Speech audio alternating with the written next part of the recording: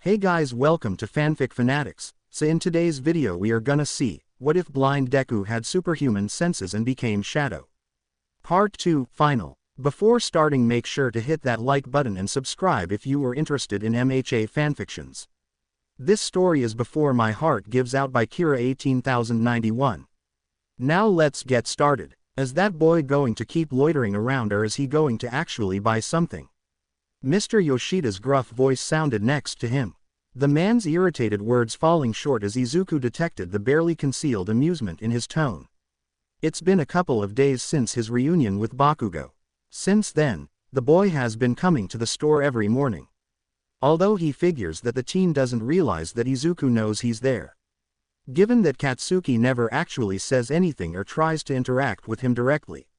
Nonetheless, Midoriya feels the teen's eyes following his every move from the minute he steps into the room up until the moment he steps out. Scanning Izuku, observing him for any sign of something. Izuku isn't quite sure what. Maybe some kind of indication that Izuku is safe and healthy.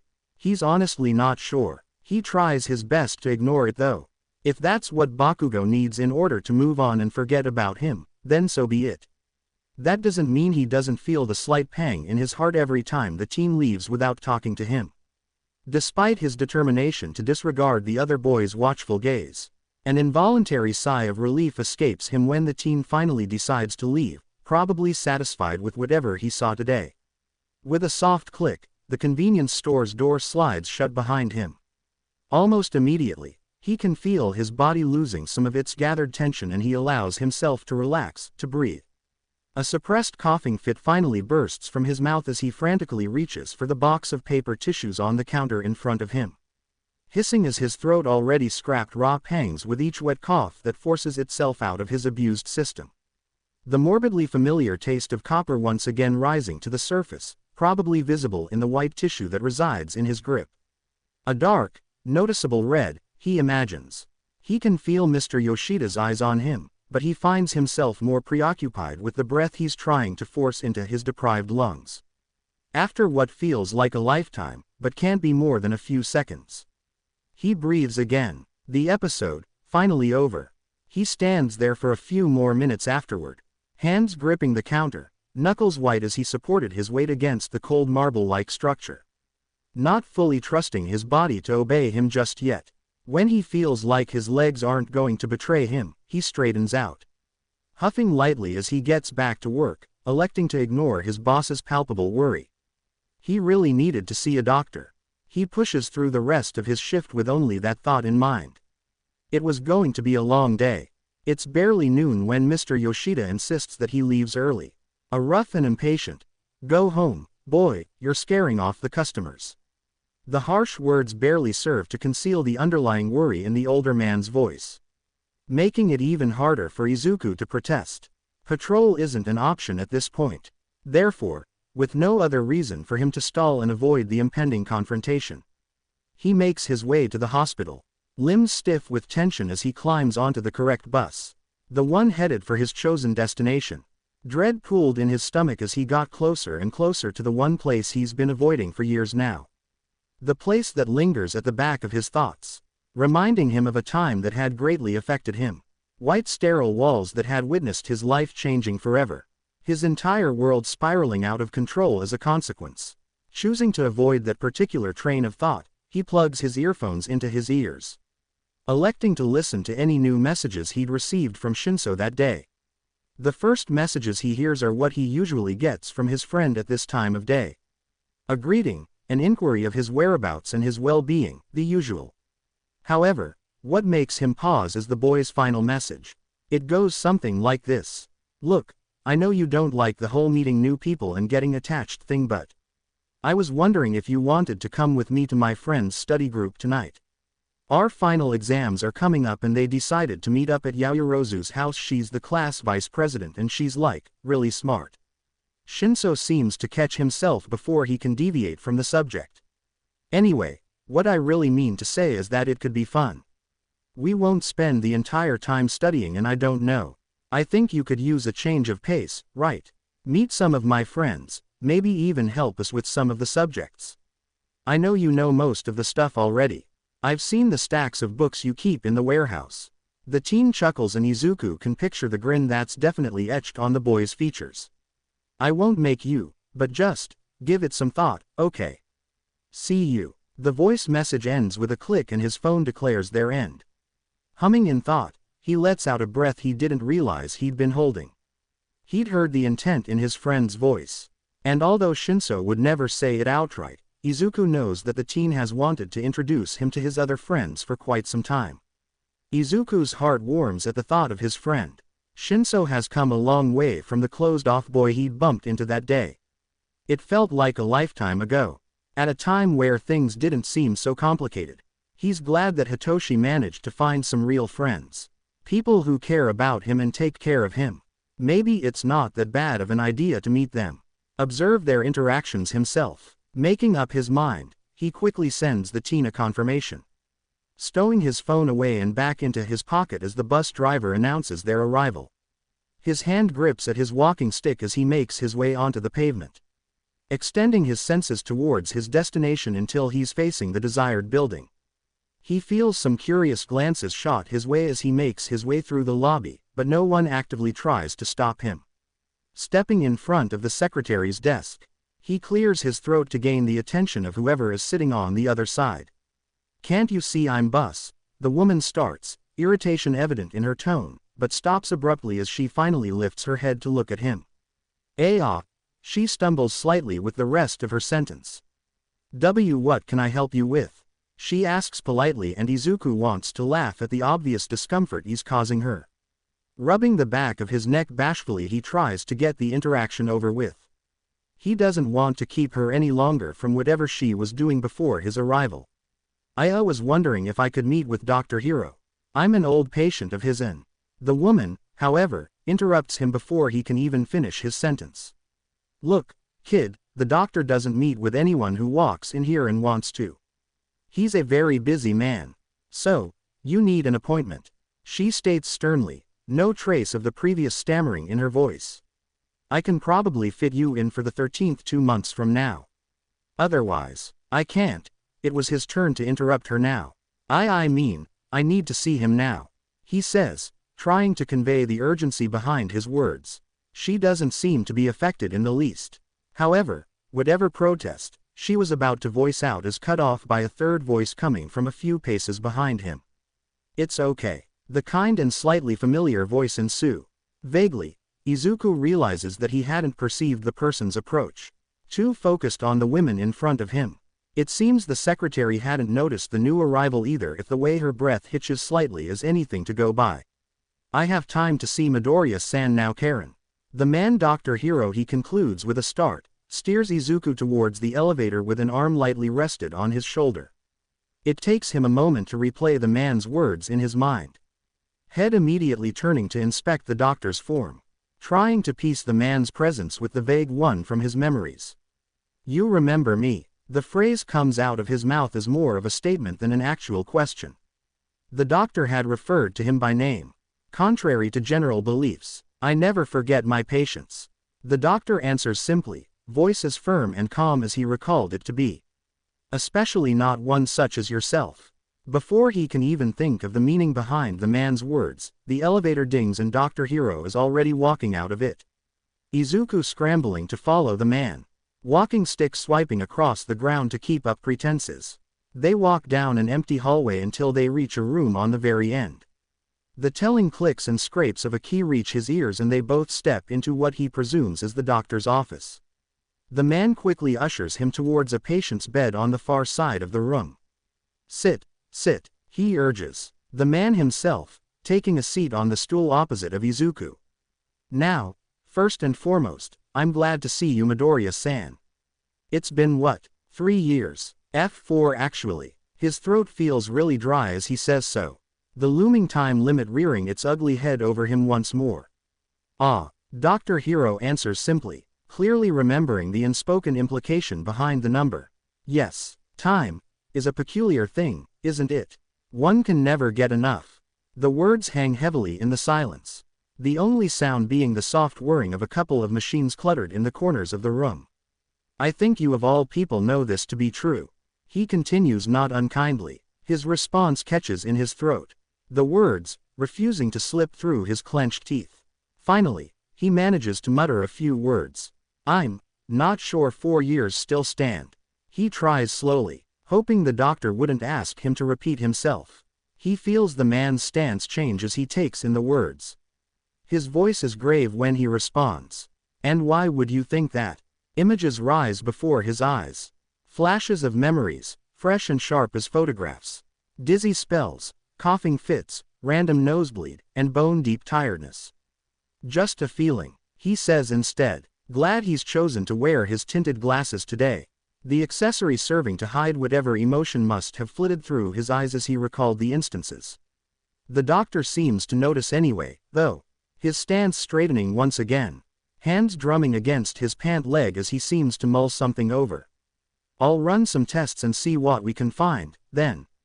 He concedes finally, body already moving across the room to gather whatever equipment he needs. I don't have a lot of money.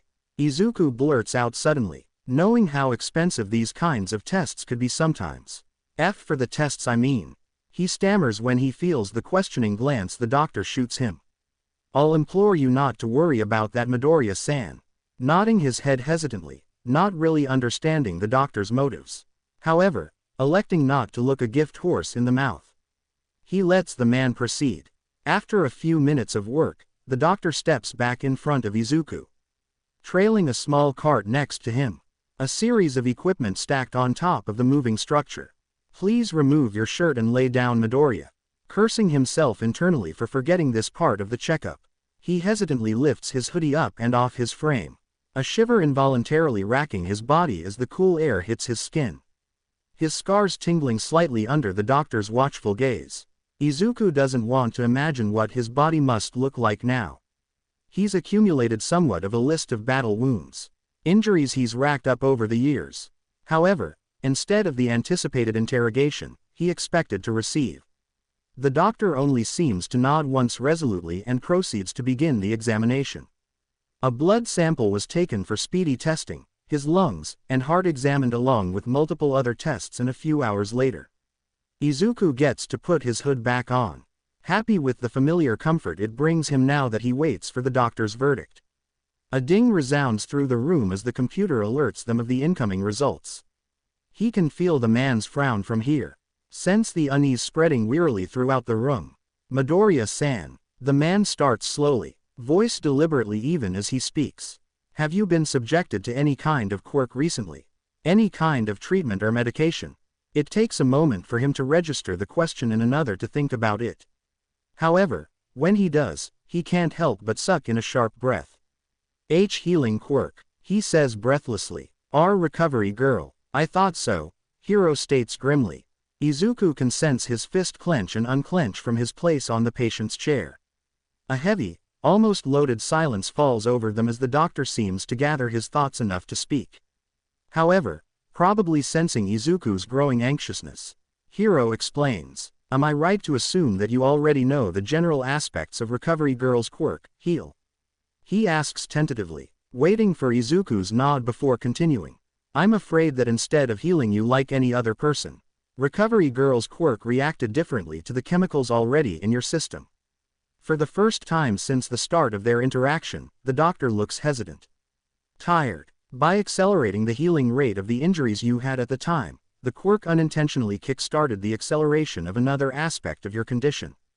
In other words, her quirk accelerated the chemicals' effects on your body, speeding up the process and therefore nullifying the quirks that previously slowed down the chemicals. So the chemicals are no longer progressing slowly. Can't you use the same quirks you used last time to slow down the process again? He hated how hopeful his voice sounded to his own ears. How naive. I'm afraid not. Most of the chemicals in your system have changed by now, adapted to your body and integrated into your very own composition. Slowing it down would only hurt you further. How long? Midoriya, how long? He repeats, mind feeling as if he's been plunged deep underwater. Static ringing in his ears as he awaited the sentence. Because that's exactly what it was. Wasn't it? A death sentence. 7 months. 9 at best, Hiro says, voice strong and unwavering, electing to treat Izuku as an equal. Instead of the child he'd met all those years ago. Okay, he finds himself saying finally. No emotion in his voice as he moved to stand up. Body strangely firm as he planted his feet on the ground. Moving as if on autopilot. I have some medications here for the possible side effects you'll be experiencing. That is if you haven't started already. They won't serve to change anything, but they will allow you to proceed with your life as usual. If not only to be more careful with stamina and limit overexertions. The man says with a surprising knowing look in his eyes as he hands him a bag full of what he assumes is the mentioned medication. Followed shortly along with instructions on how to take them. Accepting the offered bag, he stops short of leaving. Thank you, he whispers lowly and walks out, not paying enough attention to hear the doctor's muttered response. You're welcome, Shadow. Hiro has been working as a doctor for a very long time. However, in all his career, he's never met anyone like Izuku Midoriya. The boy had been dealt with a series of bad cards in his short life. A horrifying tragedy preceded by a life-altering condition and a limited lifespan at that. He didn't make the connection at first. Didn't tie the notorious vigilante with the blind quirkless orphan he'd treated all those years ago. People talk, and when you spend your days in hospitals you tend to hear things. The tales of rescued victims aren't hard to come by. People whose lives have been rescued, saved, and changed forever by an obscure shadow who always seemed to appear at the right time. Helping people without seeking any kind of retribution or credit. He's heard more and more often people speak of his name. Whispers of his look and his strengths. Of his selfless sacrifices and endeavors. Yet, he didn't make the connection until he encounters one particularly disturbed medic. The woman was a frequent visitor to the hospital, given the nature of her profession. In fact, they'd interacted many times in the past. However, on one particular night, she'd been so distraught, rambling about the vigilante and the strange information she'd gotten through the use of her quirk. Young and dying, strange levels of chemical substances in his bloodstream. He didn't believe it at first. However, the more he paid attention to the vigilante, things seemed to simply fall into place. The timeline, the orphanage reports he'd gathered, and finally his general knowledge of his old patient. It all fit, a strange, tragic puzzle that he'd formed and gathered into place. A deep sense of honor and pride settled in his heart at the thought of the role he'd played in all of this. The aid, albeit quite small and unsubstantial, he'd given to the small hero. Somehow, without even knowing it, the world had gained a precious hero. The question was, for how long? Walking out of the hospital, a strange sense of unreality settled over him, as if he'd been plunged into a state of complete numbness and unawareness. His mind was quiet, blank, almost serene as he walked, walking stick all but forgotten as he elected to just hold it in his hand. Not bothering to actually use it, he felt strangely disassociated, as if his mind was somewhere far, far away from his body. He was somehow glad for it, glad for the barrier that blocked his mind from registering the storm of emotions that surely brewed behind the threshold he called his heart. Glad for the momentary escape he was being granted by his own cowardly subconscious. Contrarily, his senses worked on overload, his brain compensating for the absence of active emotions for his body to move and act. He could hear the bristling crowd around him, moving on the streets and pavements, getting on with their lives as if nothing was wrong. He could feel the light breeze that shifted and wafted through the air. An indication of the perfect weather that adorned this particular day. The warmth of the setting sun on his skin as he lifted his head, staring without seeing in the sky above. It was funny really, how, despite his shattering world, despite the raging emotions that threatened to overwhelm and drown him from the inside out, it was still truly and honestly a beautiful day, despite the suffocating sense of anger that boiled down to his very heart. The unfairness of the world and the life he'd been dealt with. The life that suddenly and abruptly came crashing down on him. A weight he'd been carrying for so long suddenly felt heavier than ever.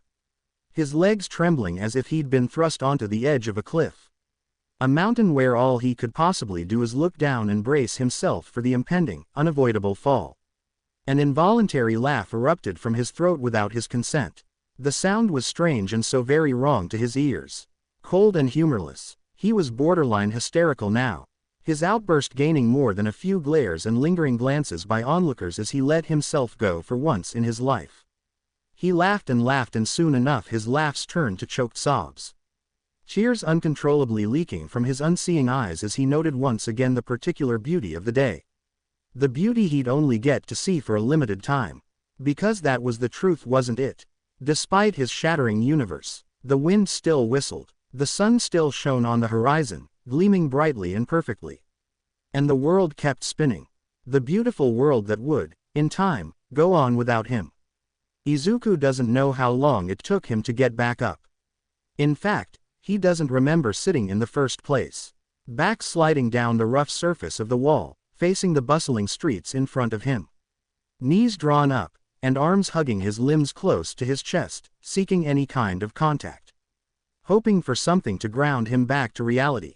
An anchor of some sort to make him focus, to lure him out of the rabbit hole his mind inevitably wandered into. It doesn't work though. He sits there, staring into the all-too-familiar darkness encompassing his surroundings. Feeling the movement of the people around him. All of them oblivious to the world-shattering thoughts that are going through his head, blissfully unaware of his inner turmoil as they get on with their lives. He doesn't truly register his movements as he gets up and makes his way to Shinso's scheduled meeting point, his body moving on autopilot. His head feels like it's been plunged underwater, his thoughts circle through his mind sluggishly. Small blessings he supposes, a great contrast to the chaotic onslaught that had previously threatened to suffocate him. It's almost peacefully quiet as he finally arrives at his destination. A bus stop just a couple of blocks from Shinso's house. A slight chill hangs in the air around him, making him wish he'd worn something thicker today.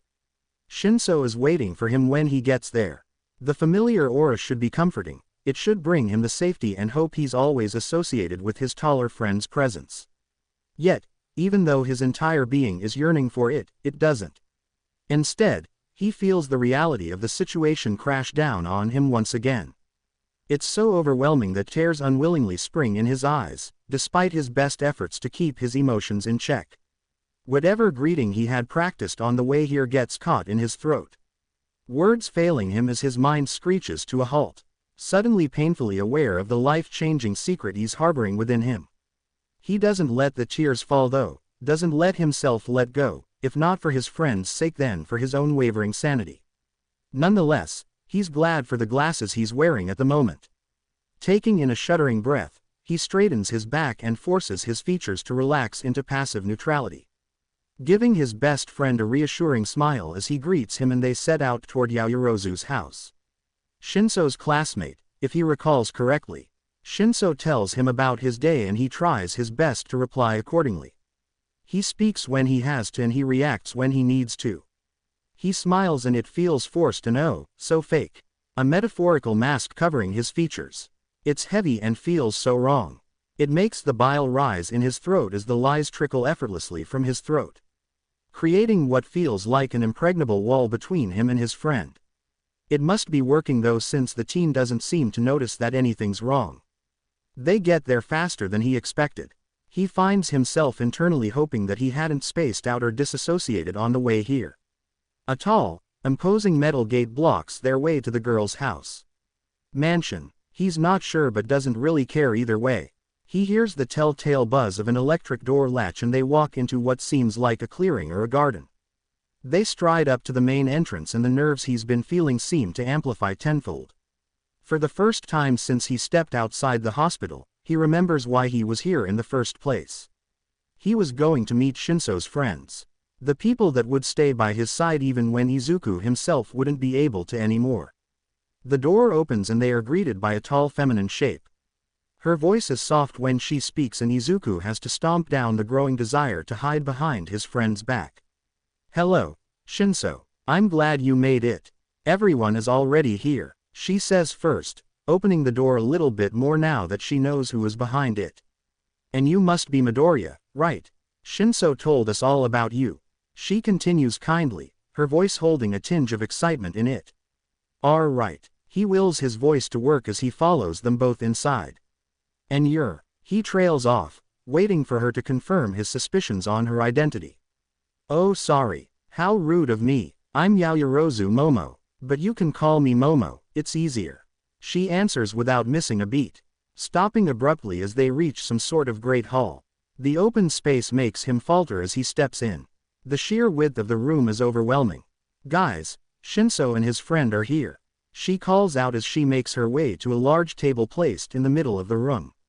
Several greetings are called out all at once, voice overlapping each other. Most of the forms he feels are familiar. Bakugo and Kirishima are seated at the end of the table, surrounded by 3 people he recognizes from the USJ incident. However, he never interacted with them. Izuku also recognizes Todoroki and a couple of other students he interacted with at the USJ. A hand squeezes his shoulder and he realizes how strange he must seem. Standing there, frozen in front of the entrance, smiling at Shinso gratefully, they walk together toward the others. Kirishima is the first one to meet them halfway. The teen bounds towards them with something akin to a skip in his step, followed closely by one of 2 boys that were sitting next to Bakugo. "Midoriya, bro, it's good to see you again," the boy exclaims excitedly, his enthusiasm reminding Izuku of a puppy. "Nice to see you too, Kirishima." Shinso deadpans from his place next to them. His voice carries a tinge of amusement. Realizing his mistake, Kirishima proceeds to go into a long tangent, apologizing profusely to Teen for his obvious unmanliness. Izuku thinks that maybe coming here wasn't a mistake after all. "Hey, you're Midoriya," the other boy who came with Kirishima suddenly calls out for his attention. "Kirishima hasn't been able to stop talking about you. Says you stopped a store robbery." The teen continues cheerfully, his elbow coming up to nudge Kirishima in the side as he speaks. "I'm Kaminari, by the way." He finally introduces himself. He's about to answer but the arm around his shoulder interrupts him. He has to fight the urge to flinch. "Be honest though, are you really blind?" The teen continues with a lilt to his voice, skepticism palpable. Whatever answer he had gets once again interrupted, this time by a low growl from somewhere behind them. His senses informs him that it's Bakugo. It's not his voice that speaks up though.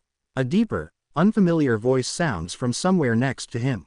"When did all these people gather around them?" "Kaminari, that's very rude, unbecoming of a respectful UA student." Turning towards the voice, he senses the stiffness of the person's stature. It seems as if the boy is making chopping motions in the air. It's with a start that he remembers him. The same boy he saved from Stain. Ingenium's brother. He's interrupted from his contemplation as the teen finally turns his way, actually addressing him for once. "I'm sorry for my classmates' inconsiderate behavior," he declares dramatically, bowing lowly. It's okay, I get that question a lot," Izuku says, hoping for this whole interaction to end already, feeling multiple gazes trained on him. The boy stays there for a few more seconds, but eventually straightens up once again, much to Izuku's relief. "My name is Iida Tenya. It's nice to meet you, Midoriya-san." There's an awkward silence that follows his words. His hand is outstretched and Izuku has to fight the urge to face palm. When the boy realizes, Izuku can practically feel the embarrassment radiating off of him. Shinso spares him any further humiliation by pretending to tell Izuku about it, prompting him to finally answer with his own hand up. Izuku thinks he can hear Kaminari snorting in the background but pays it no mind. "It happens a lot, don't worry about it," Shinso says as he pats the taller teen on the shoulder. They go through a few more greetings, thankfully without any other awkwardness, before the class goes back to the table to study. Izuku taking a seat between Kirishima and Shinso. The former is too busy getting yelled at by Bakugo to strike up any conversation with Midoriya. Small victories in Izuku's book. It doesn't last long though. Soon enough, the class goes through most of the required curriculum. Some of the students, namely Kaminari, a girl who he'd come to know as Ashido, and a boy named Siro start getting distracted. If what Shinso told him about the trio is true, it's a wonder their concentration lasted this long. Their conversation is getting louder, beginning to attract the rest of the class's attention. "It's awesome, that's what it is," Kaminari is saying, his clenched fist hitting the table dramatically. "The dude has been out there for years and he's never been caught. Think he has some kind of evading quirk?" Siro contemplates out loud as a response. "Nah, the guy probably has a way cooler quirk. You saw him at the USJ. Anxiety slithers into the pit of his stomach at the girl's words. He took down more villains than Aizawa-sensei. He even fought the Nomu. Ashido continues excitedly, almost vibrating in her seat. He got really hurt though. The voice is soft but firm, a low, "Hero," uttered at the end of her sentence. Izuku remembers her from the USJ. He saved us all. Multiple grunts of agreement follow her words. Shinso's smile is getting wider by the second. I wish I was there. I keep searching for videos of him on the internet but nobody ever gets a clear shot. Kaminari whines dejectedly, head falling onto the table's surface. Zero rubbing his back in sympathy. It's to be expected since his name is Shadow. Iida chimes in, getting a few weird looks from his classmates. Probably since he's normally really focused on his studies. At least that's what Shinso told him. Why are you looking at me like that? I respect Shadow a lot. The boy states seriously, he's the reason my brother was able to continue with his hero career. He's the reason Stain is behind bars right now. Todoroki nods in confirmation, equally as serious. Really? I didn't know that. He doesn't think Ashido could be happier right now. He's so cool. I think so too. Comes the shy voice, from the seat next to Iida's. He saved me a long time ago. It's those words that bring a flood of memories to the surface of Izuku's mind. A dark alley, a girl, and a fight. I got lost on my way home and a man attacked me. Shadow didn't let him hurt me. He fought him and stayed with me until the police came. He's the reason I wanted to get stronger. I wanted to be like him. She admits quietly, a beaming smile on her features. Izuku's heart swells at their words, despite the warmth crawling up his neck at the praises. So manly, Hiroshima exclaims suddenly, interrupting the odd silence that had settled over the class. Shinso's eyes are on him and he can feel the smirk from his seat next to the teen. He tries his best not to hit him. I told you, you were a hero. The menace whispers in his ears, chuckling lowly as he ducks and avoids the hand coming to hit him on the back of the head. They keep talking about Shadow for what feels like forever, all of them chiming in stories of rescues Izuku did over the years. Some they heard of in the news and some they saw firsthand. It's overwhelming really, all the attention and praise he's getting. All this wasn't why he did all this. He never wanted the credit or attention. He only ever wanted to save people. It seems, in his life, he managed to do that much at least. Feeling the need for some fresh air, he asks Yaoyorozu quietly for the way back out and she gladly ushers him to the balcony next to the hall they're studying in. Once alone, he finally can breathe. Leaning against the railing, the cool metal is almost grounding. The quiet both helps and doesn't, all at once. His thoughts rise once more to the surface, the emotions he's been suppressing break through. The balcony's door slides open and someone walks out to join him. He feels the new presence behind him, more than he hears it. The boy's steps are quiet, reminding him just who it is that stepped up to stand next to him. Not a fan of people? Todoroki asks, voice calm, no hint of judgment in his tone. Perhaps even understanding. Not a fan of this many, Izuku answers easily, gaining a hum from the boy next to him. He feels strangely comfortable around the half and half teen. You seem different, he says after a minute of tranquil silence. Well, I'm not being hit by a car or getting fired this time, so. He jokes but it falls short to his ears. The humor is almost forced. Yes, but I think it's something else. Todoroki says, his perceptiveness once again surprising Izuku. When Izuku doesn't respond immediately, he plows on. You don't have to tell me, we barely know each other, after all. But from personal experience, it's better to talk to someone. His voice sounds heavy as he says this, as if his mind is a million miles away. It's no. Izuku begins to evade the subject but for some reason, he stops himself. It's a little complicated, he begins, not knowing why he was even contemplating talking about this. He settles for being as vague as possible. What do you do if you know something that changes everything but at the same time nothing at all? He speaks quietly, voice barely above a whisper in the wind. Do you tell someone or do you just go on like nothing ever happened? He knows what he must sound like right now, his words barely even make sense to him. Yet, somehow, Todoroki has the perfect answer. Well, this thing you're talking about, does it change things once that other person finds out? He starts by asking, eyes trained intently on Izuku until he gets a nod in response. Then I guess it depends on whether you actually want things to change. I guess you're right. Do you mind me asking what it is? You don't have to, but I was just curious. It's strange seeing the usually stoic Todoroki ramble. I don't mind telling you. Strangely, Izuku finds that it's the truth. That he really doesn't mind talking to Todoroki about this. The boy's calmness somehow helps him gather his thoughts into order. As long as you don't tell anyone about it though. Todoroki nods seriously. Your secrets are safe with me. He swears intently, no trace of deception in his tone. Well you see. When I was 10 I got into a car accident with my mom. The same accident that killed her and made me lose my eyesight. He feels the way Todoroki stiffens from his place next to him, but he doesn't let it deter him. If he stops now, he won't be able to get it out. What happened was that the chemicals that destroyed my eyes also affected my body. It's disturbing really, the calmness he feels while talking about it. The doctors back then told me I had 8 years to live, and until this afternoon, I thought I still had 4 years left. He doesn't let himself feel for Todoroki's reaction. Instead, choosing to block his senses almost completely. My doctor told me today that something changed. He says quietly, a sad smile unknowingly forming on his face. I don't have 4 years. I have 7, maybe 9 months left. And this, saying it out loud, make it even more real. It makes all the difference. Getting the words out there, letting them hang in the silence around them. So, I guess it does change things, huh? He chuckles, the sound holds no trace of humor. He feels the air around him getting colder and thinks he might know who the source is. He doesn't let himself think about it though. Instead, he makes his way back into the great hall, not noticing the outstretched hand reaching for him, nor the trembling of said limb. Thanks for letting me talk about this, Todoroki. He calls out quietly just as he's about to step back into the room. Please keep your promise. With that, he leaves the teen behind. If he'd bothered to let his senses expand around him, he might have noticed the spiky-haired blonde, hiding just behind the balcony's door.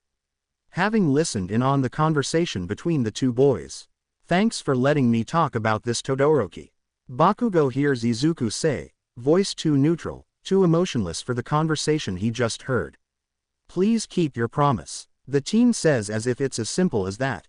As if the new information he heard isn't important, not world-shattering at all. He barely gets his body to move in time, pressing himself against the wall, out of the way and out of sight. Not that the latter mattered. His back crashes against the hard surface and stays there.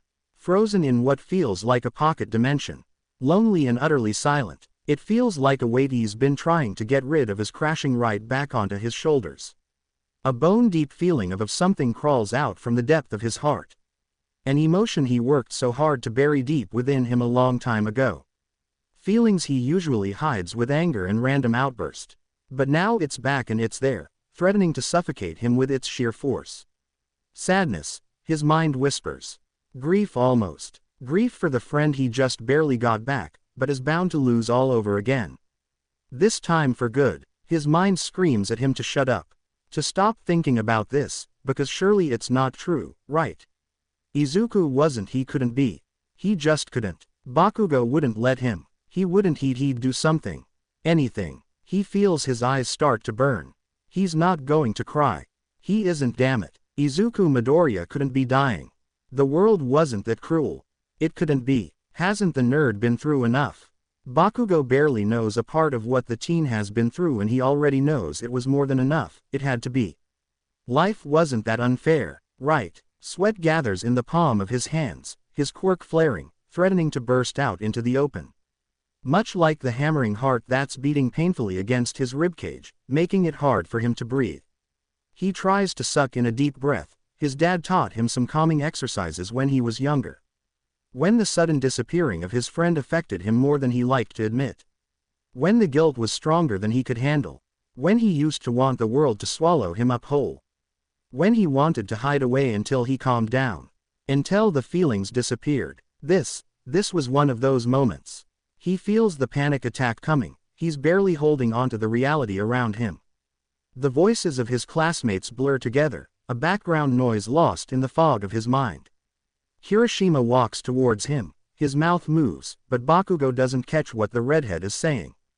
His ears ring as if he's been plunged into the very depth of the sea, lost in the haze of it all.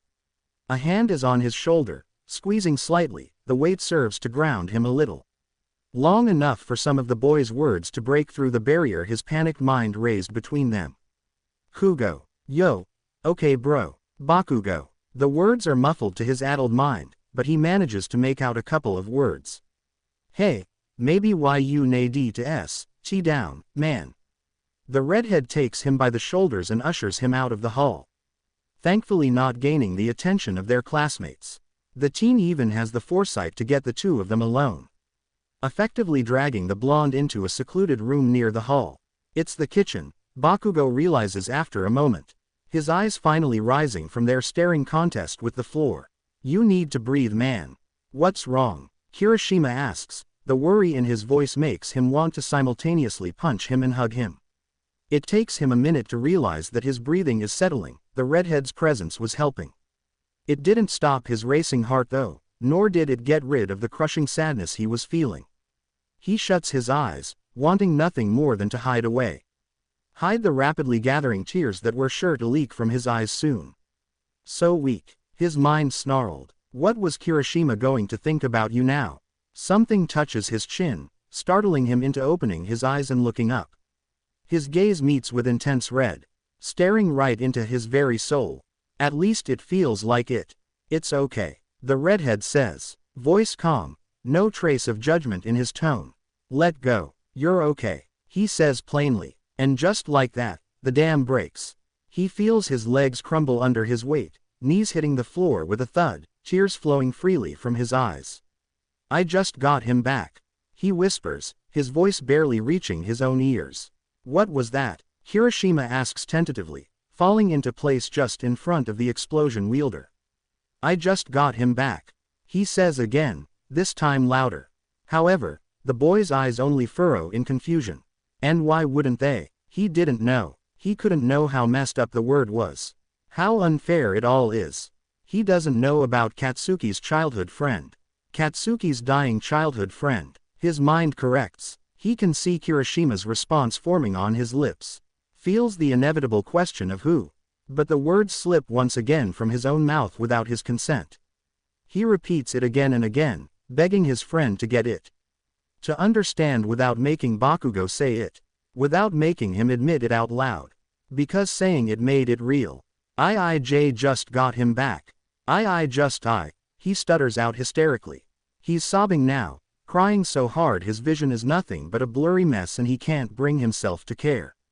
Two strong arms wrap around him, shushing him and pressing into him. A constant, safe pillar. He slumps against the boy's hold, letting himself go for what feels like forever. Kirishima doesn't say anything, doesn't even joke about his now wet shirt, even though Bakugo expected him to. Instead, they sit there until Bakugo calms down. The redhead doesn't even question him, doesn't push for information at all, and Bakugo has never been more grateful to anyone in his life. When he can finally breathe and he's sure his eyes aren't red anymore, they walk back out into the great hall. They don't talk about it for the rest of the night. It's only when they sit down on the studying table that Bakugo notices Izuku's absence. When asked, Shinso says that the greenette had something to do. Time is a peculiar thing. It is both endless and imperfect. For it has a funny way of showing us what truly matters. It is a concept that is both priceless and completely irrelevant at the same time. For we can never get enough of it, nor must we focus on it. The inevitable end of it all. However, it is easier said than done, when instead of a vague, unknown ending, one is faced with a looming and imminent time limit. It brings out the darkest thoughts that are buried deep within one's mind. Brings out a desperate kind of longing. A craving for more. That night, Izuku makes a choice. It is both the easiest and hardest decision he's ever had to make. Although, how can it truly be hard to distance himself from his loved ones when he knows that it will help them in the long run? How can it possibly be the wrong choice, to spare someone the hurt and pain of losing another? In truth, it's not a choice at all. For there was never really another option. Between allowing his friends to suffer or hold everything close to his heart and keep it inside. Hide the pain and the sadness, Focus on the more important things. Time was running out and he was going to spend every last bit of it trying to help people. Even if it's plainly the last thing he does. So, for the next few weeks, Izuku throws himself headfirst into his vigilante work. More and more headlines have his name on them. The days pass in a blur of fighting and working, barely stopping to catch his breath and take his meds. He knows he needs to slow down, but slowing down would mean thinking about the lavender-haired teen he keeps shutting out. Slowing down would mean letting his mind wander into unforgiving territories. Let his thoughts fall back into that dark rabbit hole he calls a future. Shinso notices the distance, although he doesn't know the reason behind it. He's too busy with his finals to confront Izuku about it yet. Although the numerous calls and texts attests to the boy's increasing worry. He knows it's harsh, keeping the teen in the dark. He can't get himself to tell him though. Can't get himself to admit it. He's not actively ignoring the teen, but he isn't letting him in either. Eraserhead tries to talk to him multiple times. Izuku runs before the man can get a word in. He even sees Tsukauchi lingering on crime scenes for a longer time. Wanting to catch a glimpse of the evading vigilante. His guts churn at the thought. He knows he's making them worry. It doesn't help to lessen the incessant guilt he feels for getting this close in the first place. It's ironic really, that he's finally living up to his name. Shadow appears one moment, gets the job done as quickly as possible, and disappears the next. Leaving a trail of odd and slightly confused civilians behind. A shadow in the darkness, letting the light prevail in his wake. It's on the third day of the second week that it happens. It's close to midnight and the streets are vacant except for a few stragglers. He's surveying the area from his perch on a rooftop when he feels it. However, it's just his luck that at that particular moment, Eraserhead tries to talk to him. The man jumps up behind him, feet already moving as if to give chase if Shadow decided to make another run for it. Look, Eraser, bad timing really. He calls out, trying to keep his voice steady, despite the rising pulse in his veins. The presence he sensed on a nearby roof is worrying. No one standing this close to the edge is thinking straight. Shadow, we need to talk. No, we really don't. He replies almost instantly, feet already edging towards the direction of the presence. He feels the beginning of a protest from the older man, but he cuts him off before the hero can voice it. A man is standing on that rooftop over there, can you see him? The question is met with slight hesitation before he feels the man finally looking to the direction he pointed at. I'm going there now, come with if you want, but we don't have time to wait. And with that, he takes off. The underground hero follows a moment later. When they drop on the roof, it's both silent but obvious. In fear of startling the man into any unwanted action, the man in question just stiffens at their additional presence. His shoulders rise up to his neck and the trembling of his hands seems to intensify. His head swivels to look at them before abruptly turning back to the horizon. Next to him, Izuku can feel Aizawa holding his capture weapon tighter. Ready to catch the man at any time. Izuku can't help but feel grateful for the man's intervention. It's the first time Shadow's ever been faced with this kind of situation. He's out of his depth and it scares him more than he cares to admit. Think about this. You don't have to do this. Eraserhead calls out tentatively. It's the softest Izuku has ever heard him speak. The man doesn't respond. His only reaction is to continue to shake his head violently, his movements becoming borderline frantic and agitated. There's always another way. Whatever it is that's making you do this, you can get through it. Why you know nothing? Why you won't understand? The man screams, his feet edging slightly closer to the edge. His every move makes Izuku's heart stutter and jump in his chest. Look, man, Izuku starts, trying with all his might to keep his voice calm and steady. It's true, we don't know anything about you, just like you don't know anything about us. So, why don't you make us understand? And if you still feel like doing it afterward, we won't stop you. He knows it's risky, he knows it's an empty promise, but he'll do whatever needs to be done to prevent this man from throwing his life away. It seems he did something right, because, even though the man doesn't turn around to face them, he does take a step back, his head bobbing slightly, a nod. Okay, good, Izuku whispers without really meaning to, as if to reassure himself slightly. Letting out a breath in slight relief. Why don't you start with your name then? I'm Shadow and my friend over there is Eraserhead. Aizawa steps closer to him at the mention of his hero name, as if to offer a silent kind of support. Ru. Kui-ru. Okay Ru-kun, will you tell me what brings you out here to this lovely establishment? He tries to make his voice as light as he can, tries to calm his racing heart. He's never been able to face these kinds of situations head-on. Always hiding behind his vigilante persona, hiding behind the jokes and the humor. It seems to work, for the man's shoulders lose some of their stiffness but it doesn't lessen the shaking of his body with each heaved breath. I can't take it anymore. Living like this, knowing what I did. The man cries out, the stiffness returning in full force, tears trailing in rivers down his cheeks. I don't deserve it. I don't deserve to keep living when I ruined everything for them. What is it that you think you did? Aizawa asks slowly, stepping closer to the man once more. I know what I did. I killed her. I took away everything from him.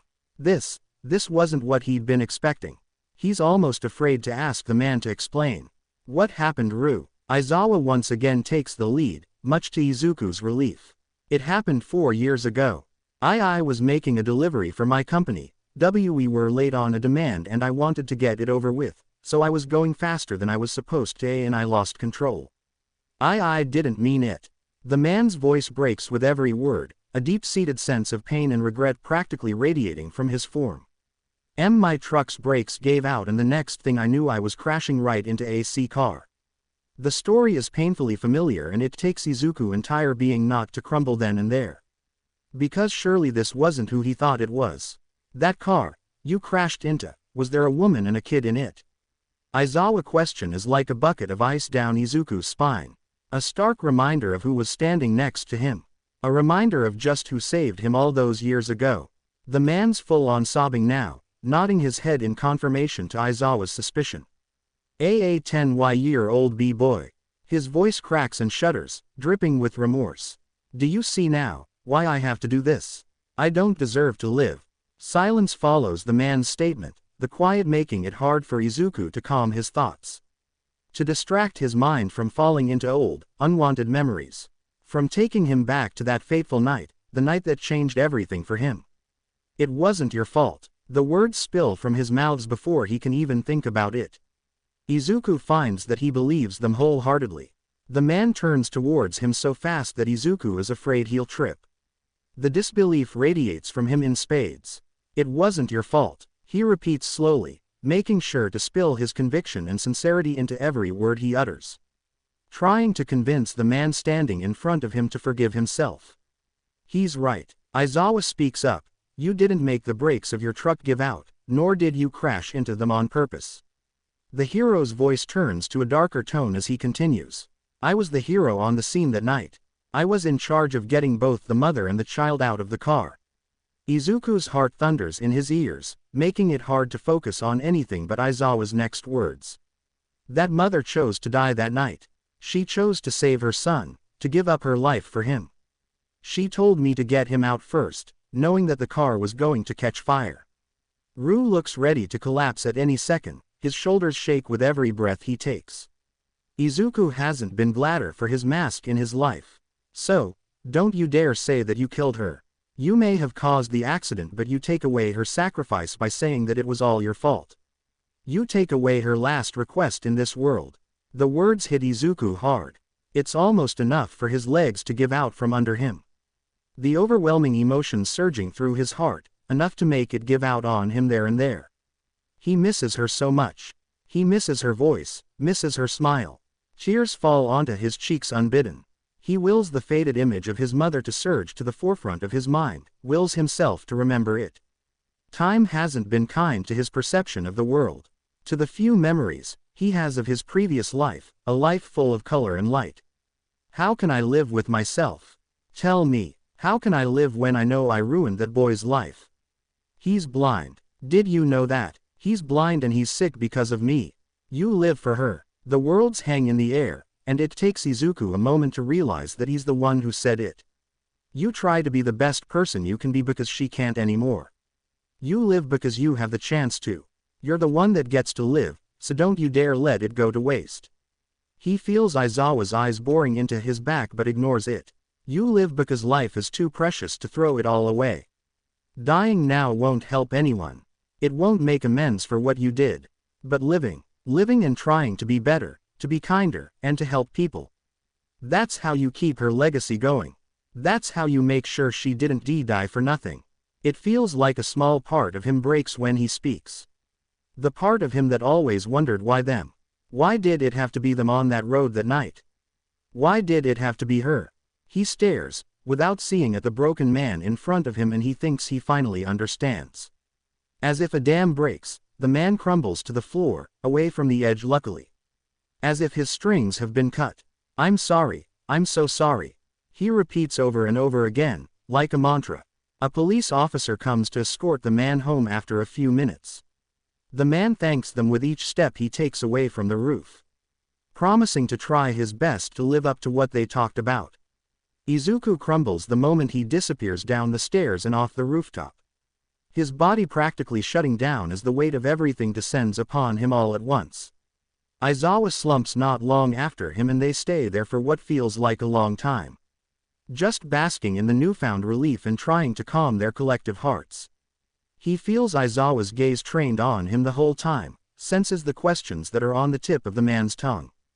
The sadness and grim understanding the man is almost emitting in waves. He doesn't pay the hero any mind though, content to just lay there, willing his senses to rain down and give him a couple of minutes of complete silence.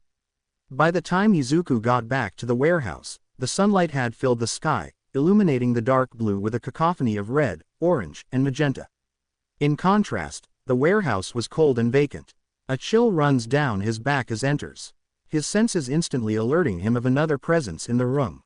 Immediately taking a fighting stance, he stops short of charging at the intruder, when the man finally speaks up. Took you long enough to come back, kid. I was starting to get bored. Ryu. The cool water laps at Izuku's feet, fizzing and bubbling as it reaches his ankles.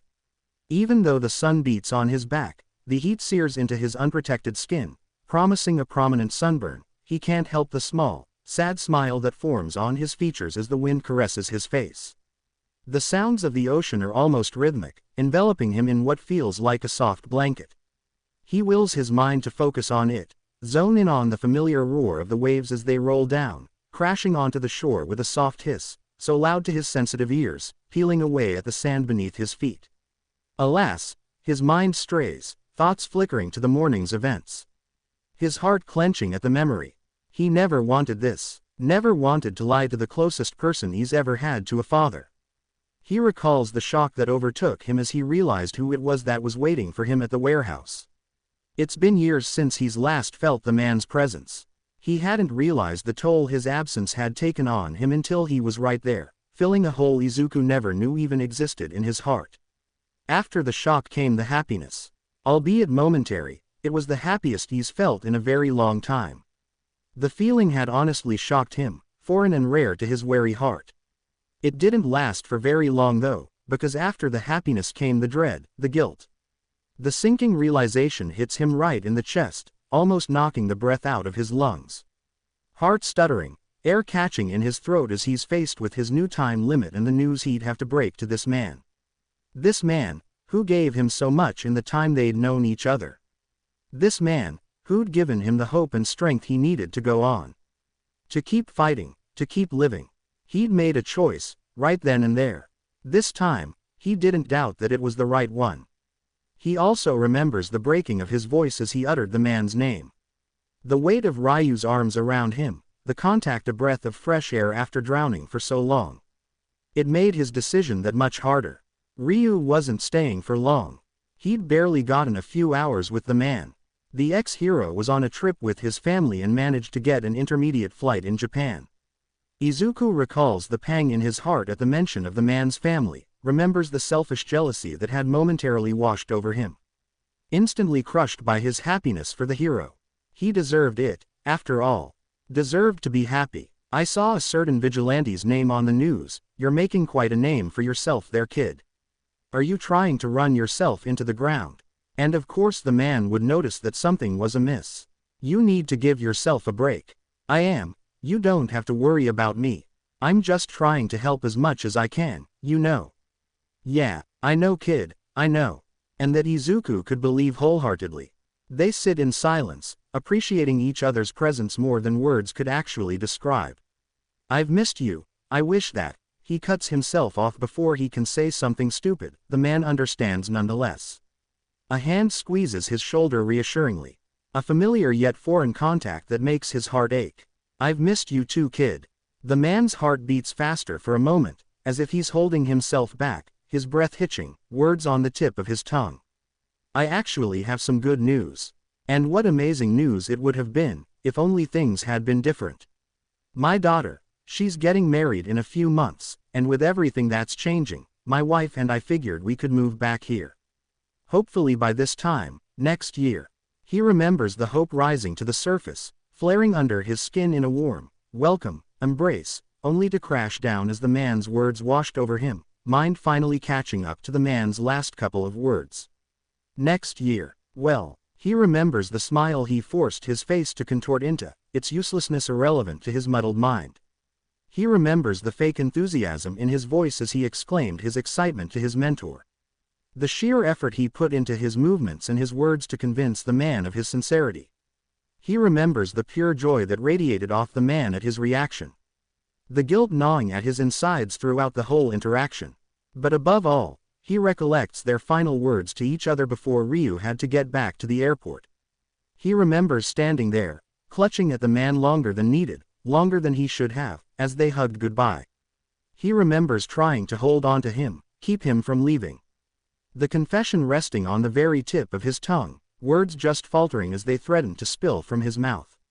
His mind desperately screaming at him to tell Ryu, tell him everything, make him stay with him, make him move earlier, make him change his life in order to accommodate his own. He had to let go though, had to let his fingers slide off the fabric nestled between their despairing grasp. He had to let the man walk away.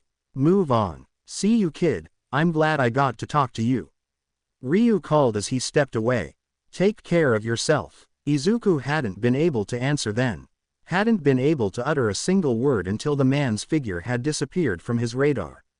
Disappeared from his life. Goodbye, Ryu. The words hung in the air above him, a solemn farewell, a last promise to the man who'd given him everything. A dying goodbye. Without even registering his own movements, he feels the icy water hit his face.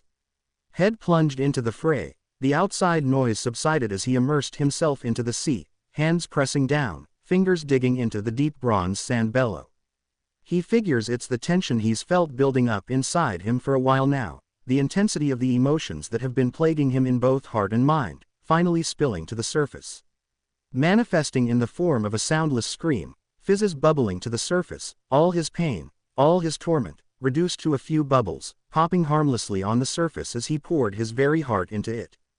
His throat hurts when he finally lifts his head back up, hair matted against his damp forehead, dripping onto his tear-stained cheeks, down his neck, making his whole body shiver.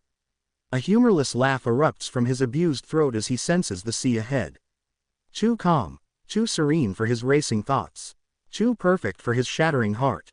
He lets himself fall back, hitting the sand with a soft thud, body sagging under the released tension. He imagines what it would be like right now, if he was able to look up, watch the clouds move across the pale blue sky. He imagines how calming it would have been, to sit there, watching the world move around him. The urge to scream again slithers to the forefront of his mind. Squeezing his unseeing eyes shut once again, he tries to calm his racing heart. Tries to regulate his uneven breath, knuckles white, fingers digging into his flesh at the effort. Are you okay, young man? The voice startles him out of his momentary stupor, only now realizing that the added pressure to his senses was the man's very presence.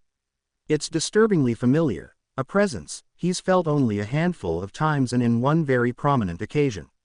All might. The man's heart rate picks up instantly, sputtering in surprise as he fumbled with some sort of denial. It's okay, I recognized your voice. It takes the hero another minute to notice what he means. He can practically feel the relief radiating off the man in waves. He elects to overlook it. The man was entitled to his secrets, which Izuku understood better than most. Ah, then could you answer my question, my boy? Are you okay? You look to be in a great deal of distress. Chest heaving, wet and shivering, he must make a pathetic picture. I'm fine, he wants to say, but decides against it. All the lies, all the secrets, he was getting sick of them. I'm just having a bad day, he says instead, not really wanting to go into detail. Just a bad day. The man sounds too understanding for Izuku's comfort. All too knowing. Just a bad day, he repeats, voice small, burying his face in his arms, resting on his legs as he pulls them close to his chest. Well, the man starts as he flops down onto the sand next to him, skinny limbs sticking out awkwardly as he crosses his legs. And yes, Izuku wasn't going to question that particular form the number one hero held occasionally. If there's something I learned in my line of work, it was that no matter how hard things get, how harsh the world may seem, one must always remember to smile. And Izuku wanted to argue at that, wanted to scream at the man that it wasn't that easy. It couldn't be, but what if it was? Talking about it can also help, my boy. The hero continues, oblivious to Izuku's raging thoughts. If not to me, then to your friends or your family. Even if it is, as you say, just a bad day. All Might's phone buzzes after that, the number one hero is busy after all. So, Izuku spends the rest of the morning contemplating his words. He still doesn't have an answer when he finally gets up to leave, but at least, he's considering it. One thing is made clear to him, though, he can't keep pushing away the people who cared about him. That didn't mean he was going to tell them the truth anytime soon though. Getting back to the warehouse, he makes quick work of getting ready for his patrol. His costume and hood safely put on, he goes on his way. Izuku's afternoon is as eventful as it always is when he's out on his patrols. His senses hone in on any suspicious activity he can hear, racing to help wherever and whenever he can. Whether it was a simple mugging or a full-on villain attack, he keeps his mind focused and tries to deal with the situation. However, these past few weeks, he could feel something changing in the underground world. Being a vigilante meant he didn't belong to society's normal standards. He wasn't a hero, revered and hailed for his actions by the world, nor was he a villain, looked down upon by humanity itself. In fact, he didn't exactly belong anywhere near those white and black prospects of morality. Chased by heroes and villains alike, he walked the thin, fine line between the two. The gray area, if you would. The world was never meant to be all black and white, after all. The shades overlapped each other countlessly through the layers of white and black, creating a web of sorts, connecting the people and their values within it. The line blurred tremendously between the good and the bad, after all. It meant Izuku got to do the work in between, getting down and dirty with the underground population of their society. Making connections throughout his years as a vigilante was harder than he expected it to be. The trust required when dealing with this type of people was practically non-existent. He managed though. With every news report, with every mention of his name, his reputation grew and expanded. With every villain he beat, every citizen he rescued, every person he helped. It made it easier for him to navigate his way through the alleys and metaphorical dark corners of the underground society. The people who walked and lived in the shadows, managing and working the system from within its darkness. This also meant that Izuku knew who to go to for information, who to follow to get where he wanted to go and where to look for leads. Today, the League of Villains would be his aim. Kagero Okuda, better known as Jiren, his chosen target. The broker was relatively well known, his recent affiliation with the League of Villains having garnered more a few whispers throughout the streets. Izuku's enhanced senses lets him follow the villain without actually being anywhere near his line of sight. Stalking him and tailing him throughout the afternoon. Living up to his name down to the letter. The man had two other people with him. One of them seemed to be about Izuku's age, a girl, by her form. While the second seemed to be slightly older, but still fairly young. The three walked through the alleys with practiced ease, the girl practically skipping her way through the trash-filled knickknacks of the passages. They eventually arrived at what seemed to be a bar, run down and suspicious. Not surprising given the area they were currently venturing in. Keeping low to the roof of the building he was perched on, a couple of blocks away, he stretched his hearing in order to listen in on whatever they were doing. Look like much, but trust me on this. He recognized the voice as Jiren's, probably talking to one of the league's members. They're brats. And yes, he'd remember that voice for a long time to come. Shigaraki, of course, keep getting on my nerves. The villain was saying, a scratching sound grating at Izuku's senses. He could picture it, Shigaraki slouched on some bar stool, scratching his neck in irritation as he looked his new recruits over. I suppose they'll do, given the nature of our quest. So, they had some new plan, one that probably involved getting a team together, even if it meant recruiting newcomers. Uwa won't see us coming. He hears Jiren mumbling something, but can't make out the words, the man having already stepped back outside. The conversation over, Izuku can hear the telltale sign of a video game. The man-child was probably pissed at having been interrupted in the first place. His recon over for the night, Izuku saves his location on his phone, making a mental note to somehow pass it on to the detective soon. The League was planning something that somehow involved, once again, Yue. Life never made it easy for him, it seemed. For, he didn't know where or when they planned their attack, nor did he know what it entailed in the first place. Sighing heavily, he let his mind wander to one particular UA student he needed to confront sooner than later.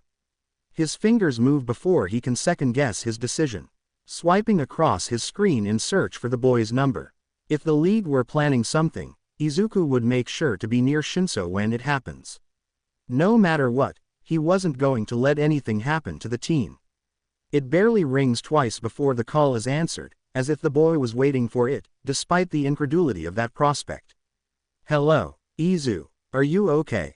Did something happen? Comes the instant reply, and of course the teen would immediately come to the worst conclusion. Izuku hasn't been the easiest friend recently, nor has he been the most careful vigilante. Yeah, no, I'm fine, don't worry about me, I'm okay. He fumbles slightly with his answer, torn between making light of the teen's worry and denying them entirely. I was wondering if I could come over. I mean, only if you're not doing anything. And he feels pathetic for the way his voice cracks with vulnerability. His mind tells him to shut up, to backtrack and avoid confronting the boy, but another part of him yearns for it. Wants the connection, the friendship, the memories, and the time. He wants to spend whatever time he has left with his friends. With the people he cares about. It's selfish and cruel, but he wants it. Needs the strength, the support. I'm actually just going out. Comes the hesitant, almost sad reply. The class wanted to get together, buy some of the stuff we need for our summer camping trip. We're going to the mall. Oh, that's what he wanted, right? For Shinso to have friends and learn to laugh and smile. To have people to move on with, after. It's what he wished for, so why did it hurt? He supposes it's his fault, for pushing the boy away so many times. Shinso wasn't going to wait for him forever to make up his mind. You could come with me. If you want to, that is. I don't know if you actually had fun last time, since you left early, but my friends really liked you and you already know them and. He doesn't hear what Shinso says next, the boy rambling faster with every word that goes through the line. Izuku wants to laugh at the sheer contrast between his thoughts and the boy's words. Maybe he was just overthinking things. His emotions have been all over the place these past 2 days. The rooftop incident was taxing enough on his tethered thoughts, without adding Ryu's sudden appearance. He supposes that going out with Shinso and his friends would be a welcome distraction. Okay, he says simply, cutting off the boy's ongoing muttering. Okay, you'll go. Shinso sounds way too surprised, despite being entirely justified in his doubts. Do you? He ventures slowly, uncertainty once again slithering into his mind, coiling like a dark snake into his insecurities. Do you not want me to? No, he jumps at the sudden, forceful denial that screeches in his ears. I mean, Shinso coughs, regaining some semblance of calmness once again. No, of course I want you to come.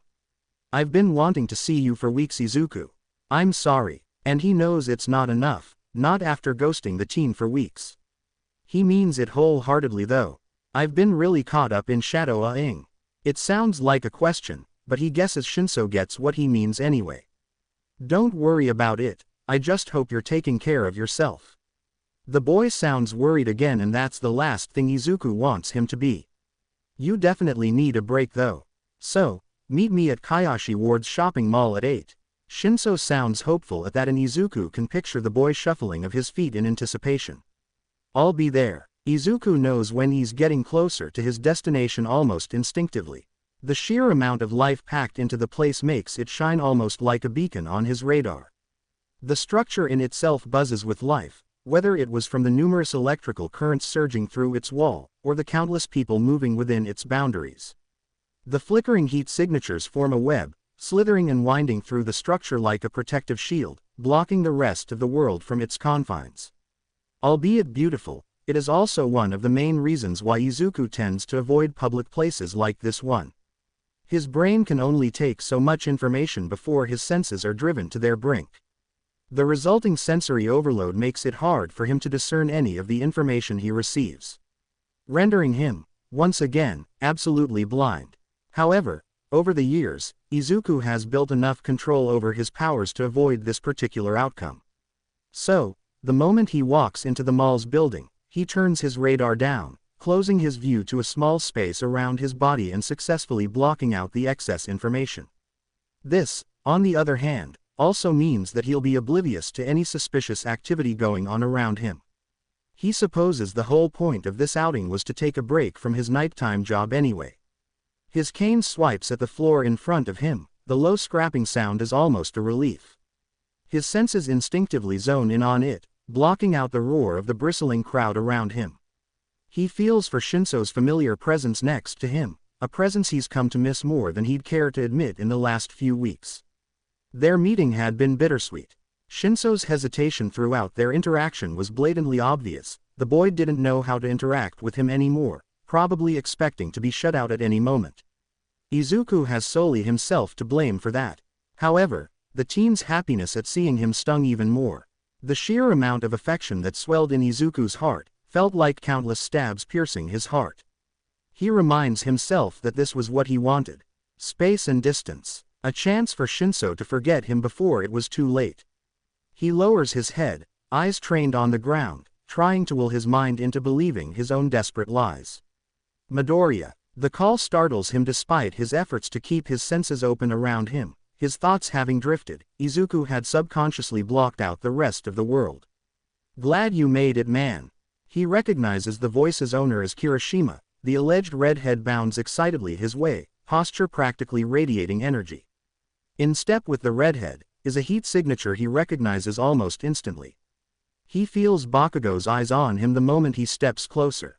Izuku, for his part, tries to meet the teen's gaze as best as he can.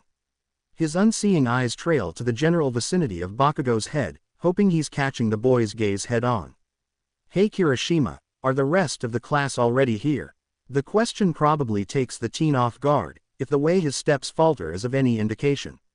He regains his composure soon enough though, his energy never wavering as he answers. Probably not used to having to point out obvious things. Yeah, man, most of us, anyway, the only ones left were you guys. Keep walking straight and you'll reach the rest of the group. Kirishima then strikes up a conversation with Shinso, and like that, they fall into step with them, walking towards the gathered teens ahead of them. He hears Bakugo's unsteady breathing next to him and moves to match his strides. Hey, Kachan. The nickname slips from his mouth too easily, old habits tended to die hard. Didn't take you for the class get-togethers type of guy. He expects the boy to retaliate, curse him or at least shout something at him. He doesn't expect the teen to ignore him though. Legs picking up their speed if only slightly, feet hitting the ground with more force as the boy's hands clenched in his pockets. The information registers dully in Izuku's mind. Bakugo's reaction is the only indication he gets that the boy even heard him. Did you need something for your training camp? Izuku ventures hesitantly. The silence stretches and he thinks that he'll probably be ignored again. If not for the low, almost imperceptible if not for Izuku's powers, no. That the teen grits out after what feels like an eternity. Kachan is something. Midoriya. You came. Uraraka's exclamation cuts off his sentence and he finds himself being swept up in the class's usual chaos. He can't help but seek out the familiar condensed heat signature through it all though. He finds a fiery gaze trained on him all the while. He finds his opportunity to question the teen a little while later. We're decided then. Iida declared with more pride than absolutely necessary for this particular situation. We'll split off in pairs depending on the items we each need to find. I, myself will go with Shinso. Both of us require sleeping bags. Midoriya, I was thinking you could come with us since you didn't actually come here to buy anything. I was thinking I'd stay with Kacchan, since he doesn't need anything too. He feels the boy tense up the moment he says this. It only serves to encourage his attempts at cornering the team. What he finds suspicious, however, is the fact that despite the boy's obvious discomfort, he doesn't say anything to protest. As they all start to split up, he can't help but call out just as the taller boy turns to go on his way. Hey, Shinso. Guilt gnaws at his insides as the teen perks up, hope radiating off of his posture as he turns around. Catch up with us later, yeah. We'll get ice cream or something maybe. The boy nods almost instinctively, forgetting that Izuku isn't supposed to see it. Yes, see you then. He says when Iida shoots him an incredulous look that almost makes Izuku laugh if not for the tight feeling in his chest. He opts for a shaky smile instead. It's only a minute later when he feels like he's finally alone with the blonde, that he lets it drop. Face twisting into a gloomy, neutral expression. Empty almost, as if the emotions he's been suppressing twist and nullify each other until all that is left is a void. You know, don't you? His voice feels strange to his own ears as he utters the words. Back turned to the explosion user, he twists his walking stick until it folds up to its smaller form. He's not planning on going anywhere until they talk. The silence is once again his only response. The air feels like it's charged with a heavy sort of pressure, thick and suffocating as he feels for the other boy's reaction. Zoning in on the teen's body and blocking out the rest. He feels the tremble of Bakugo's hands, clenched tightly, knuckles without a doubt white with the pressure. He hears the boy's heartbeat pick up almost drastically at his words. At the implications behind them. I mean, he continues, knowing the blonde wasn't going to speak anytime soon. I didn't know until I saw you today, but I knew someone was bound to hear us, out on that balcony. He mutters, slowly turning to face the hero in training. I'm sorry you had to hear that. Bakugo's fists slowly unclench, the boy probably only noticing them now. You fucking idiot, he grunts out, head bowed, shoulders trembling with tension. You're sorry that I had to hear it. His voice rises with emotion, head whipping up to look at him. Not that you're. His breath hitches and he stops himself before he says it. His hand rises to swipe at his hair, ruffling them in frustration. A manifestation of the helplessness he's feeling but is nonetheless unable to express correctly. Fuck. How do fucking shit Izuku? Did you think that I wouldn't want to know? Did you think you could what? Hide it? Were we going to know when we got the fucking invitation to your funeral? People were starting to whisper around them, shooting occasional suspicious looks their way. Bakugo, however, didn't seem to care. Is that it? Is that what you wanted? Dampness spreads down his cheeks and Izuku vaguely registers that he's crying. What, were you just going to keep it to yourself? Only telling the half and half bastard? Is that what you fucking wanted? To die alone? The resounding smack seems to echo throughout the room. Bakugo's hand instantly comes up to touch his stinging cheek, eyes wide, as if breaking out of some sort of trance. Eyes finally focusing on Izuku's heaving, sobbing form in front of him. Izuku, how dare you? The low whisper cuts off whatever apology was going to spill out of the blonde's throat. Do you think I want this? His voice trembles but he keeps his tone low, dull milky green eyes looking into fiery red, meeting his gaze head on. Do you think I wanted my mom to sacrifice herself for me, only to go and die anyway? Do you think I want any of this? He gestures at his face, hand coming up to pull at his bangs, letting the full extent of the scar on his eye show for the first time. Ignoring Bakugo's intake of breath he continues, wanting to let out the building pressure plaguing his chest. Do you think I want to die? That I chose this? Calming down his racing heart, he tries to catch his breath, hands scrubbing the tears out of his eyes before falling back at his sides. You know, if I actually had a choice, I would have told Eraser to save Mom instead. At least then, one of us would have grown old. With that he thinks it high time he went for a walk, wanting to clear his mind a little. He shouldn't have brought this up. Bakugo wasn't trying to offend him.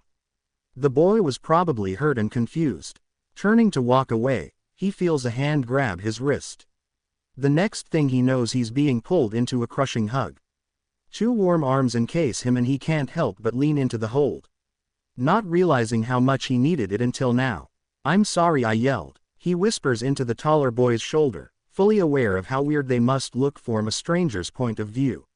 "Shut up, you idiot." And after a moment, "I'm sorry too." The hands around him squeeze tighter before finally letting him go. "We look pathetic." Bakugo huffs with a grin. "Wouldn't want to ruin your reputation now, would we?" His jibe gets him a punch to the shoulder, no real strengths behind it. He plays the blind card anyway, acting as if the hit hurt him immeasurably. "You can't hit a blind person. That's just low." "Fucking shut up, dumbass." They start walking away only to be stopped by a gruff, painfully familiar voice. Where do you think you're going, Bakugo?" Before Izuku can even think of reacting, the villain is already on him, arm coming up to rest on his neck, 5 fingers drumming dangerously close to his pulse. Bakugo snarls dangerously, feet moving as if to charge at the man. "Me and you are going to have a little chat," Shigaraki states evenly, 4 fingers coming to a halt on his neck. "Or else, your friend here gets it." The pressure on his neck builds up and he can't breathe, Kane unconsciously falling from his grip and onto the ground with a resounding clang. Too loud and unnatural on his ears. His senses were going haywire. "Let him go, Shigaraki. He has nothing to do with this." Bakugo snarls, tiny explosions popping menacingly from his palms. "I wouldn't do that if I were you. One wrong move and my finger might just slip, and then, we both know that particular outcome, don't we?" After what feels like forever, but can't be more than a few seconds, Bakugo nods, explosions stopping just as Shigaraki releases some of the pressure on his neck. Coughs rack his body as he tries to regain his bearings, the hand on his neck moves in warning and he stifles the urge to lean forward. To move, to fight. Too many witnesses, too many eyes around them. Good, now, Izuku was it. At the shocked glare Bakugo shoots him, the villain explains.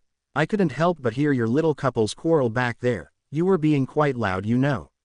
"Although I didn't really hear much anyway," he mutters as if in disappointment. "We'll be moving to that fountain over there." "Wait," Bakugo calls out, stopping them before they can move. He needs his cane. Fine, but I'll be keeping it with me for now," the villain says as he snatches the picked item from the explosion wielder. "Wouldn't want the blind kid to hit anyone with it now, would we?" Izuku can practically hear the sarcasm and arrogance in his tone. The world feels muddled throughout the whole interaction. Shigaraki seems to be having a conversation entirely all to himself. It comes to a point where Izuku wonders why the man even bothered to come to Bakugo about it. It wasn't like the blonde was going to go into a whole philosophical tirade about hero societies with the murderous man-child in front of him. Yet, the more Shigaraki talks, the more Izuku feels like there's something he's missing. "Do you think you're going to amount to anything with that little league of yours?" Izuku says without really thinking about it, satisfied with the shocked silence that follows his statement. A constant stream of distract repeats itself like a mantra in his mind. His words garner the wanted reaction if the way Shigaraki's hands loosen is of any indication. He can feel Bakugo trying and failing to find a way to warn him. "I mean, you don't even have a clear message to send to the public. All you're after is killing All Might and destroying heroes. Have you learned nothing from Stain?" Izuku. Bikabu warns, voice strained. "Shut it," the villain warns. "I want to hear this." All he needs is 1 second, one moment where Shigaraki's hands slip a little and he'll be able to act. "You really are a bunch of amateurs," he continues nonchalantly, enjoying the way Shigaraki's hands twitch as if wanting to move, scratch at his neck probably. He's close. He knows it. At least Stain knows that All Might isn't just some hero you can kill. He respects the symbol he represents. There, Shigaraki's eyes widen in shock and dawning realization. Of what? Izuku will never know, considering the bullshit he just spouted off to gain time. His hands loosen for a second. Just a split second where his fingers are at a good distance away from his pulse. Luckily for Izuku, a split second is all he needs. Elbow coming up. He hits Shigaraki's throat, hands immediately reaching for his cane, twisting it out of the wheezing villain's grip and knocking away the fingers reaching for him. He's not fast enough though, Shigaraki manages to graze his arm just as he pulls away. Izuku. He hears Bakugo shout but ignores it, too busy stifling a cry of pain, only letting out a hiss as he jumps out of the way. Positioning himself between the villain and Bakugo, Izuku stands on high alert, fully aware of the metaphorical landmine he just triggered. His arm bleeds just below the shoulder, blood trails all the way to his fingers. Each drop that hits the ground creates a waterfall sound too strong and loud to his ears. "You little brat," Shigaraki howls, bloodlust amplifying as his gaze burns a hole through Izuku's sense. The moment he seems like he's about to fling himself at them, two figures turn up. "What's going on here?" Shinso asks, voice low, threatening. Shigaraki turns as if to answer but cuts himself off the moment he sees who he's talking to. Huffing out an annoyed breath, he turns back to Izuku and Bakugo. Tone dark and voice low as he speaks, a dark mist forming around his form. "I'll show you what kind of league we are." The villain hisses menacingly. "We'll meet again, Izuku." The way he says his name makes the hairs on the back of his neck stand on end, involuntary shivers racking his body as Shigaraki finally disappears into a pool of darkness. Fuck. And yes, Bakugo might be right on that one. "What the hell were you thinking?"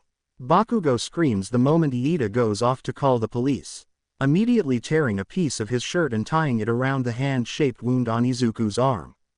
The wound in itself is shallow but the blood still hasn't stopped, which is somewhat expected but worrying nonetheless.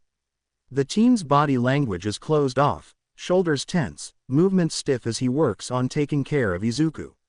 Izuku wants to shoot the teen some sarcastic response about turning to dust but he knows it won't help the blonde. He can practically see the guilt radiating off his posture and adding to it won't help anyone. "I wasn't," he says finally, hands fiddling with the walking stick still in his hold. "I just wanted us to get away from him." "Are you okay, Izu?" Shinso asks, cutting off whatever response Bakugo had. "I'm fine, honest." At Shinso's pointed look he concedes to a more honest. "Just a sore throat and how do you describe a hand-shaped disintegrated skin wound without making it sound worrying?" Small cut. It sounds like a question to his own ears and he can feel Bakugo shake his head at Shinso, scoffing and muttering something about dumbass blind idiots. "The police are on their way," Iida says as he joins them once again, body moving even stiffer than usual. "I've also taken the liberty of contacting Aizawa-sensei. He will need to know that the League made contact with you." His luck just kept getting better, didn't it? Will Aizawa question him again if he saw him? Would the police make him go back to the orphanage? Midoriya. It seems he zoned out before all three boys are looking at him now. I'm sorry, what did you say, Iida? I asked if you wanted me to contact anyone from your family. They won't let us come with you to the police station but surely they'd let you call one of your parents. He feels both Bakugo and Shinso stiffen at the question. Both of the teens were fully aware that he didn't have any family left. He was alone, after all. Pulling the best smile he could muster, he answered the boy. "No, it's okay, I don't mind going alone." "You won't be," Bakugo states simply, effectively taking the spotlight off of Izuku. "They'll need my witness testimony too." "It's settled then. Come on." They instructed us to meet them at the entrance, and the rest of the class are heading over there now. Aizawa knew the moment his phone flashed, bathing the darkness of his office with blue fluorescent light, displaying the name Iida Tenya in bold letters, that something serious had happened. The hurried announcement that their mall outing had been crashed by Shigaraki of all people was unexpected. However, it was not the biggest piece of information that he got from the class president. Iida's call explained that Bakugo and a friend of the class were together when Shigaraki used that friend as leverage to get Bakugo to listen to him.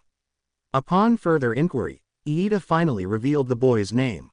Izuku Midoriya. If that wasn't enough of a shock alone, Iida had to go and explain that Midoriya was the one who fought off Shigaraki into leaving.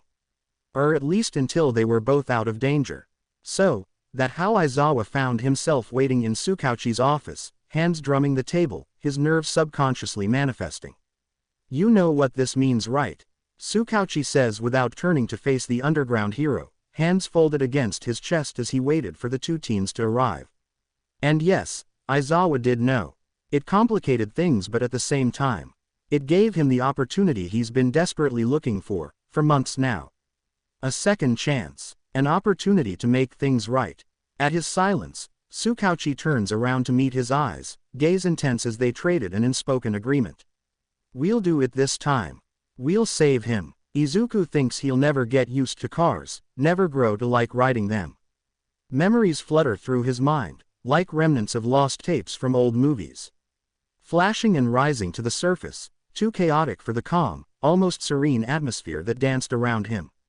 Memories of his last and final sight. One of the clearest and strongest memories he had, in fact. The last time his eyes gazed onto the colors and lights of the world. Flashes of red and blue, an onslaught of scenes, made hazy and blurry from the pain. Shattered glass, liquid, hot, and coiling, seeping into his eyelids. Condemning him to eternal darkness. The officer escorting them to the precinct fiddles with the radio, filling the silence with soft tunes and breaking whatever daze Izuku managed to get himself into.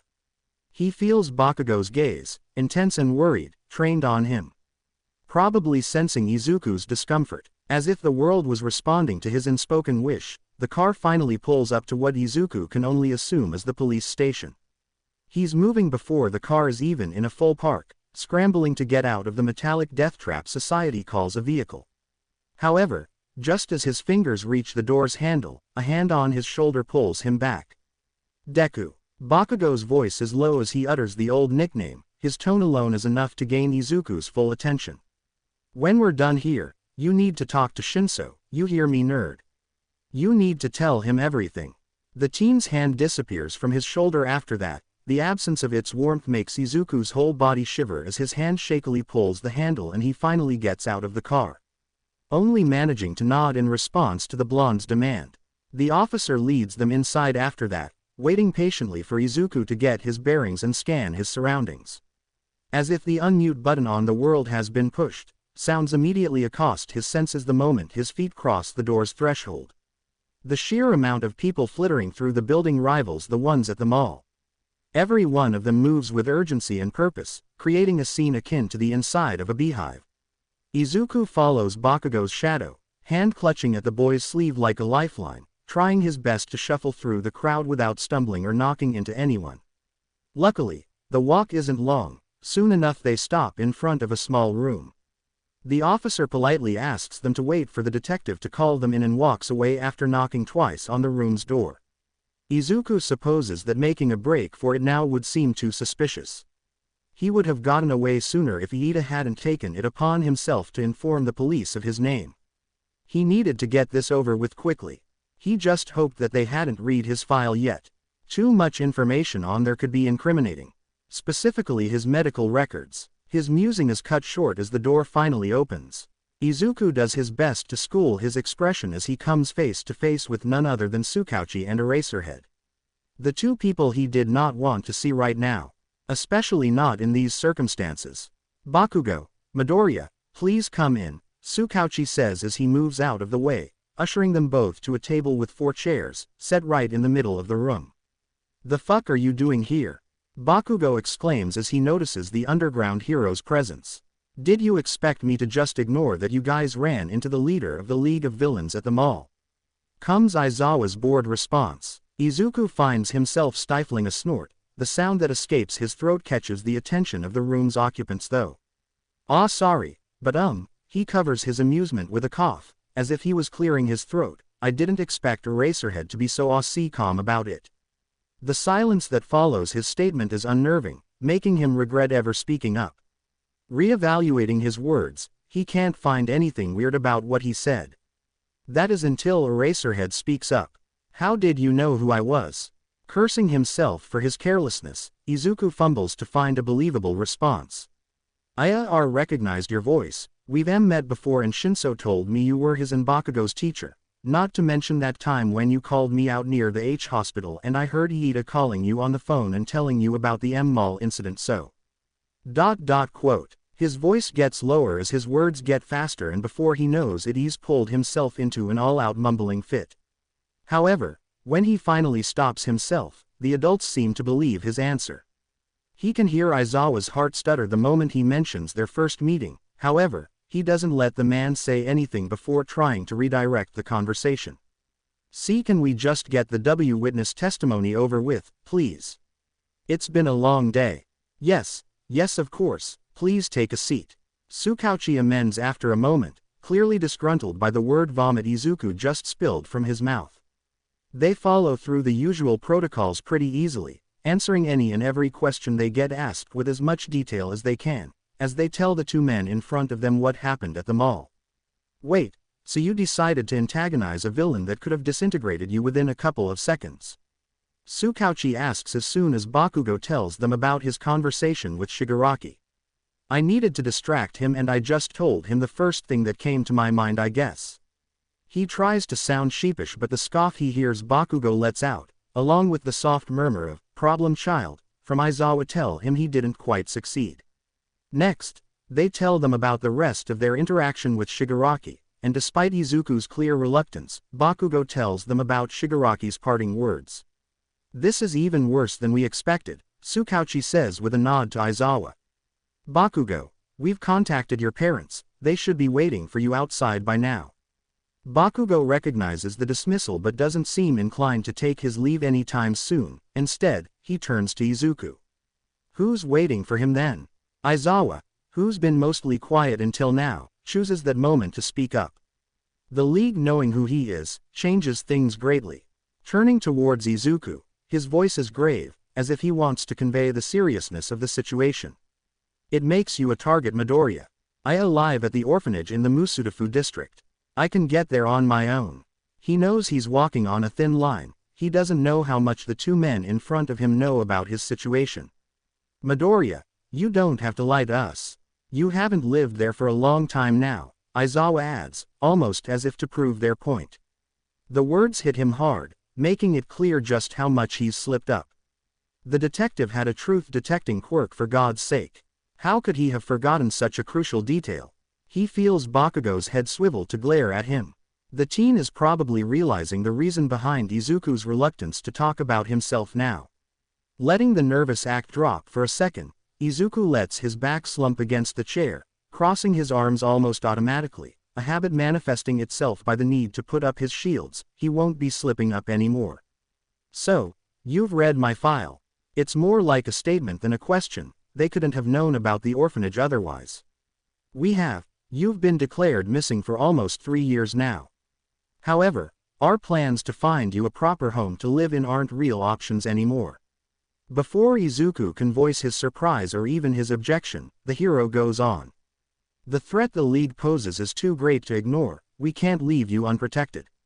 Izuku barely manages to stifle a scoff at that. So, we have 2 options for you.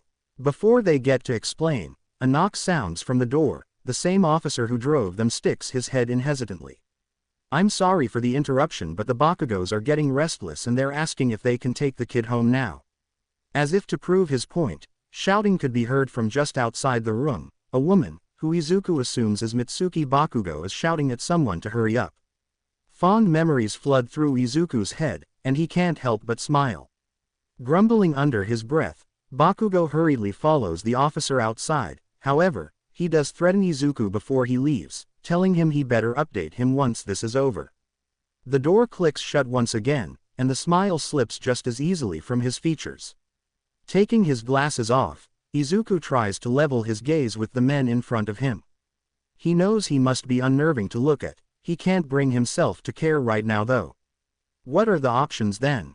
Clearing his throat, Sukauchi is the one to explain. The first one is quite standard in situations like this. The man starts calmly. We put you into witness protection, where you'd be watched and protected around the clock by either heroes or police officers. I think I'd rather stick to the second option then. He finds himself muttering without actually meaning to. However, his response prompts the underground hero to explain the second option. The second option is to become a ward of UA. You'd be placed under my, and the other teachers at UA's protection. Meaning he'd not only be watched by normal heroes but some of the best too. Izuku's first thought is that the second option is even worse than the first. However, it's a second later that he remembers an important detail. One that would certainly affect his decision. Would I stay at school during class outings or would I go with you? You'd go wherever I go, meaning you'd join in on any off-campus sites whenever the need arises. He'd be able to go with Shinso to the training camp. He'd get to protect them if the League decides to strike there. Given his recent encounter with the League, it's a high probability. Just as he's about to answer, a piercing headache makes his world tilt on its axis. The pain must have shown on his face, for the moment he regains his bearing, both men are closer to him than before. Aizawa's hand is outstretched as if to catch him if he falls. With everything that happened, he forgot to take his medication. "Are you okay, Midoriya?" Tsukauchi's voice drips with concern, making it hard for Izuku to simply brush off the question. "Kid, what happened?" Focusing on them, he decides to venture with caution. "He's made too many mistakes tonight. Haven't you read my medical records? His file should contain information about the chemicals in his system. Didn't they know? Unfortunately, for reasons that are still beyond us, your doctor has restricted access to your files, making it impossible for us to read them without his or your explicit consent." "Oh, why would Dr. Hiro go through the trouble to redact his records? He couldn't have known that they linked Izuku to Shadow. How could he?" Deciding to avoid looking a gift horse in the mouth, Izuku takes it in stride. "This explains why Aizawa and Tsukauchi haven't made the connection yet. Is there anything we should know, Midoriya? The headaches I get are related to the crash I was in when I was 10. There, vague and true enough for the detective's quirk not to go off. Can't I just stay on my own? I've survived this long without anyone's protection, I can manage. The League won't even know where to look for me." He tries to reason, the logic behind his words are clear to him. However, it seems like the wrong thing to say if the way the room seems to drop a few temperatures is of any indication. Surviving isn't something you should settle for. You're just a kid, you can't go on like this. You need to learn to rely on others. I don't know how you've managed this long, but this has to stop, Midoriya. Tsukauchi presses on, mirroring Aizawa's serious tone. "We know we are only strangers to you, but we give you our word, we won't let anyone treat you like they did at that orphanage. Let us take care of you, problem child." "I'll go with the second option then," he says quietly after a moment, too stunned by the men's words to say anything else. But I have to do something first." He doesn't know how exactly he convinces them, but somehow, they let him have the night to himself, enough time to get his stuff and meet back with them the next morning. For Izuku, it's enough time to go see Shinso. Dread pools in his guts at the mere thought, but he knows that Bakugo's right.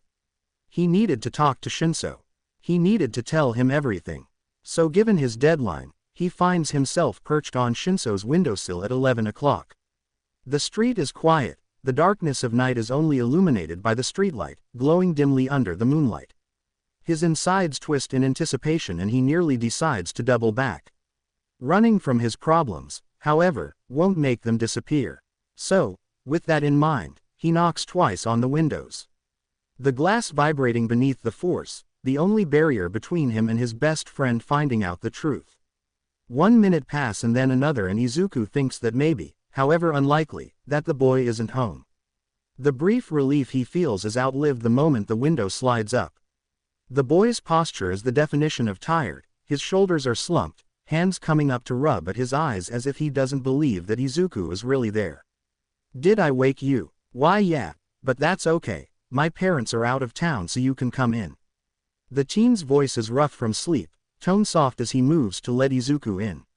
"What are you doing here?" Shinso probably doesn't mean to sound so harsh, but Izuku can't get himself to blame him for the bitterness he must be feeling. "I need to tell you something." "Are you going to tell me why you've been avoiding me?" "Why yes." Izuku's mouth feels dry as if the words he wants to say are just going to get stuck in his throat. Destined to keep them tucked close to his heart, next to his fears and his lost hopes. "So you have been ignoring me," Shinso mutters dejectedly, the hurt clear in his voice makes Izuku's chest ache. When he takes too long to respond, the teen continues. Are you mad at me? Did I do something?" "No," he shouts without meaning to. The guilt he feels rises to the surface, threatening to suffocate him with its clout. "No, of course not. You didn't do anything wrong." He's been so caught up in his own feelings and his own decisions that he didn't think about what Shinso must have been feeling. "Then why? Why have you been ignoring my calls? I haven't talked to you properly for weeks." There it is again, the anger the teen must have been suppressing this whole time. And the worst thing is that Izuku has no one to blame but himself. He starts slowly, head bowed down, eyes squeezed shut and trained on the floor below as he gathers the courage to say it. I was scared, okay. I didn't want you to hurt you. I never meant to hurt you. The last time we had a conversation like this was when Shinso cuts himself off abruptly. Dawning realization hits him with an almost physical force. Izuku senses as his body seems to tense, hands outstretched as if to reach out to Izuku, but they falter right before they hit their mark. Fingers curling into a tight fist that he tucks back at his side a moment later. When you told me you were dying. The silence that follows his words is almost deafening, heavy and thick as it settles between them. Izuku. The desperation in Shinso's voice is almost enough to break him then and there. Izuku, say something, please. Do you remember the night I fought Stain? Shinso, clearly confused by the change of subject, only nods at that. That night I got hurt a lot worse than I told you. Izuku plows on, knowing that if he didn't tell him now, he never will. Aizawa got recovery girl to heal me and I was fine. He explains hurriedly, eyes still trained on the floor. But Shinso, her quirk, it did something to me. Finally lifts his head up, unseeing eyes meeting Shinso's worried, scared ones. It accelerated the effects of the chemicals in my body. It shortened the time I had left. Not bearing to look at the other teen as he says that, he clenches his eyes shut once again. Willing his sense to block the world out. Block everything out. The doctor said I had 7 months left. The sound of breaking glass reaches his ears before he can think about its origin. The sound startles him, making his whole body tense. An ingrained reaction in him screams at him to fight, but he senses no threat. More things break and Izuku releases his senses again. Shinso is trashing his room, movements frantic as he throws to the ground whatever he can get his hands on. Moving towards the boy, he can't help but hesitate. He's never seen his friend act so out of control. Anger and grief cloud his mind, akin to a veil, blurring his sight and blocking his mind from thinking rationally. Shinso, please stop. At that the boy turns towards him, chucking the book he's been holding into the wall behind Izuku. How can you be so calm about this? Shinso roars, his voice ringing in Izuku's ears as he steps even closer to him. Hitoshi, please. How can you be okay with this? How can you stand there and accept it? Izuku's fists clench at his side, his body shaking with the effort to hold himself together. To not let himself fall apart again. The only sound in the room is their breathing when Izuku decides to speak up. Shinso's chest is heaving as if he just ran a marathon. The anger and aggression he felt seep out of him the moment Izuku speaks. As if his body shuts down and his shoulders slump under the weight of his actions. I'm not okay with this. They stand there, chest heaving as they face each other. So much anger and so much pain that they can never properly express. I'm not okay at all. I don't know how to deal with this, Shinso. I don't know how to do this. His voice breaks as a sob wrenches itself from his throat without his consent. Shinso, I can't breathe. The pressure in his chest intensifies and for a moment he thinks it's happening, he thinks this is it. He's dying. He falls onto his hands and knees, hands clutching tightly onto the fabric of his shirt, twisting and squishing it between his trembling fingers. He can't breathe. It feels as if all the air in the room has been sucked out, making the world spin around him until all he feels is the suffocating darkness around him expand and amplify. He can't breathe. His senses go haywire at the lack of oxygen, making it hard for him to sense anything around him. Shinso tries to speak to him but his voice sounds distant to Izuku's ears as if his head was plunged underwater, too deep and too far for him to make out the words. Two hands take hold of his shoulders and suddenly he's being pulled closer. Izuku focus o me. Focus on M is ku. Without knowing what was happening, he feels something crash against his lips, soft and warm. It's so intense that without meaning to, he holds his breath. It could have been seconds or it could have been an eternity, but either way, Izuku finds that he doesn't want it to stop. The sheer amount of warmth he feels fluttering inside of him is almost enough to make the hurt and the pain go away. Shinso pulls away and Izuku can breathe again.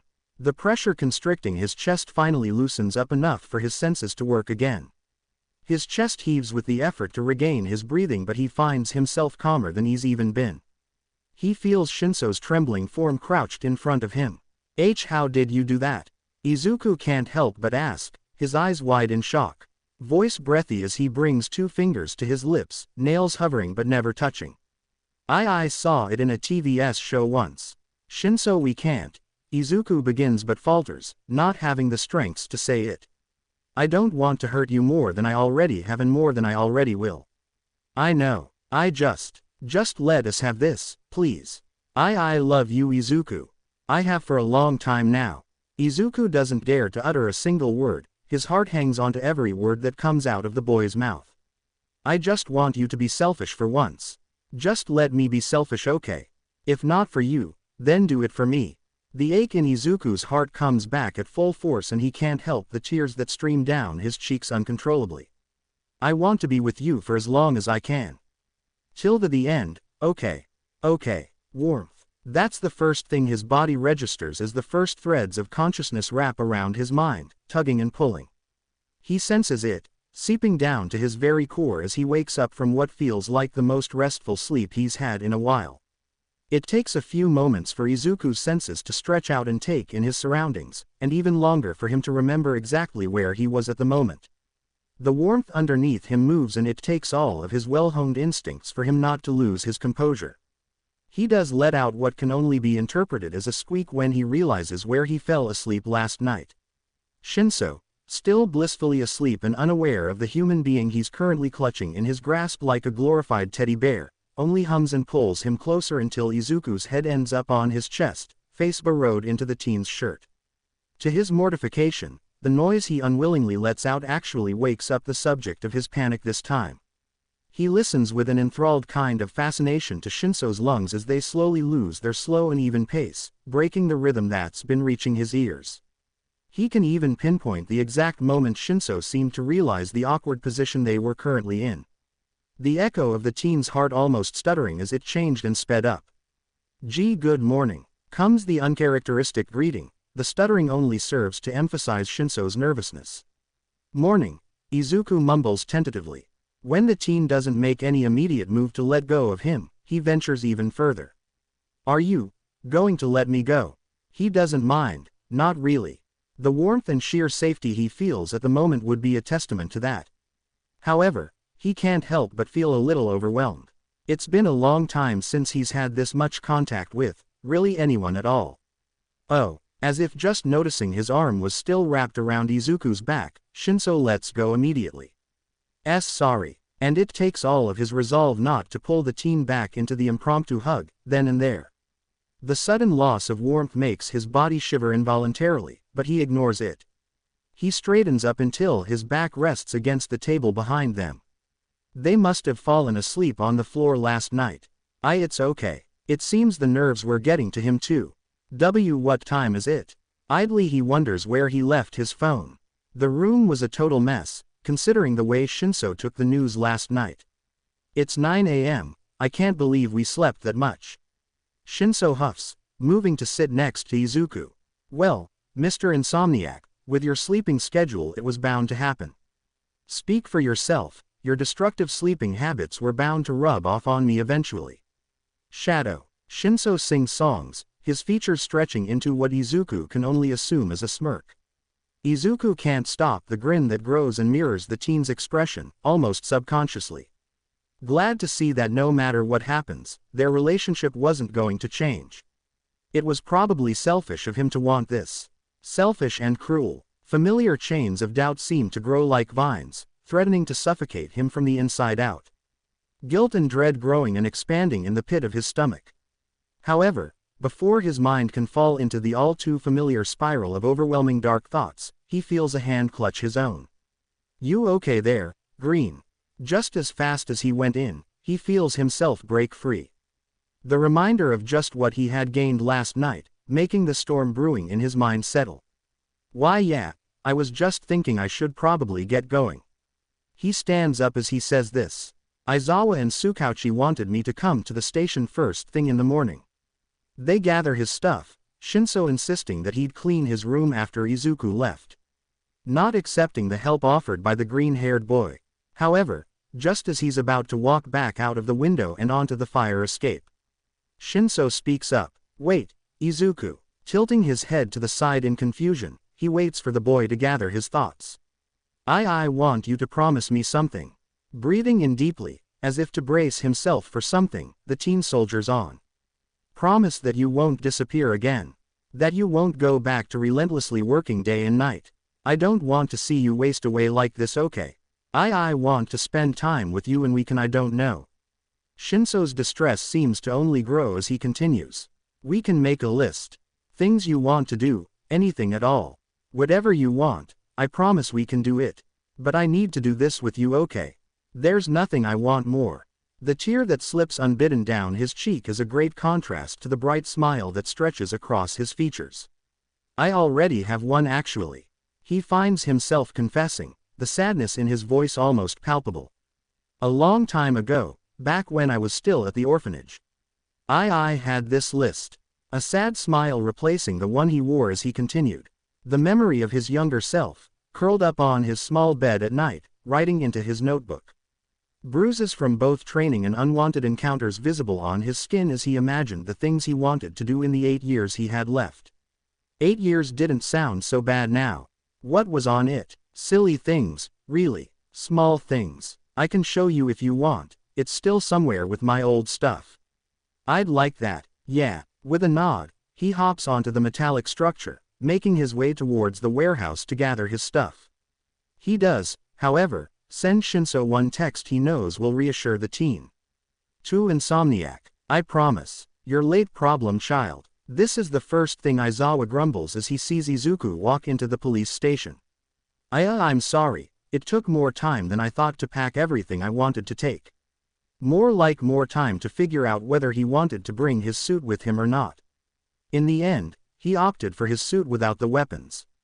Is that everything? He pretends to act startled as Tsukauchi makes his way from behind him until he's standing next to Aizawa.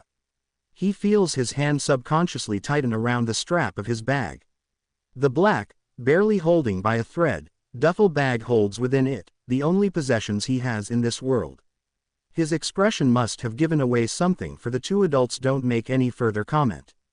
We'll be going then, Aizawa says to Tsukauchi instead, hand coming up to shake the man's own. Thank you for helping speed up the process. The detective nods at that. I'll see you around. Good luck, Midoriya. Izuku almost goes for his signature snarky reply, but stops himself just short of saying it. He never meant for his two worlds to collide like this, after all. Thank you, detective. Something changes in the detective's demeanor at his words, but it's gone before he can decipher it. Aizawa is already ushering him out of the station before he can think it over too much.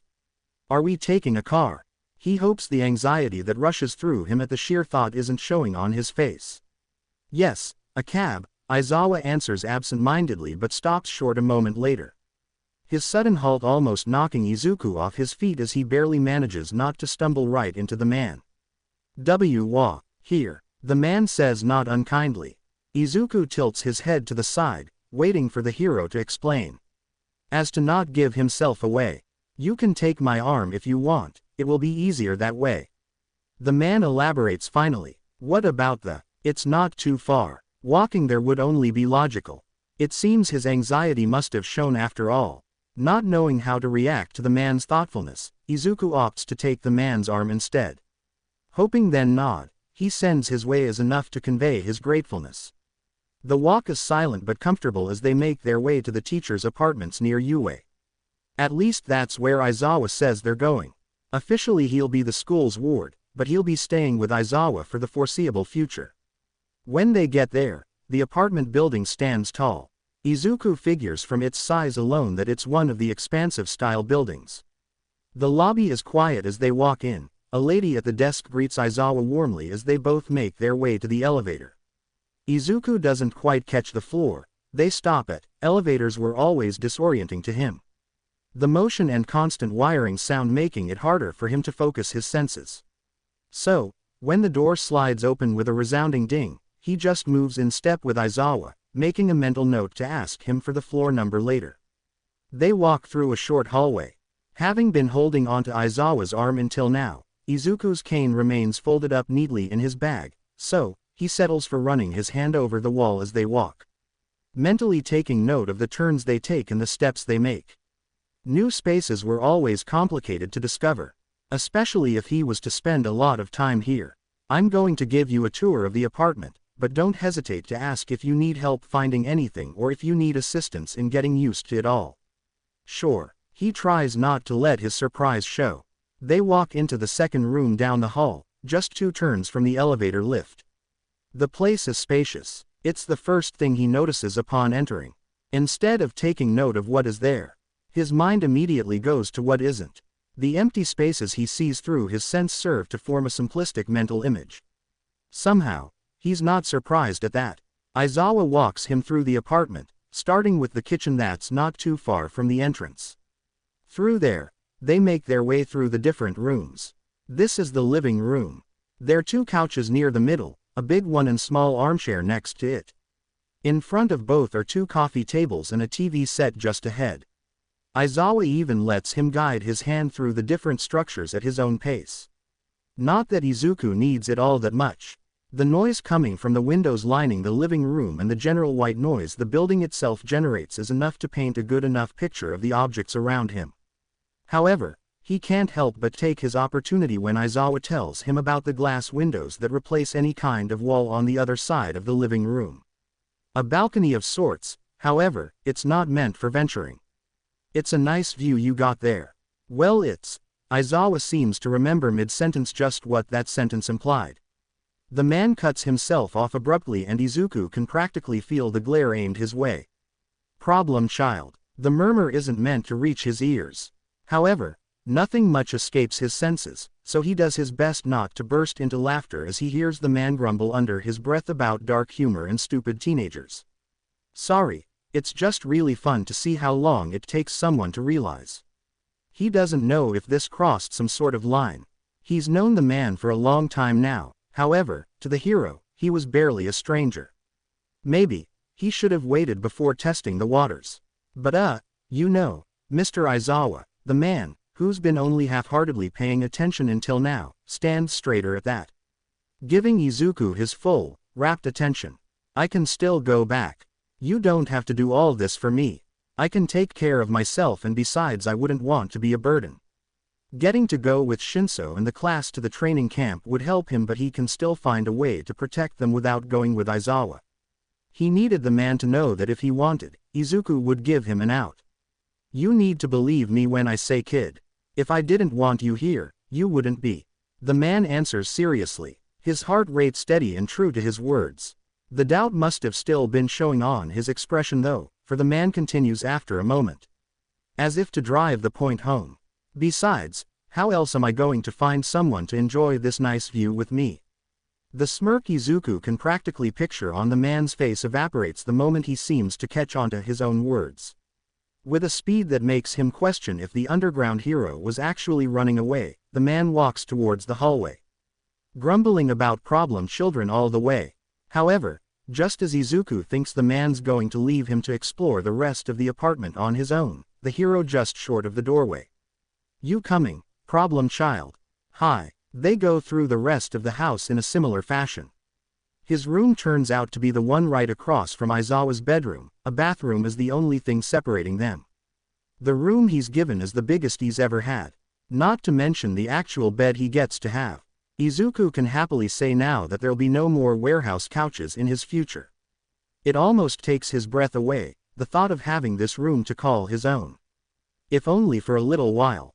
By the end of the tour and their little exploration expedition, Aizawa tells him to make himself comfortable, informing him that if he wanted the water to be hot, this would be the perfect time to take a bath. However, Izuku can't help but feel it's a jab to his hygiene. He's made do with what he had at his disposal while he lived at the warehouse. Whether it was from public bathrooms or gas station showers, he knows he's not that dirty. His senses wouldn't let him survive through a day if he was. However, he can't help the excitement he feels bubbling up at the prospect of a proper bath and shower. So, with that new, exciting prospect in mind, he makes his way to the bathroom, his spare set of clothes in hand. The smell of soap accosts his senses, hitting him at full force as soon as he walks into the room. Aizawa had already shown him where the shower and the bath were. However, he can't help but marvel at the sheer space the room held. Nothing like the cramped showers he used to speed through. The smell was lighter and easier to bear here. No sign of filth or rust. Stripping down, he makes sure to fold his clothes neatly on the counter next to the sink. The empty space above it makes it painfully clear that there's a mirror there. Barely managing to stifle a sigh, he tries not to linger too much on the thought.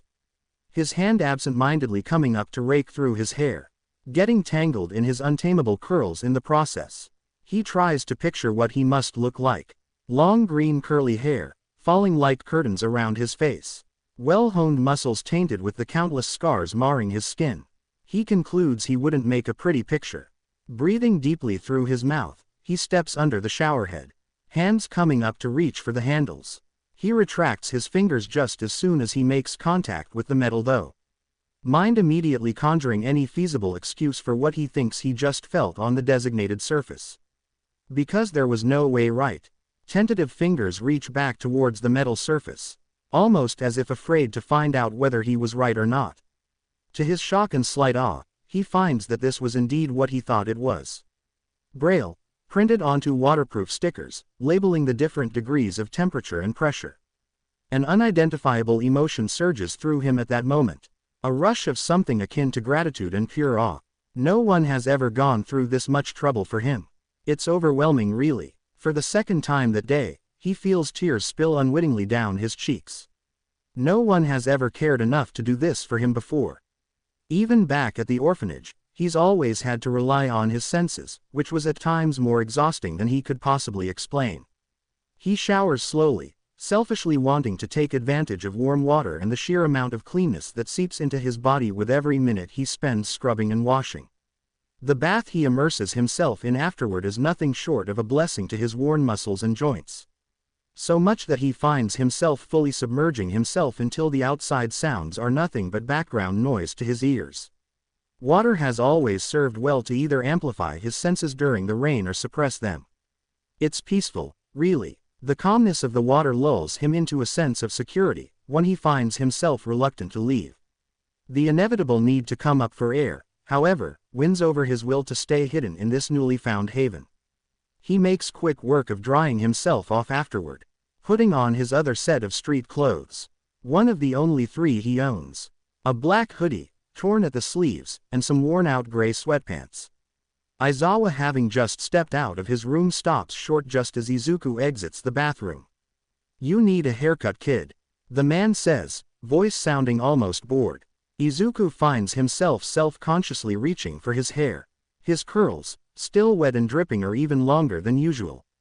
He can't help the snarky response that comes out of his mouth before he can think better of it. "You're not really one to talk, your hair is even longer than mine." At the awkward pause, he tries to salvage what little credibility he has. At least that's what Shinso tells me. I don't see your point." It takes him a moment to figure out that the man is actually playing along. The same feeling of gratefulness and gratitude swell in his heart at that. Which reminds him, I also wanted to thank you for, the B-Braille labels you put up in the bathroom." No one has. Bracing himself for the small confession he was about to make, he plows on. Aizawa needed to understand just how thankful he was. "No one has ever done anything like this for me before. So, rubbing his arm nervously, he tries to level his gaze with the man, hoping he's not missing the target by much. "So thank you, Mr. Aizawa." The silence stretches and Izuku thinks that maybe he made a mistake and revealed too much. However, it's a moment later that Aizawa responds. Voice even and heartbeat ringing true. "Basic human decency isn't something to praise. Your last caretakers really were idiots, weren't they?" The smile that forms on his face as he hears the man's words is all too sincere. "And you can drop the honorifics, kid. I am your guardian now, after all. Maybe this arrangement wouldn't be so bad, after all." He wonders what he did to deserve all this. Awareness comes to him in spades, as if his consciousness ever so slowly latches onto the shifting world around him. Grasping and pulling at his sleep-addled mind, his hand reaches for the table next to him only to be met with empty air. He's suddenly, painfully aware of where exactly he was. Without his digital alarm clock to announce the time, having forgotten to bring it with him here, he's oblivious to the state of the world outside of the little guest room he finds himself in. His back cracks as he straightens up, the floor beneath him warmer now than when he first laid down on it. Having been too used to sleeping on stiff surfaces, the bed had been a foreign object to his body. One that would take time to adapt to. The sheer softness and warmth should have been inviting, comforting even. However, all he felt was a strange sense of unfamiliarity. A sort of wrongness. Letting his senses stretch throughout the apartment, he realizes that it must be morning. For Aizawa is awake and having coffee in the kitchen. This also meant that Izuku had to go through him to get to the front door. He had his daytime job to get to, after all. Self-doubt churns in his guts as he imagines how bothersome it would be for the man to deal with a stranger in his own home. At least this way, Izuku will be able to pay for his own food. Aizawa shouldn't have to waste money on him on top of everything else. Gathering his wits, mentally berating himself for his cowardice. He was Shadow for Kami's sake, social interactions shouldn't scare him. After getting ready for the day, he makes his way to the kitchen. Soft sock-padded footsteps make their way to the kitchen, announcing his new ward's entrance. He's surprised to find the boy up this early. He assumed most teenagers would cherish whatever sleep they could get. However, he's quickly reminded that the teen in front of him was anything but ordinary. He remembers the pang he felt in his heart as he saw the kid, curled up on the floor with nothing but a blanket and pillow wrapped around him. Then and there he decided he'd make the kid comfortable in his new home. Aizawa has so many questions about the boy. What happened to him during all these years? How did he survive living on his own, on the streets for so long? Was he okay? Did he remember Aizawa from all those years ago? All these questions seemed to go out the window as soon as the boy entered his field of vision. Midoriya is already dressed, cane in hand but not touching the ground as he caresses the wall with his other hand, every step of the way. He seemed to have already memorized the apartment's layout, which in itself is an impressive feat in Aizawa's book. "Good morning," the kid says, voice soft, almost hesitant. "Morning." Aizawa curses himself for sounding so cold. Nimari was right, he needed to work on his social skills. He needed the kid to feel welcomed. "What do you want for breakfast, kid?" I'm good thanks, I was actually just going to head out, so." "Oh, where to?" The kid hesitates at that, as if he's unsure whether he wants to answer the question or not. Work." His mind draws a blank as he hears the boy's words. He wasn't expecting that. "Work? You have a job." He can't help the concern and surprise that seep into his tone. "I help out at a grocery store downtown." The silence stretches as Aizawa takes in the implications behind this new piece of information. "What about school? We had tutors at the orphanage, but I could never keep up without the right books." Anger rises in his chest, hot and coiling at the neglect this child suffered in that hellhole. Was getting him a few Braille books that hard for them? Was it that much of a bother to offer basic human decency? Besides, I continued the work on my own after I left. So, I don't need to go to school. That was something at least. "Can you take a seat please, Midoriya? I think it's high time we had a proper discussion about all this." He's about to get up to usher the kid into a seat when the boy beats him to it. Much to Aizawa's bafflement, the teen gets to his seat with only the help of his cane. Touching and feeling his way to the designated chair. "First of all, I know why you needed a job before, but why would you still go now?" The question seems to puzzle the teen as if he's not sure why Aizawa would ask such an obvious question. "F for food and S stuff," he says plainly. "Then you don't need to anymore. You live with me now." When the kid doesn't make any reaction or give any sign of understanding, Aizawa continues. "You're under my care now, Midoriya. I will provide you with anything you need. That means any necessities such as food and clothes, but also any other stuff you may want or need. You don't have to do that, I can take care of myself." Like always, goes unsaid. "I know you can, Midoriya. But you need to understand that it's okay to rely on others too. You don't have to do everything alone." When the silence stretches, Aizawa sighs, not knowing how to get through to the kid. "Look, let's make a compromise, okay?" The teen nods slowly at that. You can work once a week on the weekends and whatever money you earn is yours to do whatever you want with. However, I will be the one paying for food and any other necessity. You can consider the money you get as pocket money. Does that sound good? Why yes, okay. The boy responds hesitantly. Good, now that that's over, it reminds me that we need to get you some clothes, as well as some standard high school tests so I can see where you're at educational wise. And we'll go from there. After a little bit of contemplation, he adds, maybe we can get you a haircut too. I have clothes and I don't need a haircut. The cold shift in Izuku's demeanor almost makes him laugh. Almost. Midoriya, as charming as those holes in your clothes are, you need something sturdier, it's getting cold anyway. Maybe he needs to dial down on the sarcasm, but the near smile he gets out of the teen in front of him says otherwise. And if you're that adamant about not getting a haircut, at least let me help you tie them properly. Your face is barely visible, kid. You don't have to do this. Izuku mumbles, fist clenching at his sides. Fingers curling around the cane in his right hand. Do what? Be this nice. Izuku can't help how his voice rises as he speaks. You do all these things for me.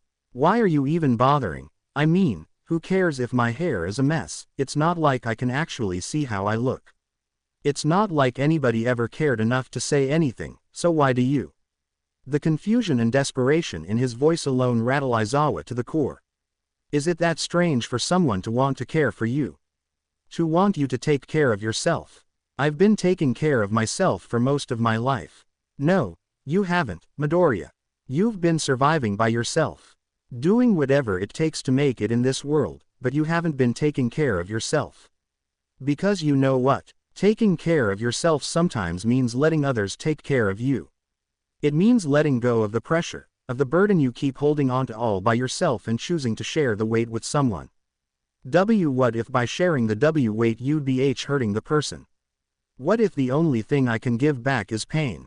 Why would you even bother with me, if that was the case? Lifting his hand until it rested on the smaller boy's green curls, Aizawa couldn't help but pat the kid on the head. I don't know how you got it in that head of yours that you only bring pain. However, logically speaking, kid, no one can care about someone without risking getting hurt in the process. Besides, what's a little pain compared to the possibility of happiness? Wouldn't you say it was worth it? I don't know. Midoriya's face was twisted into something akin to desperation, as if the kid was trying his hardest to understand but was coming up short. It will take time for you to get used to all this, problem child. For now, let's take this one small step at a time, yeah. At the hesitant nod the boy gives, Aizawa does the only thing he could think of. He offers to do the boy's hair. To his surprise, Izuku relented, letting the older man fashion his curls into a half bun. The only hairdo Aizawa was moderately proficient at. It suits you, kid.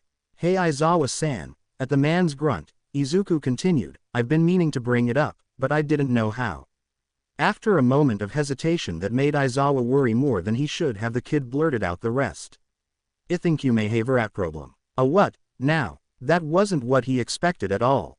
There's something in your cupboard, I can hear it move. To Izuku's surprise, Aizawa doesn't freak out or anything remotely close to that.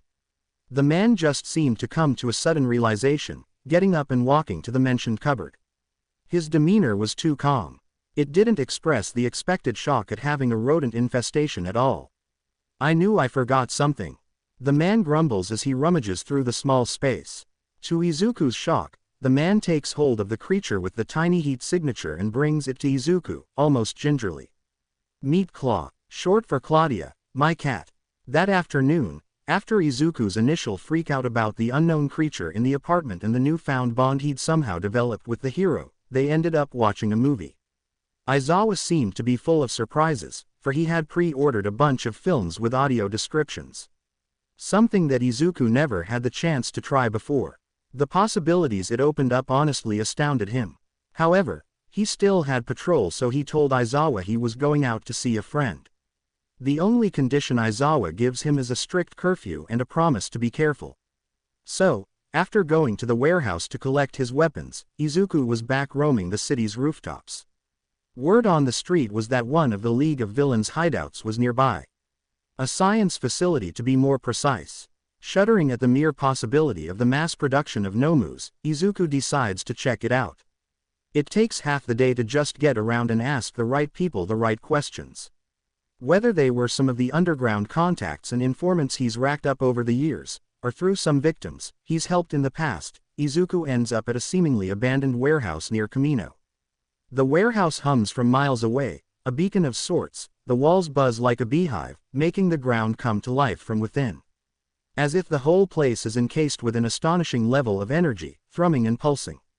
Something akin to a heart, alive and beating right into Izuku's very core.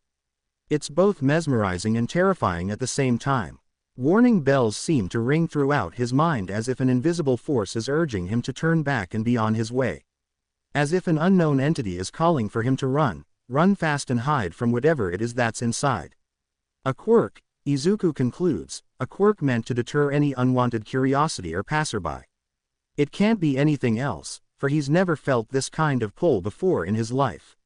A need to get away, this strong and compelling. Willing his body to move, and ignore his mind's warning, he gets closer. With the sheer amount of sound and energy that resound through the structure, the picture that forms in his mind is crystal clear.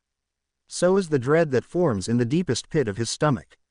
Nomus, dozens of them, are wired to something similar to glass water tanks. Their unique mix of multiple heat signatures along with multiple energy signs gives them away almost instantly. Izuku decides then and there that he can't walk away without putting a stop to this. He just knows it, deep within his heart, that he'll regret it if he leaves now without doing anything. The sheer amount of destruction and havoc that these creatures are bound to cause would be on his conscience if he just left. This was, in other words, his responsibility now. With that weight resting on his shoulders and that thought churning in his mind, he forms a plan and gets to work. Infiltrating the facility in itself was the easiest part. Besides the initial turn-away quirk, the only securities he found were a couple of cameras that he easily worked around and some low-level villains guarding the entrance.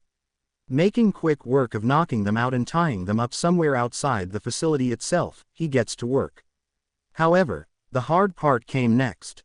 The tanks, thankfully, were all connected. He'd have to preserve their energy until the very last minute in order to ensure that the Nomus would perish where they slumbered. He knew how reckless his plan was. Setting fire to the facility could go wrong in so many ways. But after letting his senses stretch and take in the area, he concluded that the only major casualty would be the warehouse itself and everything within. He wouldn't be doing this otherwise. Getting his hands on a couple of gasoline tanks is disturbingly easy. He smuggles them in his bag and tries his best not to appear suspicious. By the time everything is set up and ready for execution, it's already night. His curfew is almost up, but he can't exactly leave now. He needed to finish this. Even if he never planned to become an arsonist on top of an illegal vigilante. He reminds himself why he's doing this. Why he's setting fire to a warehouse in an abandoned district of Kamino. He hopes Tsukauchi won't hate him too much after this. He can already hear the long-winded lecture over his recklessness that Aizawa will dish out the moment he sees his vigilante counterpart again. Not to mention the one he'll be getting tonight for missing curfew. Without letting his mind come up with a million reasons why he shouldn't be doing this. He tosses the match into the fray. The fire catches almost instantly. The heat searing into his costume until he feels the sweat forming beneath the folds of protection. The flame's heat signature dance in his field of mind, his senses going haywire with its sheer intensity. It's at that particular moment that a warp gate forms just a couple of feet in front him. Right in the middle of the warehouse. His heart stutters in his chest in anticipation, but a bigger part of him knows that he shouldn't stick around any longer. He wasn't prepared enough to take on the League of Villains now. So, when the dark matter warps and forms, he takes off. His legs dodge and weave through the burning tanks, sometimes brushing against particularly hot spaces as he gets away. It doesn't matter though, he just needed to get out of there. The last thing his senses catch as he's finally out and in the open, running and jumping the rooftops of the district like a glorified playground, is his name shouted out in a series of curses by an eerily familiar voice. He must have been spotted in his mad dash out of the facility. Shigaraki was livid. Izuku wouldn't have it any other way. He doesn't know how Aizawa will react to this. Doesn't want to find out what the man will think when Izuku overlooks the only rule the hero gave him before he went out. Because for one, he's way past curfew, and two, even if the man doesn't know it, he was nowhere near careful tonight. His slightly charred hair and the smoking smell he knows surrounds his clothes will definably give him away though. He hopes the cover story he came up with will placate the man, nonetheless. So, with that in mind, he walks into the apartment building. It doesn't take long for him to realize how unprepared he is for this. Thankfully the receptionist takes pity on him and shows him what floor he needed to get to in order to go back to the apartment. Gathering his wits and hoping he doesn't look as tired and dirty as he feels, he knocks.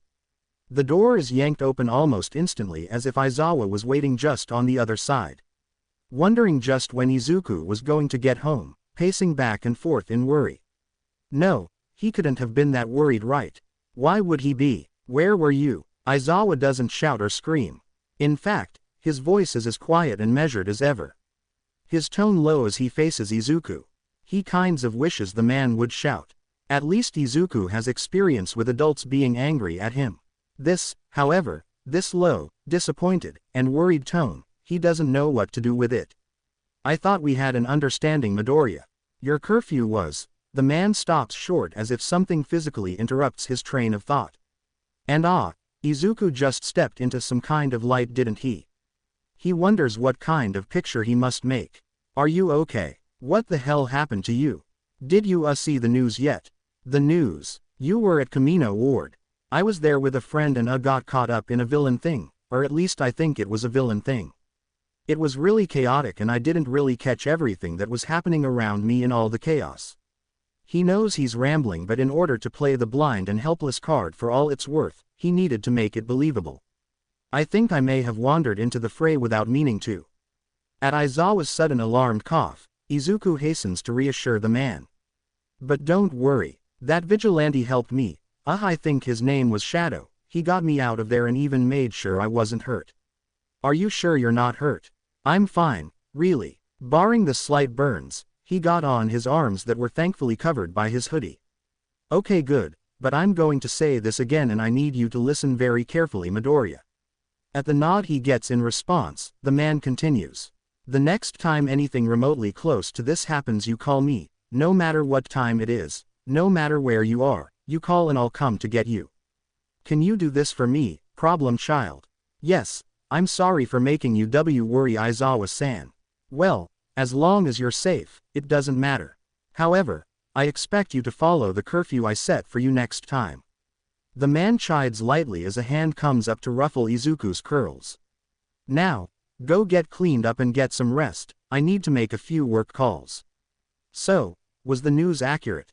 Did Shadow really set fire to a random villain warehouse on the outskirts of Kamino? Aizawa's voice is rough as he speaks, phone in hand, eyes trained on the TV still playing the news report. A burning warehouse coming into view as the newscaster talks about suspected villainous activities that might have been going on inside. No, we kept it under wraps to avoid making the public panic, but we suspect that warehouse was being used as an illegal medical lab.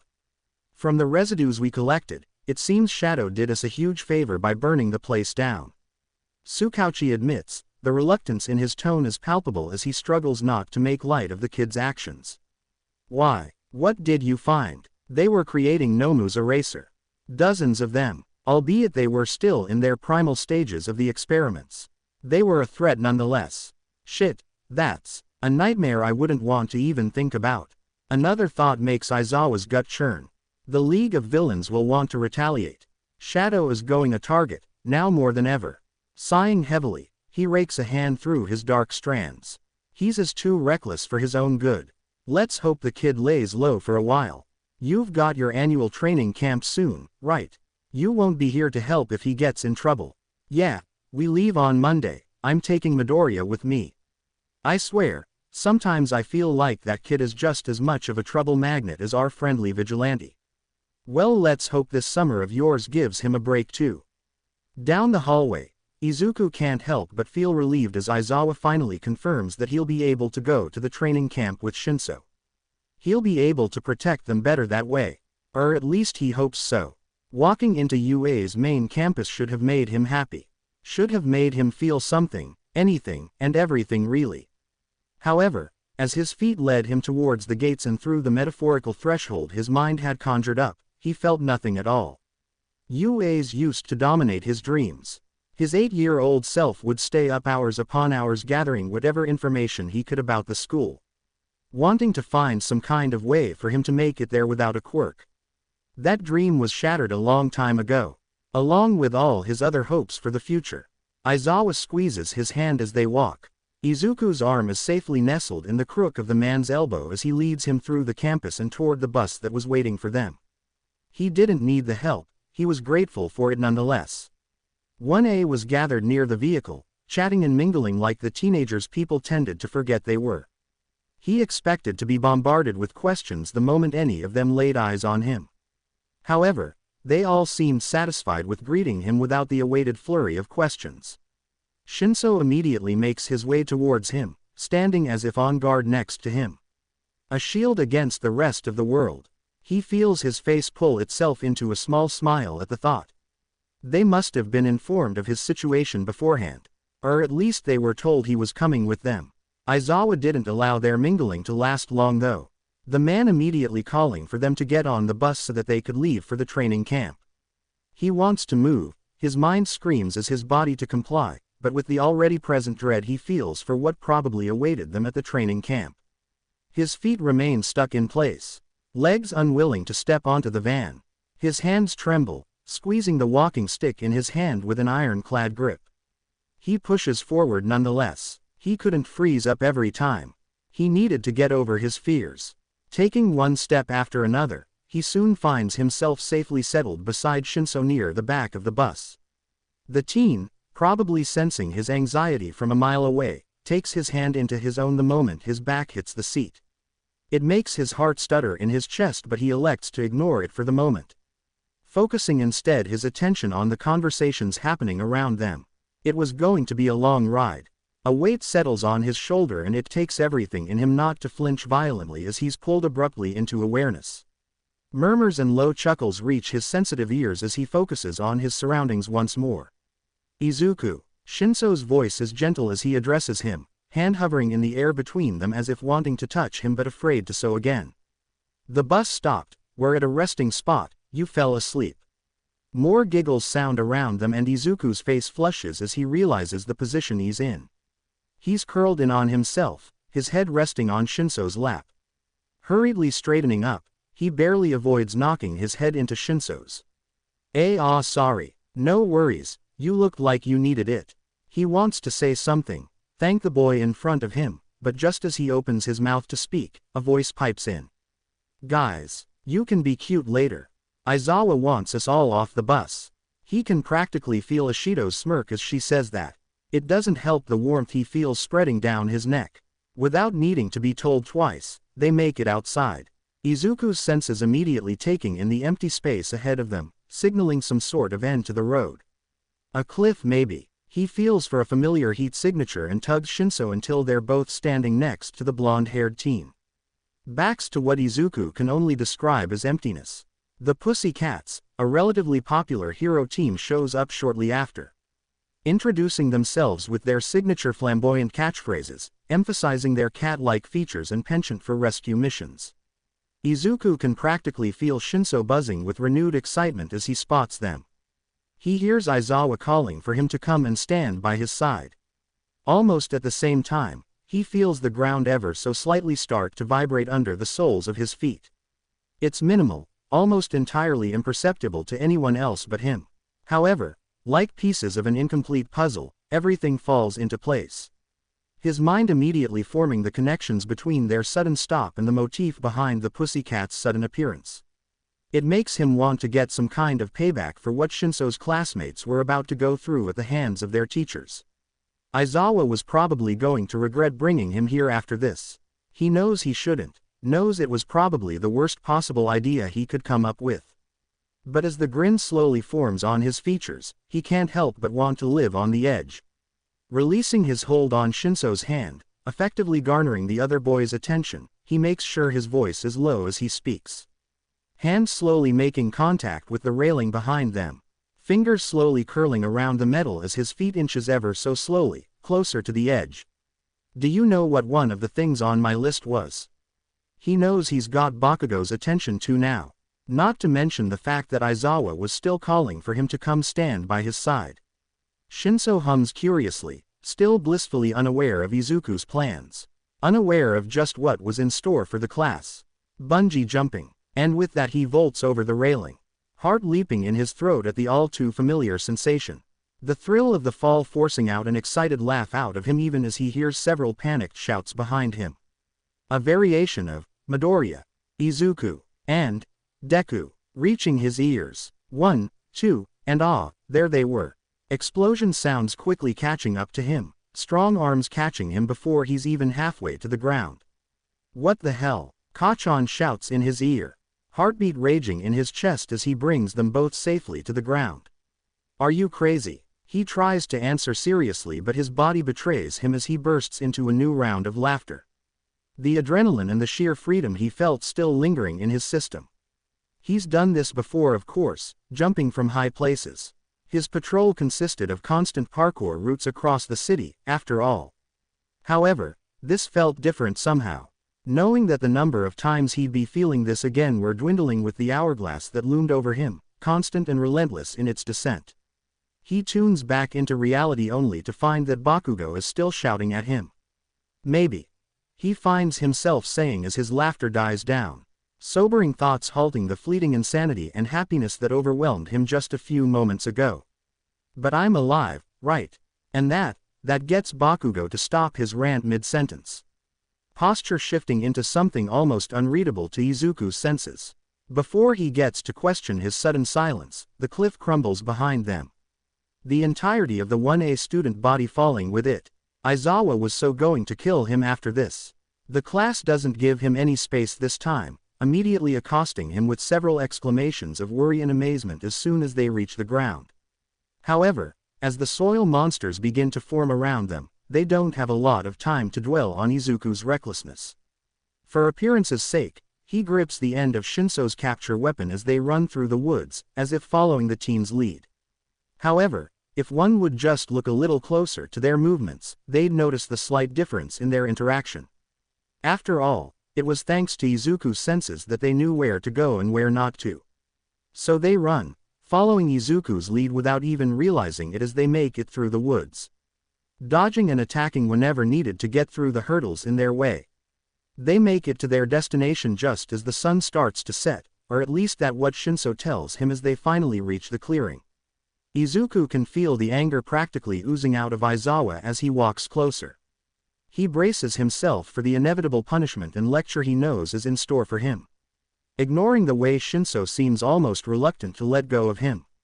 As if wanting to shield him from his teacher's wrath. He wiggles out of his grip and shuffles on his feet, waiting, instead of immediately asking to talk to him or even confront him about his actions. The man instead launches into an explanation about the upcoming events awaiting the class. Introducing them to the dorms and asking them to rest up, enjoy the dinner and the hot springs while they could. The true training camp starts tomorrow, he says ominously as if the mad dash they just had through the woods wasn't part of the instant's training. Izuku thinks that he may have underestimated the intensity of the hero courses. Just as he starts to shuffle with the rest of the class towards the building, he feels Aizawa's hand land on his shoulder. Barely suppressing the urge to gulp audibly, he turns to face the man. Care to explain what the hell that was back there? The hero's voice is dangerously low as he speaks. And it's almost enough to make Izuku regret his actions. He didn't want to disappoint or anger his hero. That was never his intention. However, how could he even begin to explain his reasoning without telling the man the truth about everything else? Without telling the man in front of him that the boy he just welcomed into his home was dying. He'd be lying too if he said this wasn't his way of testing the man's patience. His own way of testing how Aizawa would react to the stress and weight that came with being close to him.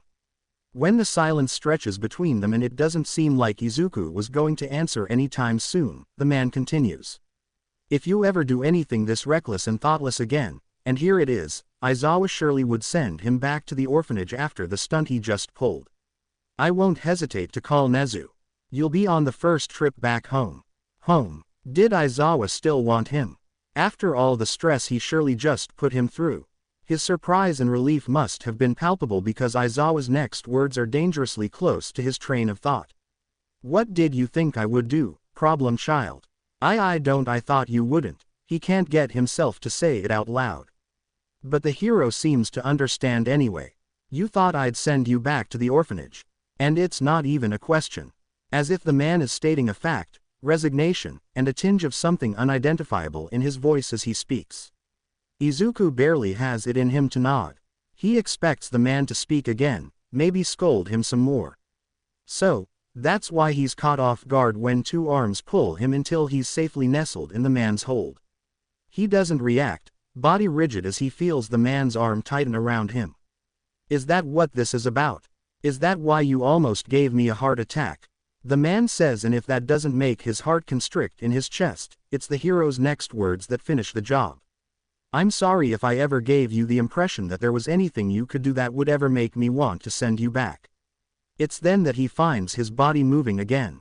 Hands finally going to reciprocate the hug, clutching at the man's shirt like a lifeline as he whispers his apology. A low, barely above a whisper, stream of, I'm sorry, s. Sorry for worrying him, sorry for ever doubting him. Sorry for the inevitable pain he was going to bring this man. That one he doesn't say out loud, but he thinks it with his entire being as his hands tighten even more around his guardian. When he catches up to the others, they're already comfortably settled and ready to eat. The moment he steps into the main hall, Shinso stands and ushers him to a table where Todoroki, Iida, Uraraka, and Tsuyu are waiting for them. Warmth spreads through his chest as he finds the space and the plate they reserved for him. They eat in relative silence as most of them are too tired to make any coherent form of conversation. However, Izuku does notice when a small shadow makes his way to the edge of the room, exciting the building discreetly.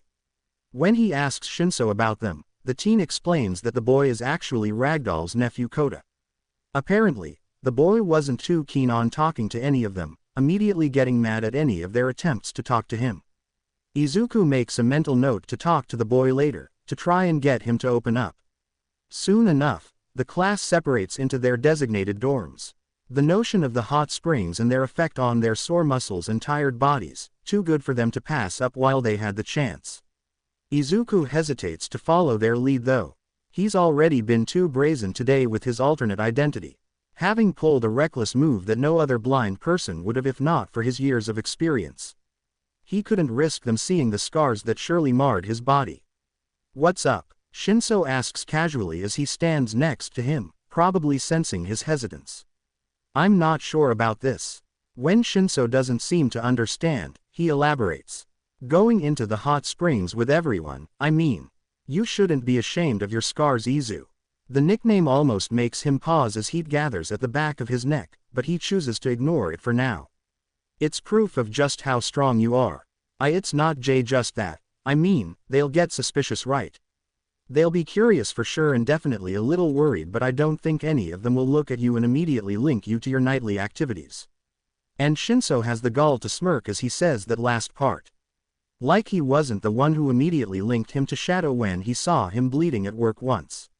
So, you think I should just go in there and pretend nothing is unusual? Well, you defiantly need to relax after the day you've had, right? So just throw a towel over your shoulders and we'll sit further apart than the rest, okay? When Izuku's hesitation doesn't subside enough, the boy continues a little more carefully. You don't have to do anything you're uncomfortable with, okay? Just say the word and we can just have a quick shower and go to sleep. And no, it's okay. I want this. Okay then, shall we? He can almost feel the cat-like smile that surely stretches the boy's features as he gestures for Izuku to step into the locker room first. He waits for everyone to leave the locker room before he starts undressing. Shinso stands by the door as if guarding it. He shoots the boy a hesitant look before finally discarding his shirt and pants, leaving him in just the towel he'd wrapped around his waist beforehand. However, just as he turns to face the teen again, he hears the boy's sharp intake of breath. All the bravado he'd gathered drains away in an instant. All the reasons he shouldn't be going out there making a reappearance in his mind. I told you it wasn't pretty. He mumbles dejectedly as he turns to put his shirt back on. too discouraged now to go through with this. What are you talking about? Shinso's confusion is clear in his tone, his hand coming up to halt his movements. Why, you gasped. If you reacted this way, the other will definitely get suspicious. Izuku, trust me when I say that the last thing they'll be focusing on is your scars. Before Izuku can begin to think about Shinso's reply, someone calls out for them to hurry up. Shinso drags him out, preventing him from trying to get out of this, even if he wanted to. Luckily, the boys are too busy goofing around in the water to actually pay them any mind as they make their way into the water. Settling themselves in the far corner of the springs, he can feel a couple of curious stares aimed their way, but other than that, the boys seem to leave them to their own devices. Midoriya. The voice startles him and he finds himself reevaluating his previous statement. Not everyone was leaving them alone. What you did today was very dangerous, Todoroki says as he settles next to them. Voice as calm as ever despite the hint of worry he hears in his tone. However, I think I understand the reasoning behind your recklessness. And yes, he keeps forgetting that Todoroki knows about one of his secrets. He knows, Shinso asks, shocked and probably a little betrayed by that new piece of information. I told him when we were at Yaoyorozu's.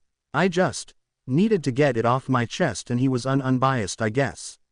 Oh, the barely concealed hurt in his voice makes Izuku's heart clench. I'm sorry I didn't tell you sooner. No, I understand, don't worry about it. And after a moment, who else knows? Just you guys and Kachan. A- and my doctor too, but that was kind of unavoidable. He knows he's rambling but he can't help but feel a little nervous while talking about this. Todoroki hums at this but Shinso seems to have more questions he's been meaning to ask. Did you bring your list with you? Izuku nods but at Todoroki's curious glance, Shinso elaborates. He has this a list he made a while back, like all the things he'd like to do before his voice breaks and it takes everything in Izuku reach out and try and comfort him. Shinso soldiers on though. We wanted to try and check all of the things out together. Try and make the most of it, you know. Let me know if I can be of any help.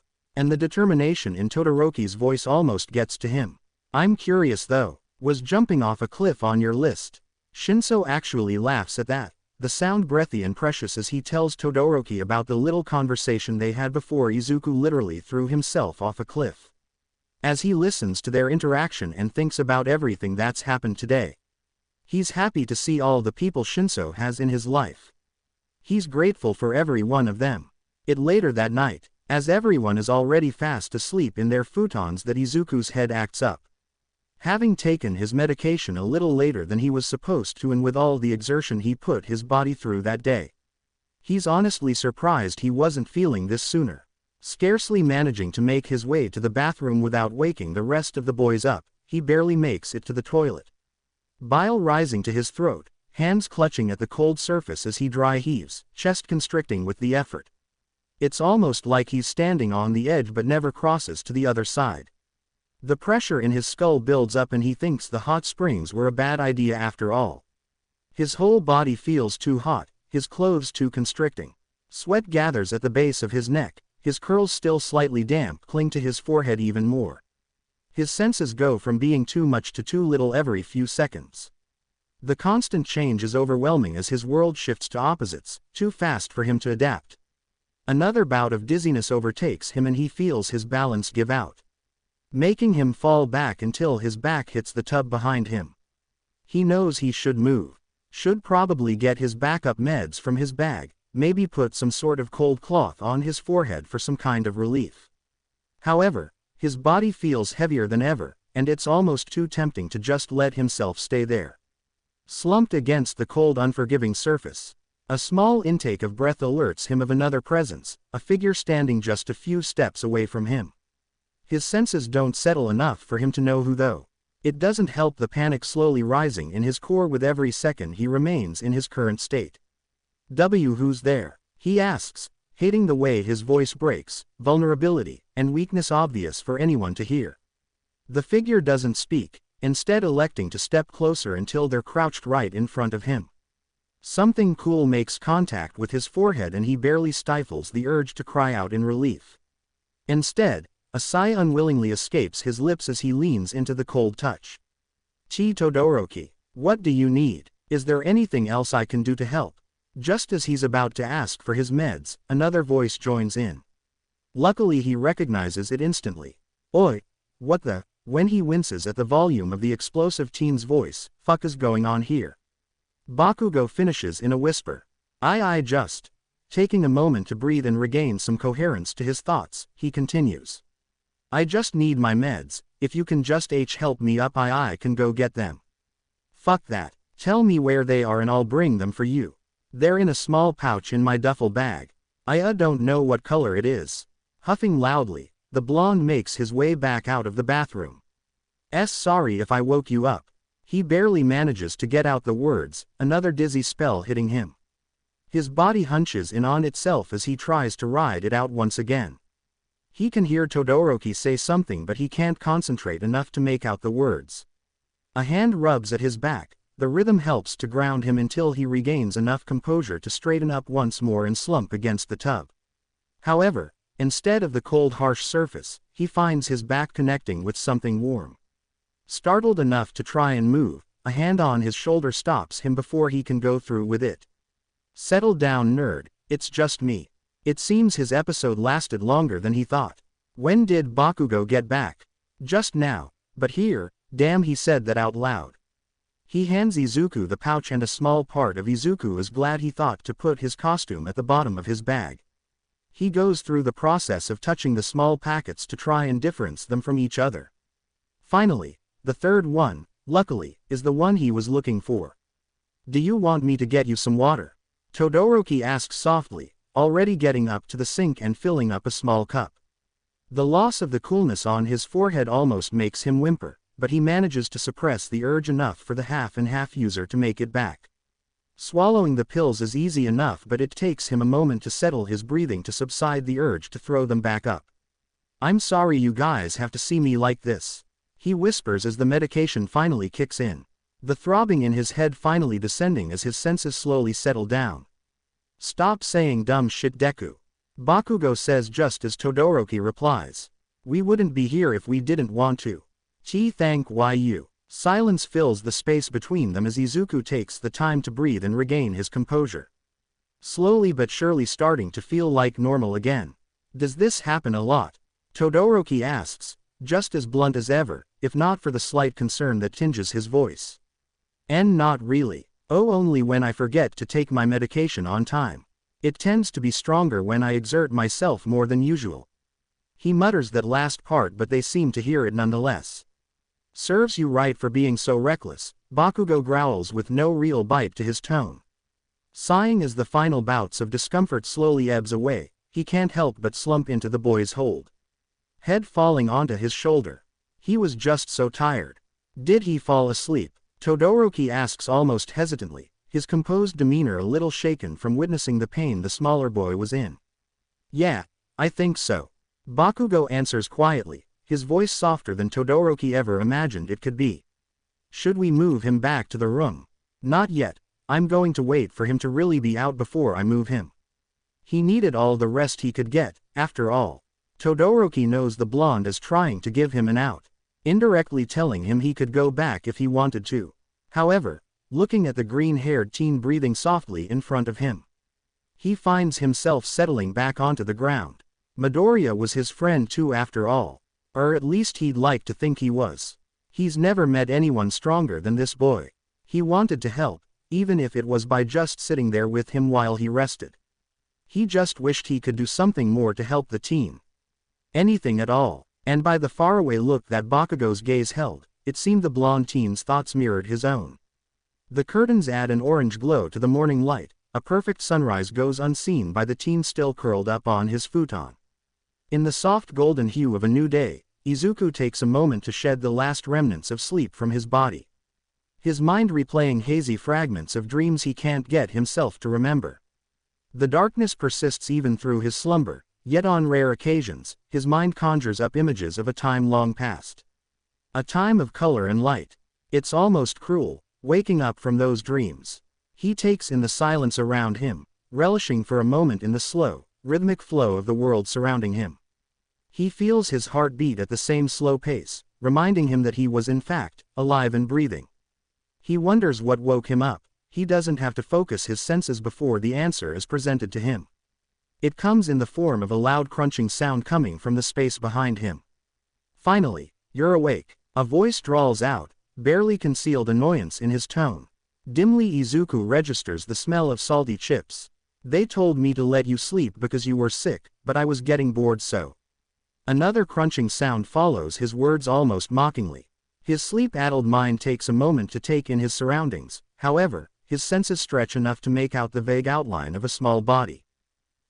Is the very articulate response he, in turn, musters. Pathetic. The kid practically snarls as he gets up from his crouched position. Crushing the bag of chips in his hand, he tosses it to Izuku's left, as if emphasizing his opinion on the vigilante. Get dressed or whatever, they're all outside. I'm supposed to lead you there. What's up with this kid? Who are you? He asks instead, his curiosity winning over the slight pang he feels at the boy's harsh tone. None of your, Kota. A female voice interrupts him before he gets to finish his sentence.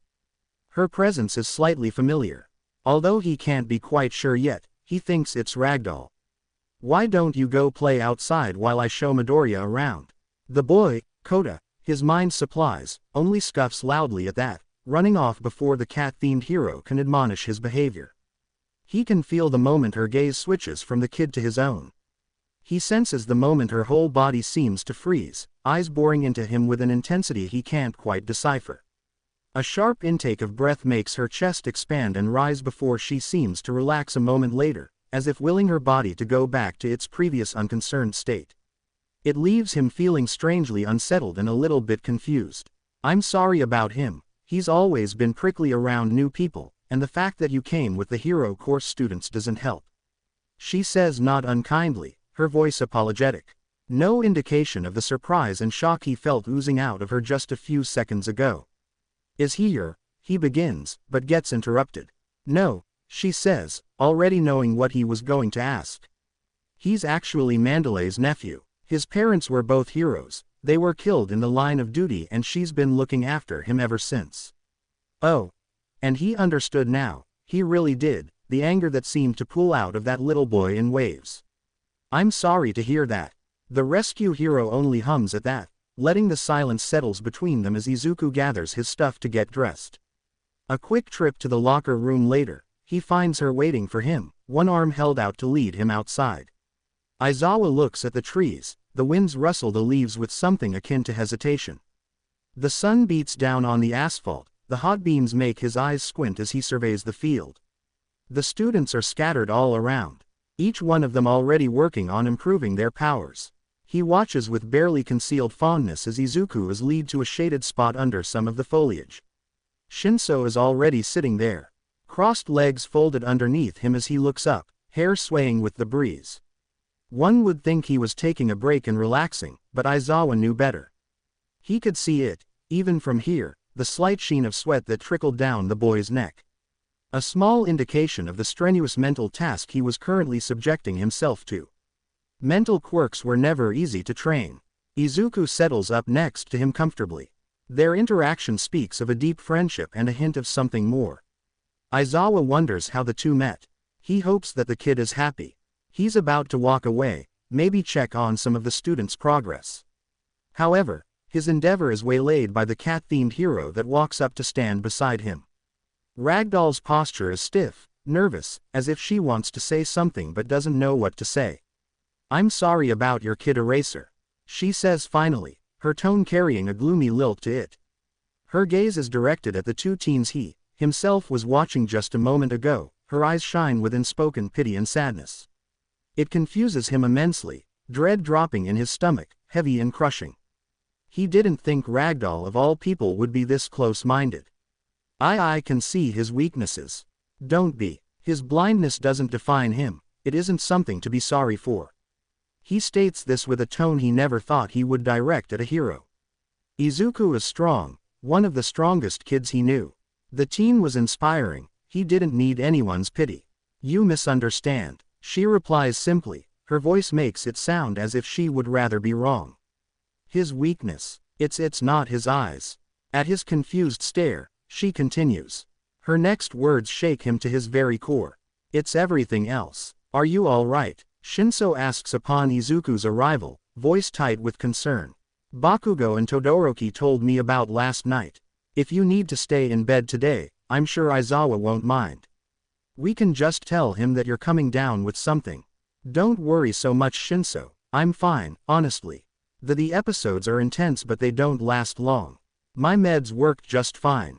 I feel pretty well rested. He assures, warmth spreading in his chest at Shinso's clear concern. Good, that's good, but still, I'll let you know if something changes. He interrupts, knowing the teen all too well. Promise. Adorable, Izuku thinks, until his own thoughts catch up to him, making his face heat up. I promise. Wanting to distract the boy, he asks the first question that comes to mind. So, what's with the sunbathing? Aren't you supposed to be training right now? He jabs playfully, wanting to get a rise out of the brainwasher. Sunbathing. For your information, I'm in the middle of some seriously intense training, Shinso cries out indignantly, fist coming up to hit him in the shoulders, no real strengths behind it. His voice takes a different tone a moment later, his determination and seriousness becoming apparent as he speaks. My quirk, it works as some sort of net, if you want. I cast a net and I sort of trap someone within it the moment they set it off. Except that Aizawa suggested I try and strengthen my mental image, try and set off the trap without someone's response being the catalyst. Although that last part is probably wishful thinking. That's so cool. Do you want to try it with me? I'm not sure I'm quite ready for that yet, but if you're up for it, there's something else I wanted to try. His voice is tentative as if he's somehow ashamed to ask this of Izuku. Yeah, okay. You know I'd love to. Are you sure? I mean, I'd have to brainwash you. Of course. I trust you. He says it so plainly, with no trace of any hesitation or reservation. As if stating an indisputable truth. The sky is blue, the earth is round, and Izuku Midoriya trusts Shinso Hitoshi. If Hitoshi's eyes water slightly, there are no witnesses. You didn't even ask me what it was. His awe and amusement are evident in his tone. He can't get himself to care at this point. Oh, right. What was it you wanted to try? I want to see if I can get you to do things you wouldn't be able to do if I wasn't in control. Some of the things might be a little strenuous, and I want to try something that might be insensitive. You want to try and make me see, don't you? The question comes out like a statement. Izuku doesn't sound mad though. His voice is low, serious as he contemplates the prospect. The hurt, the confirmation might bring. As Shinso goes to backtrack and shut down this whole experiment, Izuku beats him to the punch. Let's do it. We don't have to. I want to. I can't not know, now that I think there might be a possibility. His voice is breathy as he says this, as if he can't get himself to quite believe in it. It was a dangerous thing after all. To hope. Okay. Are you ready? Yeah. His already pale, milky green eyes turn even whiter, making his pupils dilate with a white sheen as if a blanket has been draped over them. It takes him a moment for him to stop staring, to stop himself from sinking into them. Let's go with something easy to start with. He announces to no one in particular. He wants to order the boy to do a cartwheel, but thinks better of it. The teen was a rooftop scaling vigilante. He doubts any sort of physical activity will come as a challenge to him. Tell me something in Arabic. The following silence is proof enough that he can't order him to talk in a language he doesn't know. Izuku already told him once that he wanted to learn some Arabic. It seems he didn't have the time to do it yet. Okay, well, here goes nothing. Breathing in deeply, he imagines the net falling onto the boy in front of him, pictures the way it ensnares him completely, ready to be set off. I command you to see me. Colors and light erupt in his mind, a searing pain flaring with an intensity that makes him drop his hold on the teen. Hissing through his clenched teeth, he tries to calm his racing heart. What the hell was that? When he finally calms down enough to look up, he curses himself for ever suggesting doing this. Izuku is crouched in front of him, hands tangled in his hair, clutching almost desperately at his curls, nails digging into his scalp as he breathes heavily. Shoulders rising noticeably with each intake of breath. Izuku, are you okay? Panic and guilt rise and threaten to suffocate him as he sees the tears leaking from the vigilante's eyes. Are you hurt? I'm so sorry. Shinso. Izuku's voice cracks and it breaks something inside of him. Apologies spill out of his mouth, tumbling out of his throat as he tries not to choke on the guilt. Hitoshi, it's okay, I'm okay.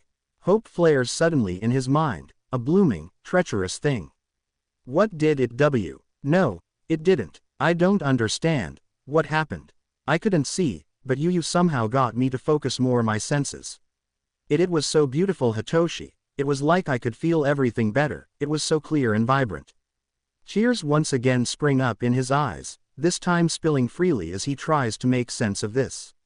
I hurt you though. Before Izuku could refute this, he plows on. I know I did, Izuku. I felt it. Your pain. It was just overwhelming, that's all. Are sure you're okay? Yes, I'm perfect. Nightfall comes with a whisper of flawless black. The classes gather at the edge of the clearing, anticipation flows in the air like static, charging their bodies with eager energy at the challenge they'll soon be facing. Izuku's eyes follow their heat signature despite the distance between them. Currently perched on the mountainside, a small hidden cliff that overlooks the whole forest. He's not surprised when Kota suddenly comes up behind him. The boy is angry, he can sense it, feel it in the way his body is tense, fist clenching at his sides. Why are you here? How did you find this place? The kid practically shouts as he marches towards him. I kind of just wandered here by mistake. Izuku decides it's in his best interest to lie for now. You're going to fall if you step any closer, you idiot. And isn't that surprising? The kid's worried. Don't worry, Kota, I won't fall. He tries to reassure the boy, his voice light and low as the wind ruffles the leaves around them. Tisk, I'm not worried. The boy grumbles as he kicks a rock, making it tumble a few steps in front of him and finally fall off the side of the mountain. The kid turns to storm off, probably wanting to get away from Izuku. Wait, he shouts after him, and then, wait. A little lower, when Kota actually stops and turns to face him again. I wanted to tell you that I understand. Why you're angry, about your parents, I mean. The kid sucks in a sharp breath, readying to shout again, but Izuku plows on before he's given the chance. I'm an orphan too, I understand. You're angry at the world, right? The heroes, everyone, because why did it have to be them, right? Why you? Believe me, I understand. He tries to convey his sincerity, the depth of his emotions in these two last words. Begging for the boy in front of him to realize how true his words ring in his heart. Kota's shoulders slump as if he's letting go of a crushing weight. His feet falter and his hands unclench at his side. Signs of the internal battle he surely was fighting within himself. However, before the kid even gets to utter a single word, Izuku is already running towards him. Senses flaring to life, heartbeat frantic to his own ears as he finally notices the intruders spreading throughout the camp, going after the students gathered contained in it. More precisely, the one he feels rushing towards their own location. Tackling the boy, they tumble into the bushes at the far edge of the cliff, concealed by the shadows of the rocks hanging off the side of the mountain. He waits. Kota struggles in his grip, scared and not really understanding Izuku's actions. Not wanting the boy to give away their location, he covers his mouths with his hand, praying that the villain currently coming towards them doesn't have some kind of enhanced senses. It's okay, he whispers, trying his best to keep his voice steady. I'll explain later, but for now, you have to stay quiet.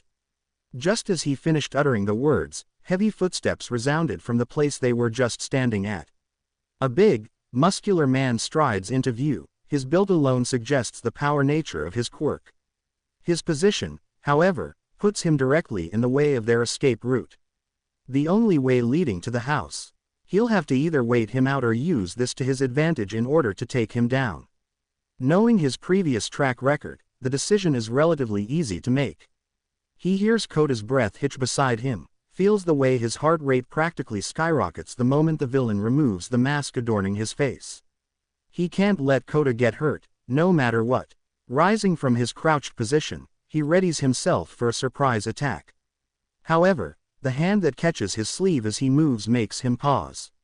What are you doing? You can't fight him. You're blind, Kota whispers hastily, quickly catching on to Izuku's intentions. Removing his glasses, Izuku tries his best to give the boy a reassuring smile. As if donning on a metaphorical mask, his shadow persona takes over. Trust me, no matter what, I'll keep you safe. This, he will never doubt. Making quick work of ripping a part of his sleeve, he ties it around his eyes, pulling up his hoodie over his hair. Cursing his lack of foresight for not bringing his suit to the clearing. Luckily though, he has his cane. Making sure to stay as quiet as possible, he retracts his cane, splitting it into its familiar form. Depending on the villain's quirk, he'll probably have to use the electric functions Ryu made sure to install in them. You can't. That's the villain who killed my mum and dad. He'll kill you too. Before he can even think of a response, a shadow looms over them. Look what we have here. 2 new things to play with. The man laughs, voice boisterous, almost manic. Dread immediately pools in his stomach as he realizes he's missed the opportunity to take the villain off guard. None of you are on the list, so I can take my time with you. Can you remove that bandana though? I have to see your face to make sure. Not letting the man continue his tirade, Izuku launches himself at the man. A screamer rod coming down to strike him on the side of the head, just as he swipes his legs from under him. The villain sways in place and stumbles but doesn't fall, a hysteric laugh erupting from his throat as his hand comes up to rub at his face, at his split lip. As if he's almost amused by Shadow's attack. Oh, I recognize you. You're the vigilante Shigaraki can't stop whining about. He wants you dead, you know. I'll have fun tearing you apart. But first, do you know where I can find a kid called Bakugo? Pushing Kota until he's a few more steps behind him, he runs once again at the villain. He doesn't expect the figure in front of him to suddenly expand. As if his skin is ripping and letting strands of his that muscle grow in its place. It takes him off guard for less than a second, but it's plenty of time for the man to take advantage of his distraction. The punch hits him with a force that takes the air right out of his lungs, effectively launching him into the side of the mountain, jagged rocks digging into his back as he smashes bodily into it. He hears Kota cry out, but decides to focus on the fight for now. I'm disappointed, kid. I thought you'd be harder to beat. It looks like I'll be dealing with your little friend there sooner than later. Getting his legs back under him, he straightens up, hissing at the pain that erupts in his arm and his back. Taking in a shuddering breath and letting it out slowly, he tries to calm down. He needed to focus. He couldn't lose this fight. Kota's life was on the line. The power behind the hit and the sudden expansion of the man's figure coupled with Kota's reaction to the villain makes him think that he's dealing with Muscular. The villain who took down the hero duo, Water Hose, all those years ago. I won't let you hurt him. As long as I'm alive, you won't touch him. He grits out, venom spilling from his words as he tries to come up with a plan. His Eskrima rods could take down a horse if he leveled the electrical charge high enough. He just had to get a good hit in. It was easier said than done, though. Muscular doesn't wait for him to charge this time, instead, he launches himself. His speed is inhuman as he rushes at him, his form almost flickering in Izuku's radar. Jumping out of the way, he dodges and flips his body until he's positioned once again between the man and Kota. The next time Muscular charges at him, he's ready. He sees the opening just as the man's fist goes up to punch him. The rod never makes contact though. A hand catches his wrist before it can. Muscular lifts him up and off the ground, legs dangling in the air, suspended by the man's tight hold. He's squeezing so hard his senses pick up the cracks as they begin to form on his abused bones. His eyes watering from the pain, intense and agonizing as he feels his bones give under the pressure. He tries to focus on the villain, the heat that erupts from the electricity currently charging through the stick, buzzing with life despite having missed its target. He could still do this, he just needed. Stop. Let him go. The shout takes both of them by surprise. Kota's high-pitched shout makes his heart break. His voice cracks as he continues. You killed them. My parents. It was all your fault. Muscular says something, but Izuku doesn't pay the conversation any mind. Instead, he uses the man's distraction to his advantage. Letting go of the stick in his confined hand, he catches it with his other. Immediately going in for the hit as soon as it settles in his grip. The following electric charge goes through them both, his body tensing under the bolts of energy. His teeth clenching as he tries to stay conscious. The force, having been split between the two of them, isn't as strong as he would have liked it to be. It does give him an opening, though. The moment Muscular lets go of him, in his rush to put distance between them, Izuku strikes again. His other hand snatching the second rod from the ground, where he'd involuntarily dropped it earlier. He doesn't let himself rest, or catch his breath. For, in doing so, he'd also be giving it to his opponent. Instead, he rushes at the man. The second rod effectively makes contact with his side. The charge takes him head on this time, his whole body convulsing under the electrical current, the smell of burning muscle reaching Izuku's nose. Muscular goes down hard after that, just as the buzzing fades and the energy dies down. His body makes a loud thud as he drops, dust filling the air around them. It takes everything in Izuku not to collapse then and there. The only thing keeping him going is the worry he feels for the class as his senses stretch and expand, allowing him once again to spot the figures running through the forest. Heartbeats, elevated and erratic as they fight for their lives. The League of Villains was here, they were after Kacchan, they were after his friends. Izuku won't let anyone get hurt this time. He was going to protect them, no matter what. Smoke billowed in the distance, gray and black wisps of air rising from the trees and into the atmosphere above, looming over them like an ominous warning. Worry pumps through his heart, stronger than the adrenaline coursing through his veins. The pain flaring in his arms serves to ground him to reality as he tries to stay calm and collected. He couldn't panic now, Kota's safety depended on him.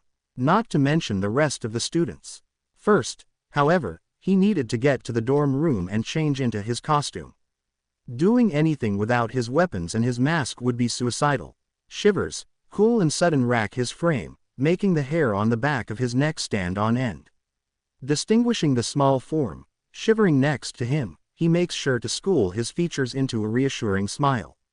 An expression he was so used to putting on while in costume that it was almost wrong to do so without. It seemed to be the right call, nonetheless, for the tension almost immediately bleeds out of the boy's frame.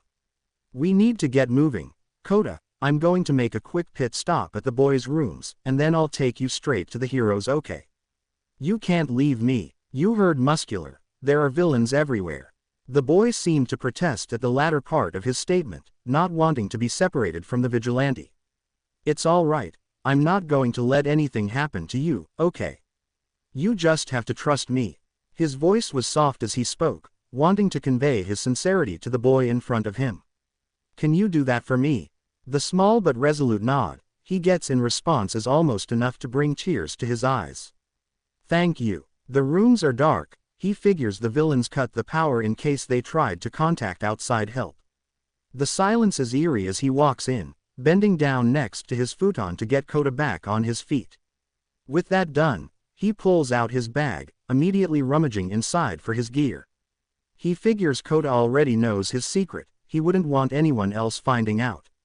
He finds his costume first, followed by his weapons, an array of knives, and other questionably legal objects he hopes Kota won't try to touch. His hands still as he gets to the bottom of the duffel bag, slight panic rising to his throat as he stretches his hands across the surface. His mask was missing. He searches again, even goes as far as to flip his bag over, hearing his medication and his clothes dropping into a heap at his feet. He looks once, twice. His mask is gone. Logically, he knows no one would have gone through his belongings. Why would they? No one had the reason to suspect anything. Trying to settle his nerves, he decides his hoodie will have to do. He'll just have to do his best to keep his head down and out of the light. Stick to the shadows, yeah, he could do that. They don't encounter any snags after that. In fact, it was just a few minutes later that he found himself fully equipped and ready for action. Kota's odd gaze seemed to follow his every move, eyes intense and eager as he watched Izuku turn himself into his vigilante persona. Now, with the kid safely tucked on his back, and his Eskrima rods firmly held in his grasp, he heads for the safest place he could think of for Kota. The remedial courses building. The heat signatures there seem to be entirely familiar. His arms throb with every step he takes, as his muscles ached with the kid's added weight on his injured back. Each movement ignites a fire in his limbs, but he pushes through. It wasn't anything he wasn't used to. The forest blurs around him as his senses hone in on the figure running towards them. Aizawa. His feet skid across the dirt as he halts his sprint, boots catching on the pebbles and plants that adorn the woodland floor. It's enough to stop his momentum just as they're about to crash into Eraserhead. The man seemed startled at their sudden appearance, capture weapon floating around him threateningly before it falls back onto his shoulders. Having recognized the lack of threat, he doesn't seem surprised to see them, not even blinking twice at the vigilante's sudden intrusion on a classified training camp. Taking a step back, Izuku keeps his head bowed down, hood falling over his eyes as he angles his face away from the unwanted moonlight. Eraserhead, I can explain later, but first you have to take Kota, Shadow says, wanting to convey his urgency. They were running out of time. The villains are after one of your students. Shadow. Izuku doesn't let the man speak, however, electing to deposit the child into the hero's arms instead. His body already moving to sprint in the opposite direction. A familiar explosive heat signature already appearing in his mind's eye. With my senses, I can find them better, I can get to them faster. Shadow. Aizawa's voice is firmer now, tone hard and serious. Izuku ignores him once again. You have let me do this, just take Kota to safety. He knows he sounds panicked, he kind of is. His body aches, feeling like one giant bruise. His head pounding, probably a concussion from the hits he took earlier, but he knows he could do this. He needed to. He's halfway out of the clearing when he hears Aizawa speak again. This time he doesn't ignore it. He can't. Izuku. The name is uttered quietly, softer than Izuku's ever heard Aizawa speak before. Nonetheless, the word seems to echo around them, ringing in the following silence, like a distant siren call. His blood runs cold as if someone plunged him into icy water. A heavy, thick feeling settling in his guts as slowly moves to face the man again. What? His head is still stubbornly facing the ground. Despite the apparent uselessness of the move. It's you, isn't it? The man's voice holds an emotion that fills the air to the brim. A heavy sense of guilt washing over him as he practically feels the hurt in the man's tone. It's been you all along. I don't. How? He asks instead, because damn it, he was careful, he made sure not to leave any hint. Not to give anything away. So how? He never wanted to hurt the man before him. The man that gave him something he never dared to have. The man who gave him a home. Ragdoll. Oh, he didn't even think about the possibility. It seems he wasn't as careful as he thought. He realizes with a cold kind of detachment. Aizawa seems to steel himself, body tensing as if he was bracing himself for something. She said you were sick, that you were dying. The man's voice cracks as he says the last words and suddenly Izuku's eyes seem to burn. That's why he never wanted him to know. That's exactly why, damn it. He never wanted this to happen. I'm sorry. I'm sorry for not telling. I'm sorry for lying. I'm sorry for hurting you. I never meant to. His voice breaks, a shuddering breath drawing itself from his lungs unsolicited. I never wanted to hurt you. Aizawa doesn't say anything to that. He just stares at him for a few seconds. Slowly, as if in slow motion, the man sets Kota on the ground and marches towards Shadow. He does his best to stand his ground, body instinctively hunching in on itself in anticipation. To what? He doesn't know. Aizawa is surely angry at him, angry at Izuku for deceiving him and taking advantage of his kindness. Angry he ever cared for someone with so many secrets, so many lies. His shoulders tense and rise to his ears, eyes screwing themselves shut as he braces himself for this. The inevitable hurt he will feel. The world seems to come to a halt instead, the air stilling around them. Or at least that's what it feels like as two arms wrap around him, bringing him into an embrace that warms him to the very core. A soft voice reaches his ears, barely audible if not for his heightened senses. Problem child. The dam breaks then. Fat tears roll down his cheeks, as he listens to his guardian's words. We'll figure this out, you hear me? We'll do something, anything to fix this, okay? The sheer will and certainty the man puts behind those words are almost enough for Izuku to believe them himself. Almost. Aizawa pulls back slightly, hands coming up to cradle Izuku's face, gentle fingers almost imperceptibly grazing the scars on his cheek. He seems to look at him as if trying to memorize his features and lock them away in the deepest parts of his memory. Izuku wished he could do the same. He lets go a moment later and steps back, almost bumping into Kota's uncertain, confused form behind him. The kid's hand immediately latches onto the hero's pant leg, as if wanting to make sure the man wouldn't leave him again. Here, I believe this is yours. It takes a moment for Izuku to make out the vague object that Aizawa is handing him. The moment his fingers graze the fabric, he knows. How? I had to make sure. His voice is both apologetic and completely unabashed. If that's even possible. Fair enough, Izuku figures. Thank you. For everything, goes unsaid. Shadow ties the fabric to his face, finally feeling ready to face whatever was ahead of him. As he turns away, he hears Aizawa call out to him one last time. Be careful out there, problem child. And quieter. Good luck, Shadow. The come back alive also goes unsaid. The forest that was once buzzing with life, chills him to the core. The fire, in contrast, burns like a temper, leaping into the sky like a fit of dreadful anger, hot and heavy as it turns the wood and greenery into confetti in the air. The same air that smells like a bonfire, the smoke making his chest feel tight and constricted as he tries to wade and break through the smolder. This terrifying barrier separates him from the people he's sworn to protect. His senses work tirelessly, trying to make sense of the onslaught of overwhelming information he's constantly trying to filter. He feels it before it reaches him. He just barely moves out of the way as a knife embeds itself into the tree trunk a few feet in front of him. He feels the blood trickle down from the gash on his cheek. It seems it still managed to graze him. Ignoring the slight sting that emanates from the wound, he turns around, immediately identifying a feminine figure running through the foliage towards him. Her movements are swift as she charges at him. Shadow, she shouts the moment she gets close enough to see him. Lucky. Flipping his body, he jumps out of the way as she makes another swipe for him, this time with a sharper and bigger knife. The sheer amount of bloodlust he feels oozing out of her makes him shudder as he crouches down, swiping her legs from under her just as she runs at him again. The girl, however, doesn't fall completely, her body twisting to compensate for her loss of balance. Almost immediately getting back to her feet, her crazed laugh resounds through the air, wild and cackling, making the hairs on his arms stand on end. Ah, you're no fun. She coos, he can almost feel the pout on her face. Let me make you bleed.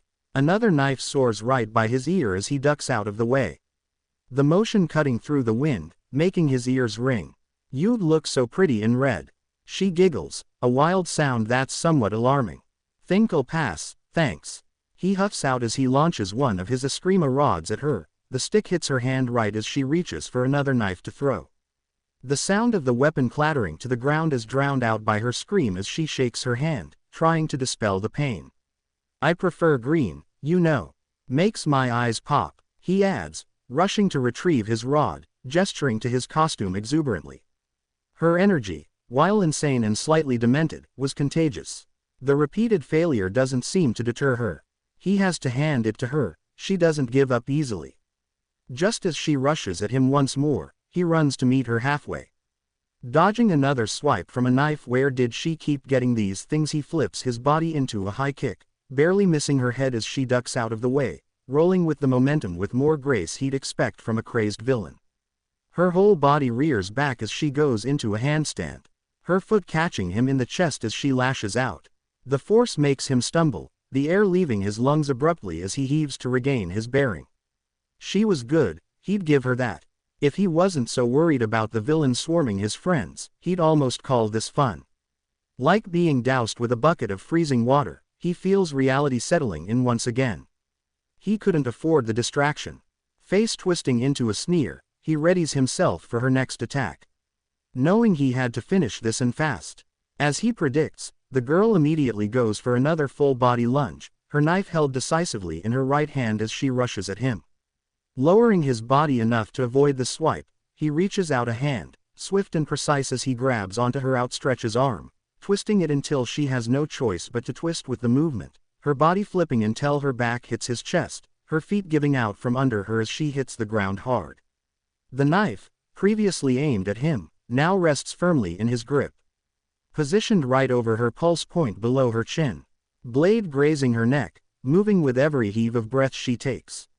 She thrashes and struggles in his hold, her legs futilely kicking out in her attempt at freedom, trying vainly to dislodge him. "I'm sorry, but I'm going to have to cut off this little game early." He really didn't have time for this. Feeling a little detached and almost too calm, he rears back the knife, twisting it in his hand until the blade is facing him. He needed to knock her out. Fortunately, hitting her with the handle of the blade would do the trick. He never reaches his target. Instead, just as the weapon goes to make contact with her head, blazing fire cuts off his trajectory. The heat sears into his hand, making him let go of the blade on instinct. Jumping back, his hand skidding across the dirt for balance as he lands, he braces for the new arrival. "Toga, retreat, I'll handle this." The fire-quirked villain hisses to the girl Toga as he steps into the clearing. It looks like Shigaraki was right. You really do like to stick your nose in other people's business, Shadow. He can feel the smirk in his tone. In fact, he specifically gave us orders for this precise situation. Oh, and what might these orders be exactly? This wasn't going how he wanted it to. The man's hand lit up with a new ball of flame erupting in his palm as he approached with steady steps. Toga immediately getting to her feet and fleeing once again into the forest. "Leave some for me, Dabi. He's so fun to play with," she calls out. Only an echo of her giggles remains and fades out the further she runs. He doesn't fail to notice the static coming from Dabi's earpiece as one of the other villains talks through their shared comms. The voice is unfamiliar, but their words are clear. Backup is arriving at their location as they speak. It was just his luck that it was the wrong type of backup. Shigaraki said that if we attacked the wannabe heroes, you wouldn't be too far from the action. He told us to prioritize your capture if we did encounter you. Ah, don't I feel special? He deadpans, a tinge of a growl filtering into his tone. His night just kept getting better and better. The villain just hums in response, advancing towards him leisurely, his steps stealthy and graceful as he circled the vigilante. If not for his heightened senses, Izuku wouldn't be able to hear them. "This can go one of two ways, Shadow." The man starts casually as if talking about the weather. "You can either come quietly or you could put up a fight and make this much, much harder on yourself." His voice takes on a lower, more dangerous tone as he speaks. "Choose wisely. Why would I possibly have to gain by coming quietly?" The villain was clearly stalling, waiting for something. He could sense them approaching. "Well, I'm glad you asked." His grin was almost palpable. "My friends might have the proper incentive." As if on cue, a warp gate appeared behind the fire villain. Just as two figures stumbled into the clearing, one of them falling out of the sky, as if he was jumping out of the trees. "Shadow," a strained voice called behind him. A very familiar one. He has him. He has Bakugo. Shinso's voice reached him before the boy even got to their location. His outcry reaching his senses even while the others around him could only hear a faint sound. "Give him back," Izuku growled as he realized what Dabi meant by incentive.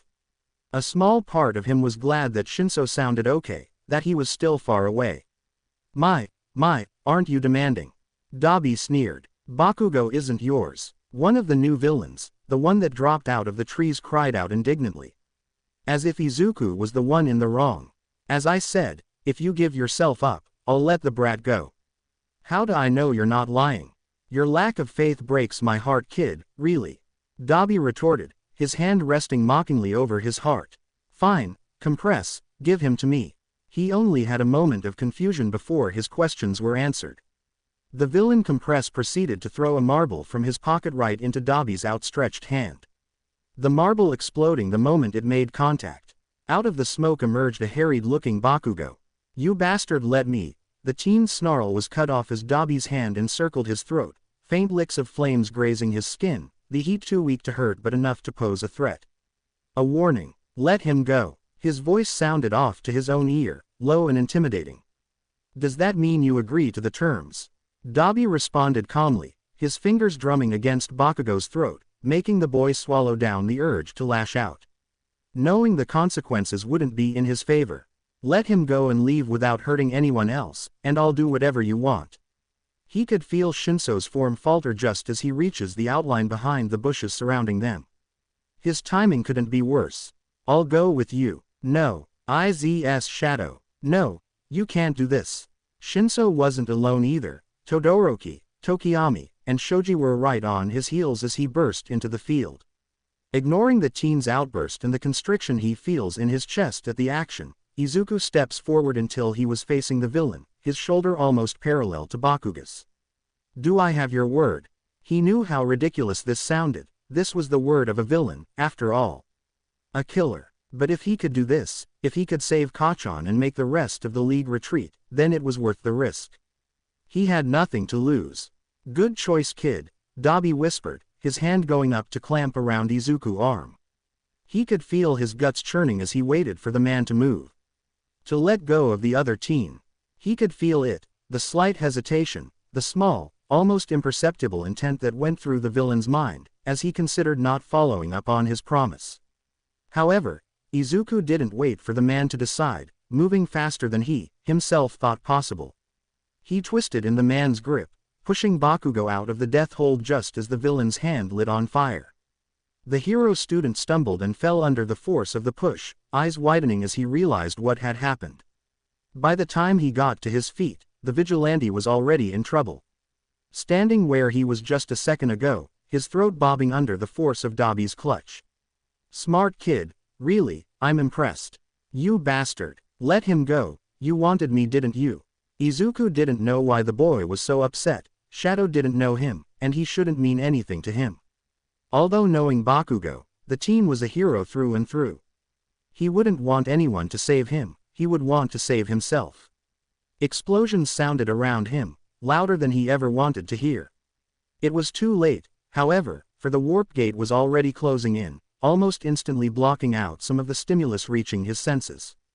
The last thing he heard before the world twisted and spun around him was Shinso's agonized cry, his heartbeat even louder as he crumbled to the ground. Izuku. Ringing. All he could hear was ringing. As if the world had been plunged underwater. The sounds and voices muddled around him, like a distant buzz of white noise he could not decipher. Eyes wide, chest heaving, he could do nothing but stare ahead. Gaze just as empty as the space in front of him, which, a few seconds, or maybe it could have been an eternity, held his best friend.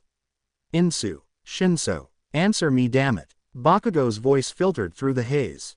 The teen yelled words at him, but none of them seemed to stick in his mind. As though the boy was speaking a foreign, alien language. His eyes wandered but never seemed to stay far enough before they were drawn back to that empty space of air, like a compass drawn to its true north. Just a few feet away. Only just, out of his reach. He could picture it, in his mind's eye, his hand outstretched, fingers reaching for the boy he would not be able to save. Not this time, not ever. Todoroki, in contrast, was a solid, cold presence next to him. His calm demeanor was only betrayed by his unnaturally wide eyes. "What the hell did you mean? Eye bags. Fucking answer me." Again he watched Bakugo's lips move, sounds erupting from his moving mouth. Only for them to fall on deaf ears. His mind only had one thing running through it. An echo that seemed to invade and dominate his thoughts until he could focus on nothing else. "Mean by that? Why did you call him Izuku?" "Izuku." The whisper trickled from his throat unbidden. "Izuku." The words withered and died on his lips. His thoughts were too painful to materialize out loud. "Shadow. Midoriya as Shadow," Todoroki concluded, voice solemn as he uttered what Shinso was too much of a coward to say himself. "The hell? No, he's not." Bakugo's voice grew more strained by the second, his eyes wild with panic as his gaze flitted between the two teens. "He's blind. He's sick. How the fuck would he? This is wrong." Shinso tried to voice his thoughts, willing his mind to go quiet once again. Willing all these feelings to disappear. I wasn't supposed to, this is all wrong." He screamed, chest heaving with renewed anger and despair as he looked at his classmates, seeing them, really seeing them for the first time. He was supposed to be safe here. This wasn't supposed to happen. None of this should have happened. He knew what he must have sounded like, his tone hysterical as his word jumbled together. "Shinso, you need to breathe. We can't help him if all we do is panic. We need to be rational about this. We need to find Aizawa and the other heroes." He could pinpoint the exact moment reality settled in Bakugo's mind. Could see it in the way his whole face seemed to crumble, his body swaying slightly as if it was being held down by an overwhelming weight. He could feel it, mirrored in his own form, as he tried to get up. Take control of the situation, despite the thread that kept trying to unravel and slip from his grasp. Regardless of his hardest attempts for it not to. Shinso. And wow, he's never heard Bakugo sound so empty before. Explain. And so he did, he told them everything.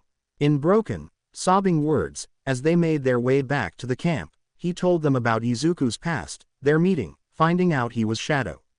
He told them about the boy's powers and their consequences, silent tears streaming down his eyes as he tries to form clear sentences. Wanting more than anything for the two to understand just how bad this was.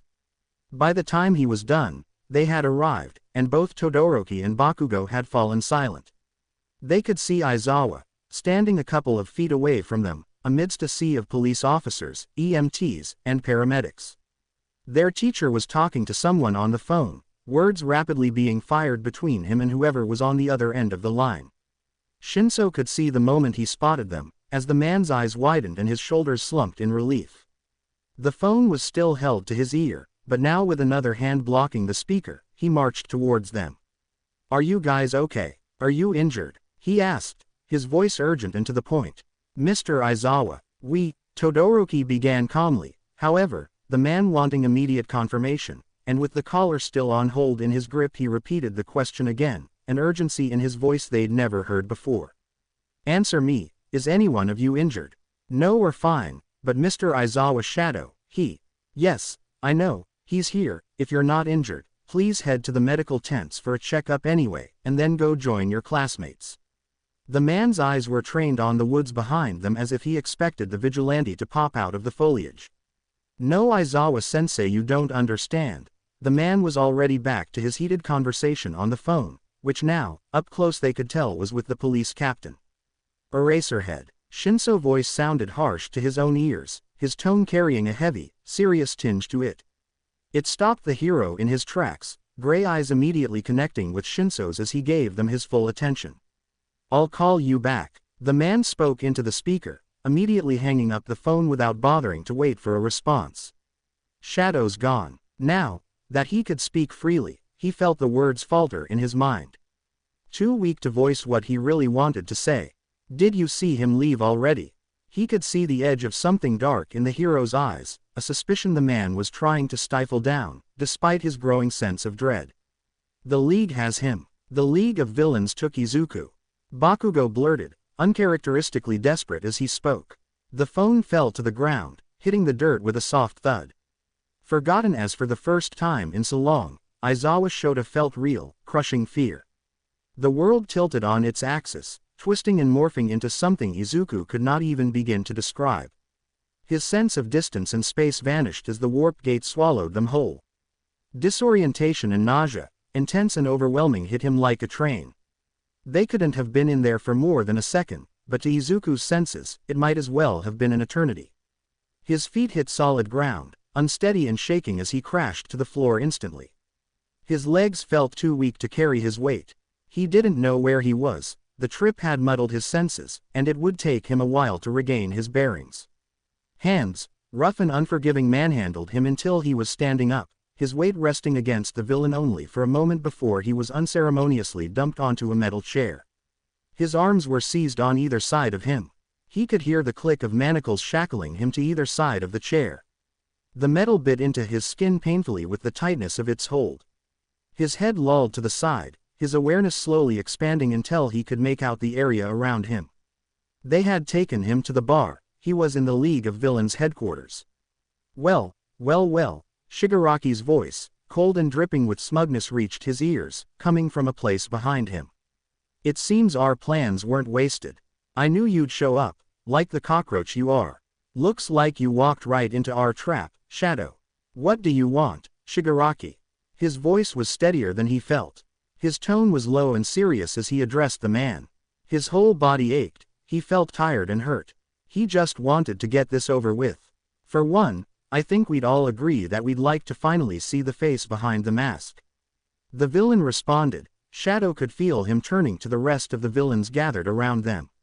Each one took up a different place in the bar. Any objections? No. They were all on the metaphorical edge of their seats, he could feel it in their postures.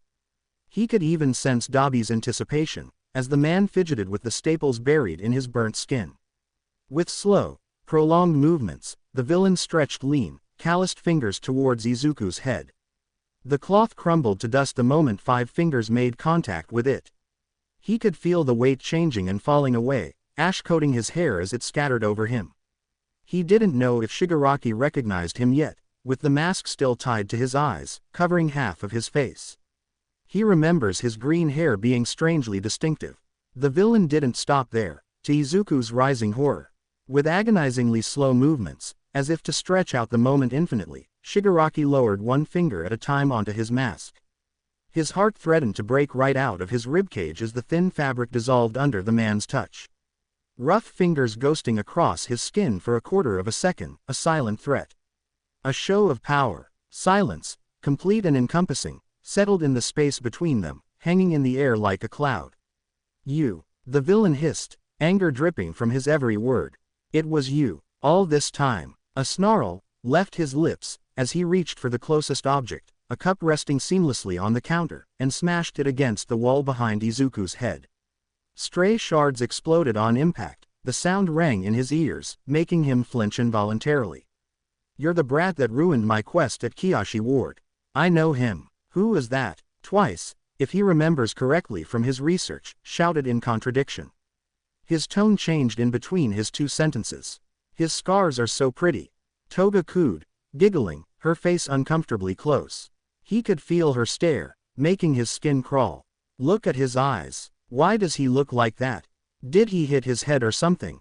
Spinner asked, oblivious to the dawning realization that fell on the rest of his comrades. "He's blind, you idiot," Dabi reprimanded, his arms twisting until they were crossed over his chest. "Ha!" Twice burst out suddenly, his laughter startling some of the villains as he jumped, pointing a finger at Shigaraki. "Pathetic. You kept losing to a blind kid man. So strong." "Shut up," the villain hissed, his tone bore no space for jest. His anger was rising to precarious levels. "This doesn't change anything. Would you like to proceed with the plan, Tamura?" Kurogiri, who until now had been silently polishing a whiskey glass, spoke up. Yeah, let's do it." A crazed grin stretched across the man's features, as he once again turned to face the vigilante. "You'll like this plan, I think." He started ominously. "You were the one that inspired me to do it, after all. After that little stunt you pulled in Kamino." Turning back to his comrades, he added. "Rough him up a little then knock him out. Kurogiri, ready the van so we can move our little show elsewhere."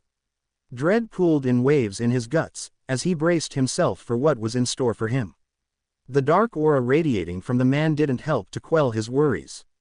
The hall bristled with motion, crowded and busy with activity as everyone rushed to work. Tsukauchi turned his attention back to the meeting at hand. His gaze was no longer drawn to the window overlooking the police station outside the conference room. The UA teachers were gathered around the table, along with the principal and Tsukauchi himself. "We're wasting time as it is. There's no reason for us to do a press conference," Aizawa shouted, voice uncharacteristically loud as he protested. The principal, who until now has been eerily calm, just looks at him steadily. "Midoriya may not be a UA student, but he is a UA ward. The public will want answers. Vlad can handle that. My attention is needed here, Nedzu. I will not back down on this."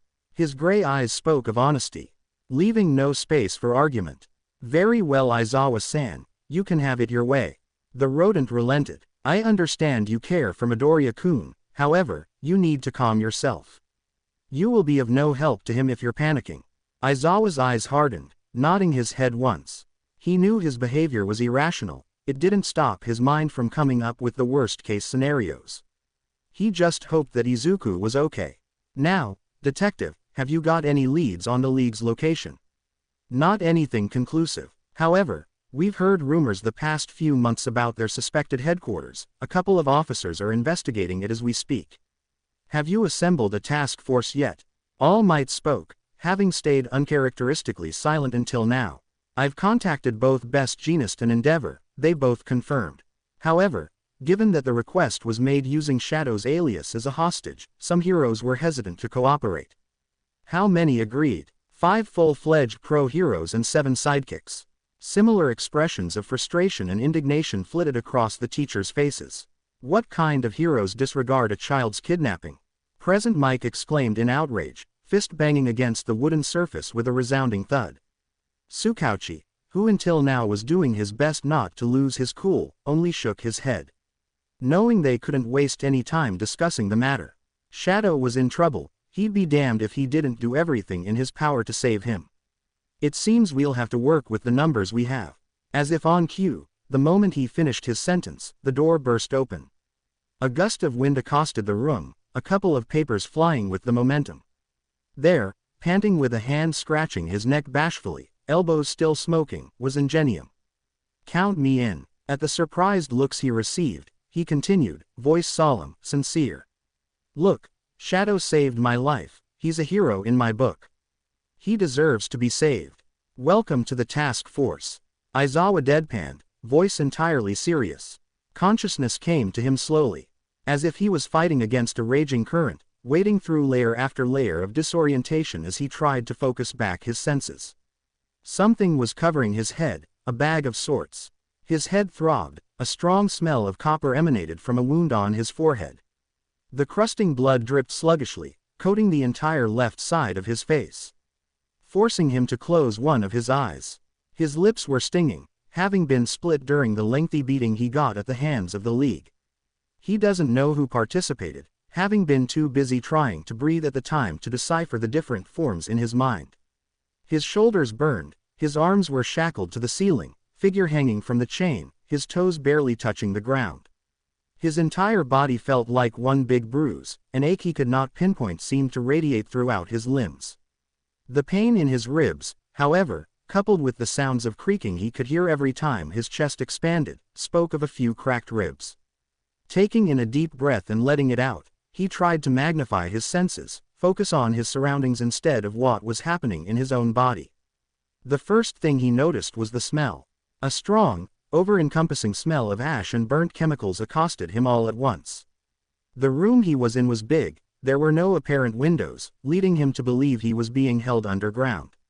It took him a while, something he blamed on his addled senses, but sure enough, he recognized the place. He'd been here before, in fact, he was the one who burned it to the ground. It seems he missed the warehouse's basement in his haste to destroy it. The structure wasn't stable, he could tell by the vibrating of the walls alone. The support beams had been compromised in the fire. On closer inspection, Shadow could safely say they would give away at any moment. Ah, look who's finally awake. Shigaraki cooed darkly, only now stepping into the room. Right on time. What are you planning, Shigaraki? His voice was rough from disuse. The bag over his head was making it hard to breathe. What are you going to do with me? Won't be fun if I tell you. The villain snarled, fiddling with something he could not decipher. A clicking sound echoed through the room, followed by a snapping noise. Focusing intensely, he could just barely make out the form of a camera. Shigaraki was setting it up on a stand. You'll just have to find out with the rest of the world. Where's the rest of your crew then? Don't you want them to be here for this? He knew he was grasping at straws here, stalling. Yet, he couldn't help but wonder where the rest of the League was. It was unusual to find Shigaraki without his ragtag team of misfits.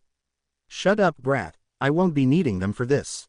Shigaraki's impatience was evident. They have other places to be at the moment. He muttered darkly, his smirk almost palpable. Now, get ready for the show. The meeting had been going on for approximately 3 hours. They were almost ready to go through with the sting at the bar. The officers had come back with confirmation. Known members of the League had been sighted at the scene. The task force had been readied immediately. They were just waiting for the go-ahead. Ready to dispatch. Sukauchi's declaration was interrupted as an officer burst into the room. Chest heaving as if he'd run through the whole precinct. Detective, you need to see this. The League has a countdown on TV. They're going live in a few seconds. The room's temperature seemed to drop a few degrees, growing cold as the implications settled on the group. This couldn't mean anything good. Dread washed over Aizawa, worry gripping him like a vice as he watched the detective turn on his computer, connecting it to the screen at the front of the room. For everyone to see, the previously black screen lit up with a timer. The numbers dwindled slowly, ominously. It showed a growing number of viewers at the bottom. The whole country had to be watching this. They waited for what felt like an eternity. Finally, a big 0 was displayed in bold in the middle of the black screen. The live feed had started. In the twilight, the fabric of the world felt muted in its hues, waiting patiently for the dawn. For it to ignite the earth in color, for all to see. In the darkness that bathed his room, Shinso felt as though the air moved like cool water. Sluggish and smooth, slowing down reality, as if time itself was frozen. A sanctuary from the rest of the world. The paper felt rough in his hand, wrinkled and stained with time. Nevertheless, his fingers ghosted against it reverently, holding it as if it was the most precious thing in existence. Slowly, leisurely, he deposited it into the drawer that lay open on the desk next to him. With one last longing look, he closed the drawer. The soft thud of the wood, the only sound that pierced the air, disrupting the silence that had settled like a blanket over him. Looking ahead at the body-length mirror positioned in front of him, his reflection stares back at him mockingly. The suit he was wearing felt stifling and constricting, despite its comfortable size.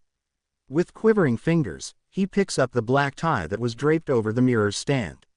His hands shake, fingers trembling relentlessly as he tries to gain some semblance of control over his limbs. Frustration coils inside of him, only serving to increase the unsteadiness he feels down to his core. He feels as though he were trapped in a dream, a nightmare, as if he's wading through thick layers of distorted reality. Despair and a deep, overwhelming sadness permeate the atmosphere around him. None of the layers stick to him though. He's disconnected from the waking realm, watching through a thinly drawn veil as the world crumbles down around him. It feels wrong to be here, unfair and devastating, to be alive, when he was not. The quaking of his fingers increases, and he finds himself violently ripping the tie from his throat.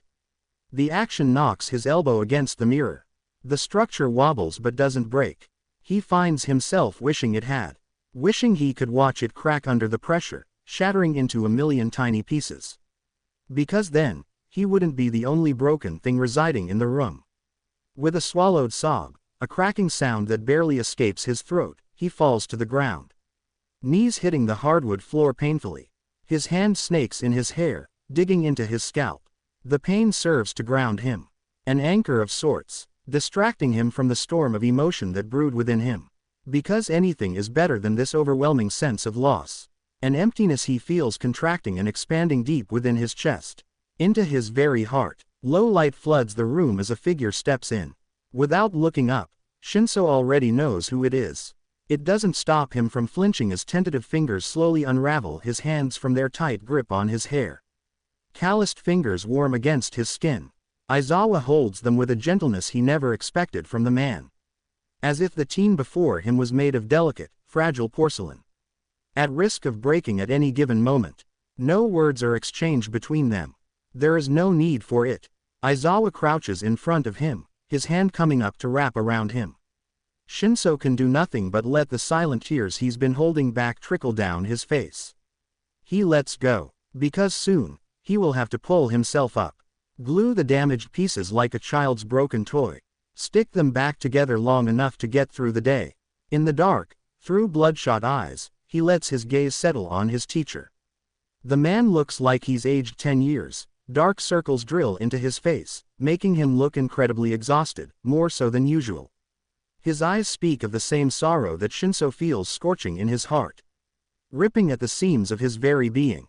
Wordlessly, the man picks up the tie that now lay discarded on the floor. The process of wrapping it around Shinso's neck is methodical, slow, and prolonged. They're both stalling, wanting to hold on to the moment before it slips away. Before reality inevitably sets in. Straightening the collar of his dress shirt, the man swipes at invisible dust on his shoulder. Nodding, as if to convey a silent message. As if he was declaring Shinso ready. His eyes were serious and heavy with meaning. He was telling him that he could get through this. That they both could. Together. It's time, isn't it? He asks, voice small, as fragile as he felt in this moment. It is. Aizawa's voice is rough as if he's been screaming. They walk out of the room shoulder to shoulder. Despite the silent support, Shinso has never felt more alone. 1 week prior, his wrists burn, the strain from his current position, pulling painfully on his joints. The bag over his head prevented him from breathing properly. The gag the villain had shoved into his mouth a few minutes ago served only to worsen his condition. His chest heaved with the effort to keep his body standing, trying his hardest to take some of the weight off his aching shoulders. The chains clinked and chimed with every micro-movement his body made, his senses working on overdrive as he tried to make sense of the world around him. Shigaraki had finished setting up his camera. However, instead of starting the recording, the man had wandered to another part of the room. A new villain had joined him a little while ago, one Izuku could not recognize despite his hardest attempt to place the man. The object they were fiddling with was completely obscured to Izuku's senses. No electric current circulated within it, no obvious shape adorned it. It was an unknown, and Izuku didn't like it, not one bit. "Are you sure the second one is ready?" Izuku was grateful for the villain's ignorance of his powers. His senses could easily pick up on their conversation. "It's ready, you just have to go through with it." The newcomer left shortly after, only letting out a grunt in acknowledgement before disappearing out of the building altogether. "Now that that's done, we can begin," Shigaraki announced sardonically, picking up the camera off its stand and bringing it closer to his face. His position obscured Shadow's form. For now, the only thing visible to the camera was the villain himself, in close-up. Fiddling momentarily with the computer plopped next to the camera, he pressed the recording button. The students of Class 1A are all gathered in the hospital waiting room when it begins. At least, the ones that are not currently being treated or are still unconscious since they were brought here after the attack at the camp. The silence rests heavily in the air around them. Todoroki can see it weighing heavily on everyone. Everyone is moving, pacing or fidgeting, moving but not talking or interacting. As if every one of them is lost in their own world, trapped by their thoughts. Todoroki, himself, can't help but replay every interaction he's ever had with Midoriya, over and over in his mind. He remembers wondering what he could have done even as the warp gate closed behind the boy. Uraraka walks back and forth to the doors separating them from the emergency care unit. As if her movements will somehow summon the doctors and simultaneously bring good news. On either side of him sit Shinso and Bakugo. Both haven't uttered a word since they got here. Shinso keeps checking his phone every few minutes, his disappointment rises with each empty lock screen he faces. Todoroki can see it, in the slump of his shoulders, the tapping of his foot. It's the only sound that penetrates the silence, it only serves to amplify everyone's nerves, making them excruciatingly aware of the slow passing of time. Kirishima and Iida are the only ones who were not completely catatonic, amidst their small cluster of friends. Both for very different reasons. However, Todoroki was certain that if it weren't for Iida's position as class president, the boy would surely be visibly panicking by now. The teen hides his anxiety well, choosing to channel it instead by asking every passing nurse multiple thoroughly thought-out questions about the injured students. Kirishima is the only one who looks remotely hopeful. He's been like this ever since Yaoyorozu told him she planted a tracker on one of the villains, the one with the magnets, in particular. The class hadn't agreed with his plan to go out and search for Midoriya on their own. It had created a sort of rift between them and the rest of the class. Unsurprisingly, Iida and Uraraka had immediately agreed to help. Both of them felt they owed the vigilante. Not to mention the friendship they had cultivated with the teen in the short time they had known him. Shinso didn't even have to answer. The boy had been planning his own search and rescue operation even before they had any kind of lead on Midoriya's location. Bakugo, for his part, had to be physically restrained before he agreed to wait. The boy was all but ready to go out there, hands blazing. Todoroki, himself, wanted to save his friend, even if it meant doing something potentially illegal and destroying whatever trust they had garnered with their teachers and their school. He's never had any friends before this year. He learned to cherish the few people he cared for. Midoriya, in the limited time he has spent with the teen, had managed to break through most of his defenses and find himself a spot on that short list.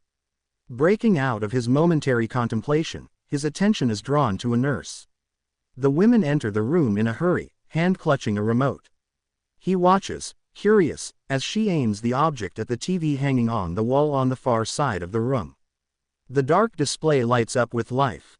A news anchor could be seen talking on camera. Breaking news, A nationwide broadcast of the villain organization who call themselves the League of Villains is about to be shown live. Internet analyses predict this to be one of the most widely viewed internet events in Japan history. What the hell? Bakugo's voice was low as he spoke, his eyes wide as he stared at the screen. The rest of the class wore a similar expression as they straightened in their seats. The room seemed to drop a couple of degrees in temperature, as the anticipation and dread rose in the air. Turn up the volume. When the nurse made no move to do so, Shinso repeated the blonde's request.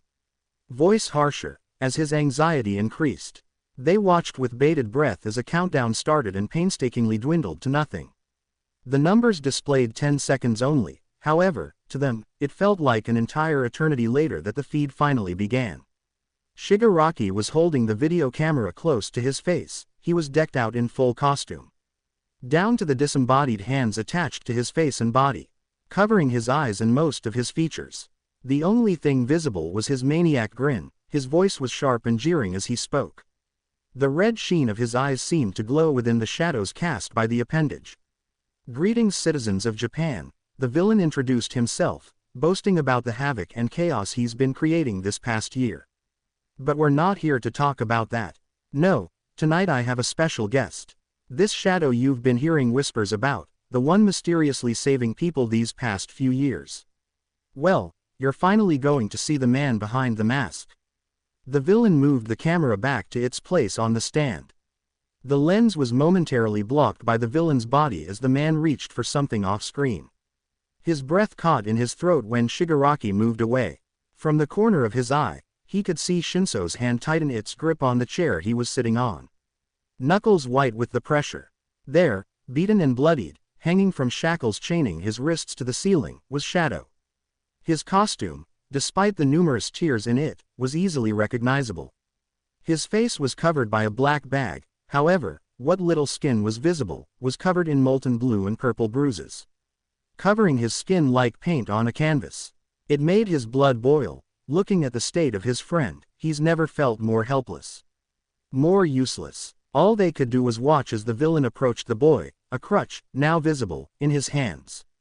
The familiar crimson red of Midoriya's walking stick contrasted greatly with the gray and black grime that seemed to cover the surfaces of the walls around them. However, the lighting of the room made it impossible to discern its content nor any other useful, identifying element.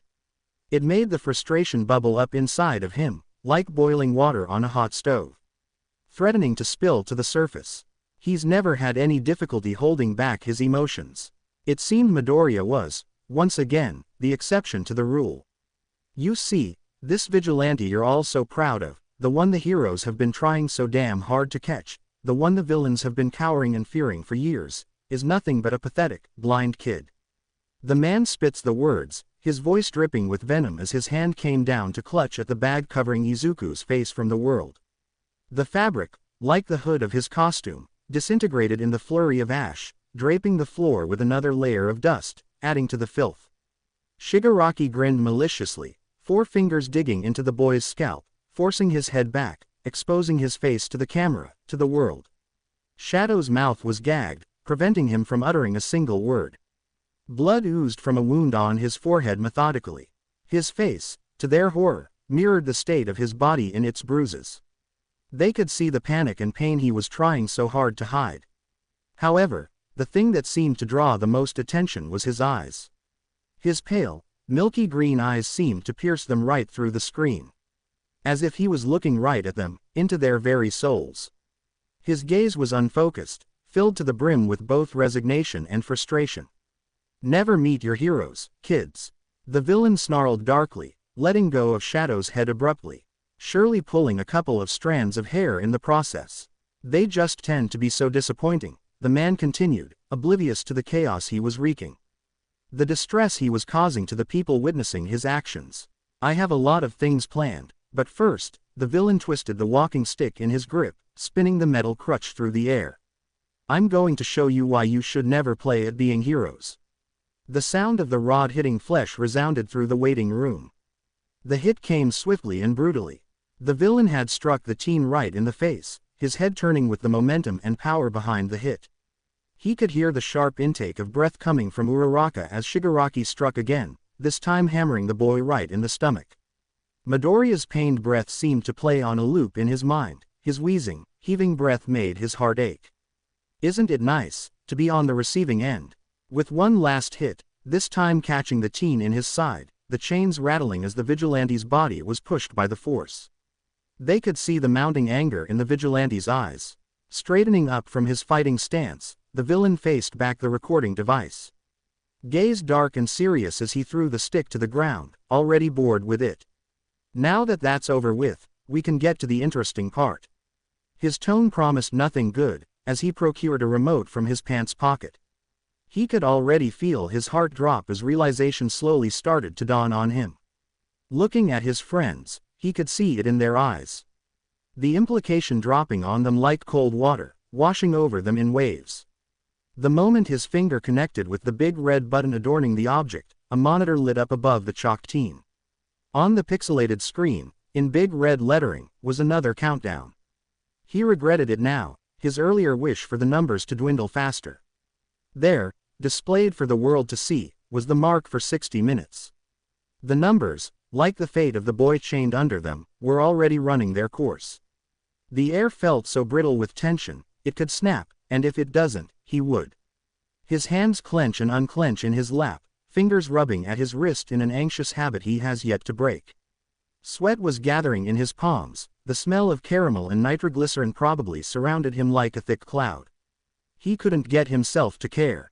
He wanted to let go, let fire ignite on his skin, explode the world all to hell. Maybe then, he would feel something. Maybe then, he would feel like himself again. Bakugo always hated funerals, hated the platitudes and well wishes. He looks around him and all he sees are strangers. Civilians from all over the country had come, intent on showing respect to the fallen vigilante. A hero in all but legality. There's a soul candle, held tightly in their individual grasp, lit in silent vigil and respect. He could recognize a few faces, the detective from the USJ in the mall incident.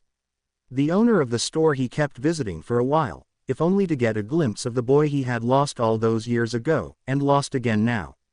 Ingenium's expression stands out to him, his features are contorted with something painfully familiar. He's seen it many times, in the mirror, after all. The grief, the guilt, the pain. The hero is huddled next to the detective and another man. The stranger is wearing a white coat. He doesn't look like any hero Katsuki has seen before.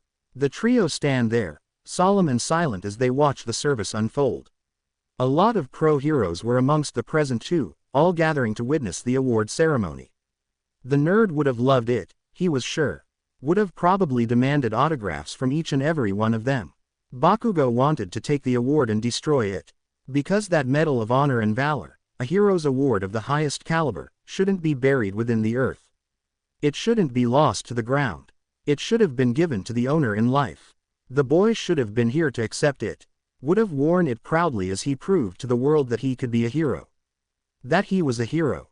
Yet, here he stood, watching through red-rimmed eyes and clenched teeth as the captain of the police department presented the medal to a ghost.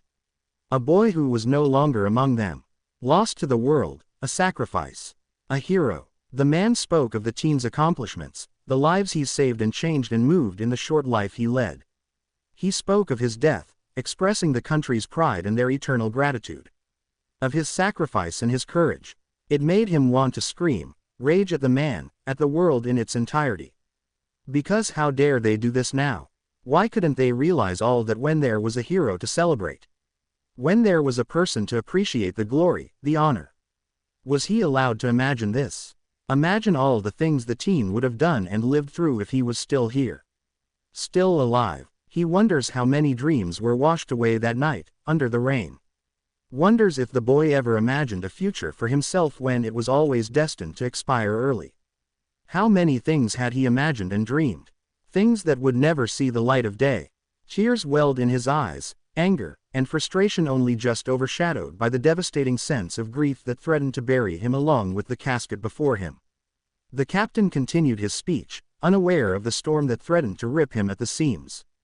Tearing him apart from the inside out. Because what right did they have to be here, when he wasn't? When he would never get to be? Kirishima, who was silently crying next to him, snaked a hand into his own. fingers warm against his calloused palm.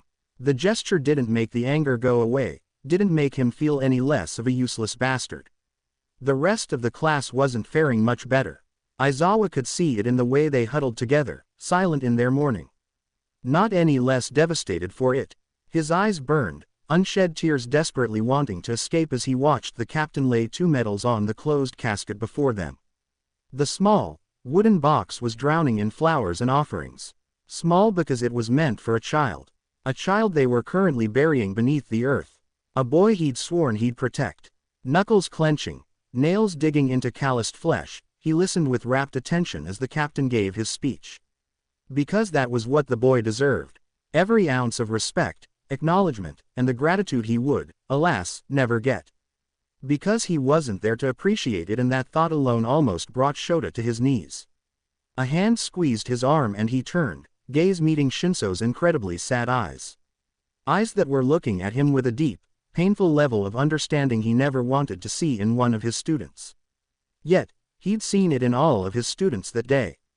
And he knew, at the back of his mind, that he'd continue to see it henceforth. For they would never completely move on from this, not really. And he didn't think he wanted them to. 1 week prior, Izuku's chest heaved as he tried to regain his bearings. His head was foggy, the hit he took only served to amplify the headache he already felt drilling into his skull. It's ironic really, that the villain would use his own weapon against him. His side throbbed at the mere memory. Distantly, Izuku wondered just how many people were watching the live feed. Wondered if his last months would be spent rotting in jail. Would they arrest him, now that the world knew who he was? His spiraling thoughts were cut off as Shigaraki procured a small object from his pocket. Dread, heavy and hot, pooled in his stomach anew as the villain pressed the button adorning the device. Immediately, a whirring sound filled his ears, as if a mechanism had been triggered. Closing his eyes, he focused his senses, instantly finding the source.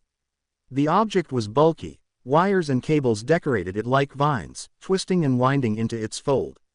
Energy seemed to circulate within it, burning hot and sluggish as it spread through the wires and into its core. It felt wrong to his senses. The energy was unlike the usual electricity and power he perceived within the walls and buildings. It could only be described as alive and unstable. Like a volcano bubbling and boiling, buzzing with life, a beehive in constant motion, at risk of erupting at any moment. The reality of the situation washed over him like icy water drawn from a frozen lake. It felt as if he was standing on the ice right now, watching, helpless as the ground beneath his feet cracked and crumbled. As he was pulled into the murky, icy depth, Shigaraki's next words only served to confirm his theory. The villain had planted a bomb in the warehouse. In 1 hour, the place would explode, taking Izuku out with it. Suddenly, the interaction between the two villains made a lot more sense. It also made the situation a lot worse. "You have 1 hour," Shigaraki was saying. The smirk on his features was almost palpable. "Enjoy the show," he finished darkly, already turning to leave the condemned building. However, before he walked away, the villain turned one last time towards the chained vigilante. Leaning uncomfortably close, his voice low enough not to be picked up by the microphone. "It seems your story ends here, Shadow." His voice was tinged with dark amusement as he spoke. "Everyone will be looking for you now. They won't even suspect the real reason behind this little display." With that, the man walked out, not giving the vigilante another glance. The camera kept rolling even as Izuku focused his senses, stretching out his reach beyond anything he's ever attempted before. His breathing picked up as he exerted himself, voices and noise flooding his mind like a broken radio. The sounds were excruciating, overwhelming in every sense of the word.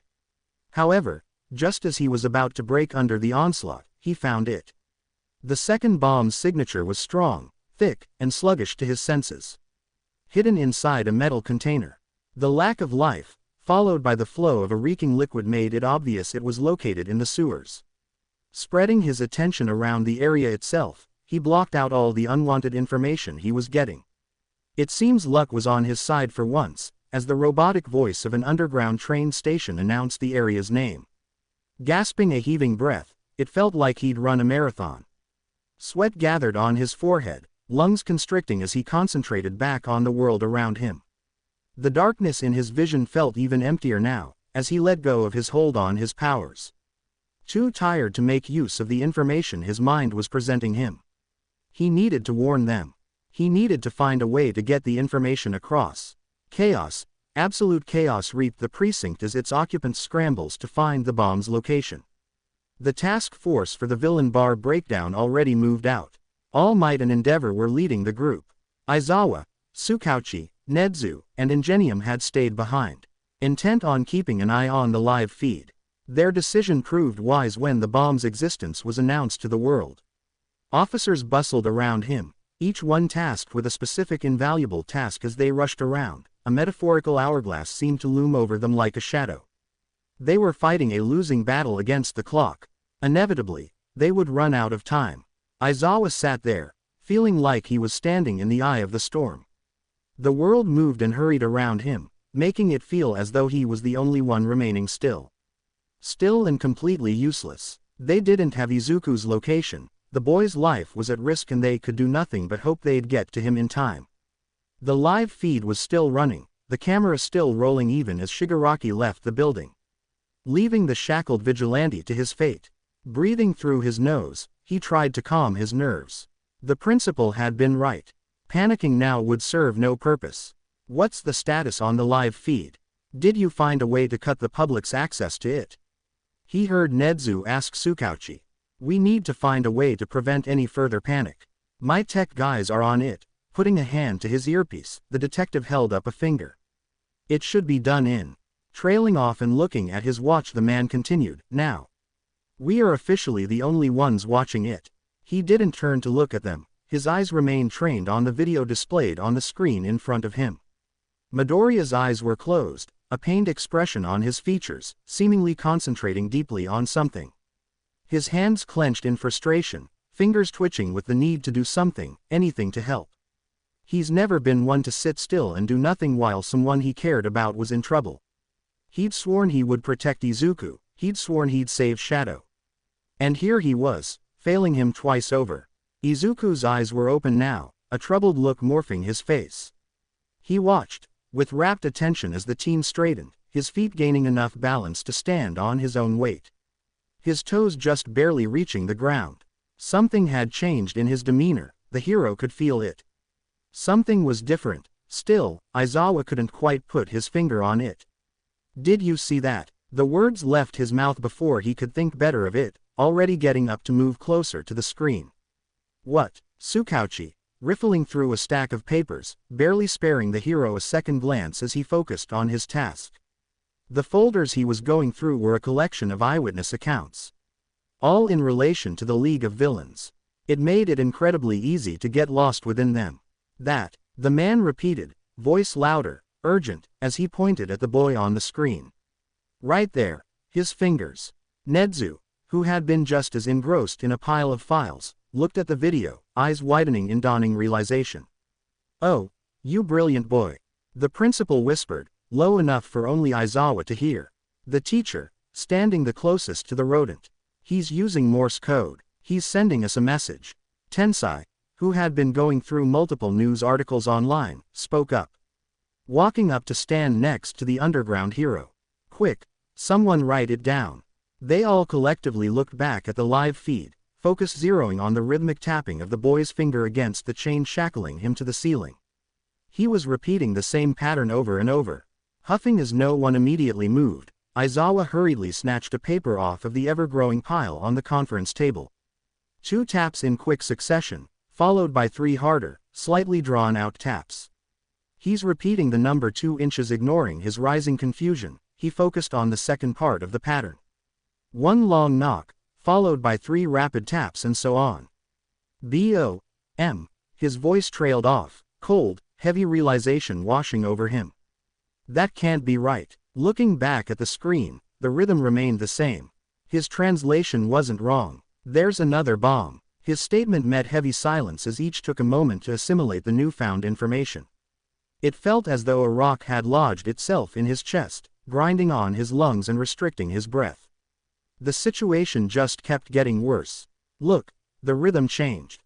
Tensai pointed out after a moment, drawing attention to the boy's new pattern. Hosu. He's spelling Hosu. And of course, Nedzu would be able to translate Morse code without having to write it down first. Do you think that's where they're keeping him? Aizawa dares to hope, if only for a second. Knowing Shadow, he'd worry more about others than himself. Tsukauchi ran a hand through his disheveled hair, tousling them even more. It's probably the location of the second bomb. I'll call for a full-scale evacuation. We'll need to find its exact location though. I'm on it, I can get there faster than anyone. I'll call you when I find something. Turning to the principal, he added. You can help me defuse it if I show you what model it is, right? Of course. The rodent replied simply, critically. As if it was normal for someone to possess casual knowledge on how to defuse a bomb. With that affirmation, the speed hero zoomed out of the room. The gust of wind in his wake disrupted the files on the table, sending several papers flying. Look, he stopped, gaze jumping back to the recording. Aizawa gaped at the new scene before him. What is he doing? Tsukauchi asked, voice showing his confusion. Midoriya had indeed stopped transmitting the code, probably frustrated with the uncertainty. Aizawa couldn't imagine being in his place. Having the knowledge of an incoming threat and being unable to know if the warning had been headed. The vigilante's fingers were flexing against the chains as if testing his grip on them. His legs began to swing back and forth, unhurried and steady at first, as if swaying in place. However, ever so slowly, methodically, his momentum picked up, his speed increasing as his body moved with the swing. Faster and swifter than any seasoned pro hero could have executed, the boy's legs latched onto the chain above him. His body turned with the motion until he was hanging upside down. Legs and arms latching onto the chains holding him up. With a strength he wouldn't have expected from a teenager of his size, Shadow pulled on the shackles. Hauling his entire body up, one tug at a time as he scaled the chains until he reached the top. His body was mostly obscured by the darkness permeating the room. However, to Aizawa's trained eye, the boy's intentions were clear as day. He's escaping. The entire room seemed to hold its breath as the boy took a moment as if to brace himself. Contemplating the fragile, ruined support beams holding up the ceiling above him. Specifically, the metal beam that connected to the chains holding him up. With one last audible intake of breath, the vigilante let go. His body plummeted to the ground, back first as the length of the chain dropped down. The weight of his body coupled with the already fraying integrity of the beams made for an easy break. The metal cracked and caved under the weight, descending with him. Effectively freeing him. His back hits the ground hard, bones rattling from the force as his breath gets physically knocked out of him. Aizawa winced as he hears the choked moan that escapes the boy as he lies there. Chest heaving with the effort to regain his breathing. Pained groans escaped his lips as he arched his back, still shackled hands, wrapping around his, no doubly, aching ribs. Relief, intense, and overcoming filled him to the brim. Midoriya was free, he could get out of there. Run, he whispered under his breath, eyes boring into the screen in a pathetic attempt to reach the boy. As if he stared hard enough, the boy would somehow miraculously hear him. Come on, kid, get out of there. However, instead of getting up and running like Aizawa expected him to. Like any other sane person would, in this situation. The boy just took a moment to regain his bearings, intent on gaining control of his throbbing limbs and his hazy mind. He then proceeded to calmly straighten up and fiddle with his bootstrap. Why isn't he running out of there? Tsukauchi cried out, frustration and worry tinged in his tone. I believe he's looking for something. The principal stated, sounding like he was contemplating a thought. His eyes shined with something unsettling. They watched as the boy took off his left boot, and turned it upside down, shaking it until an object dropped out. Oh, hells, a phone. The leagues didn't search him. It is likely they underestimated him. Didn't think he'd be able to use his hands at all. He's calling someone. As if on cue, Aizawa's phone rang, lighting up with life as it buzzed. Vibrating on the conference table. His instincts were telling him to run. To hightail it out of there and never look back. The soft ticking of the timer somewhere above him felt like an ominous warning, slowly marking the rapidly diminishing time. His sense of duty and morality disagreed wholly with his instincts.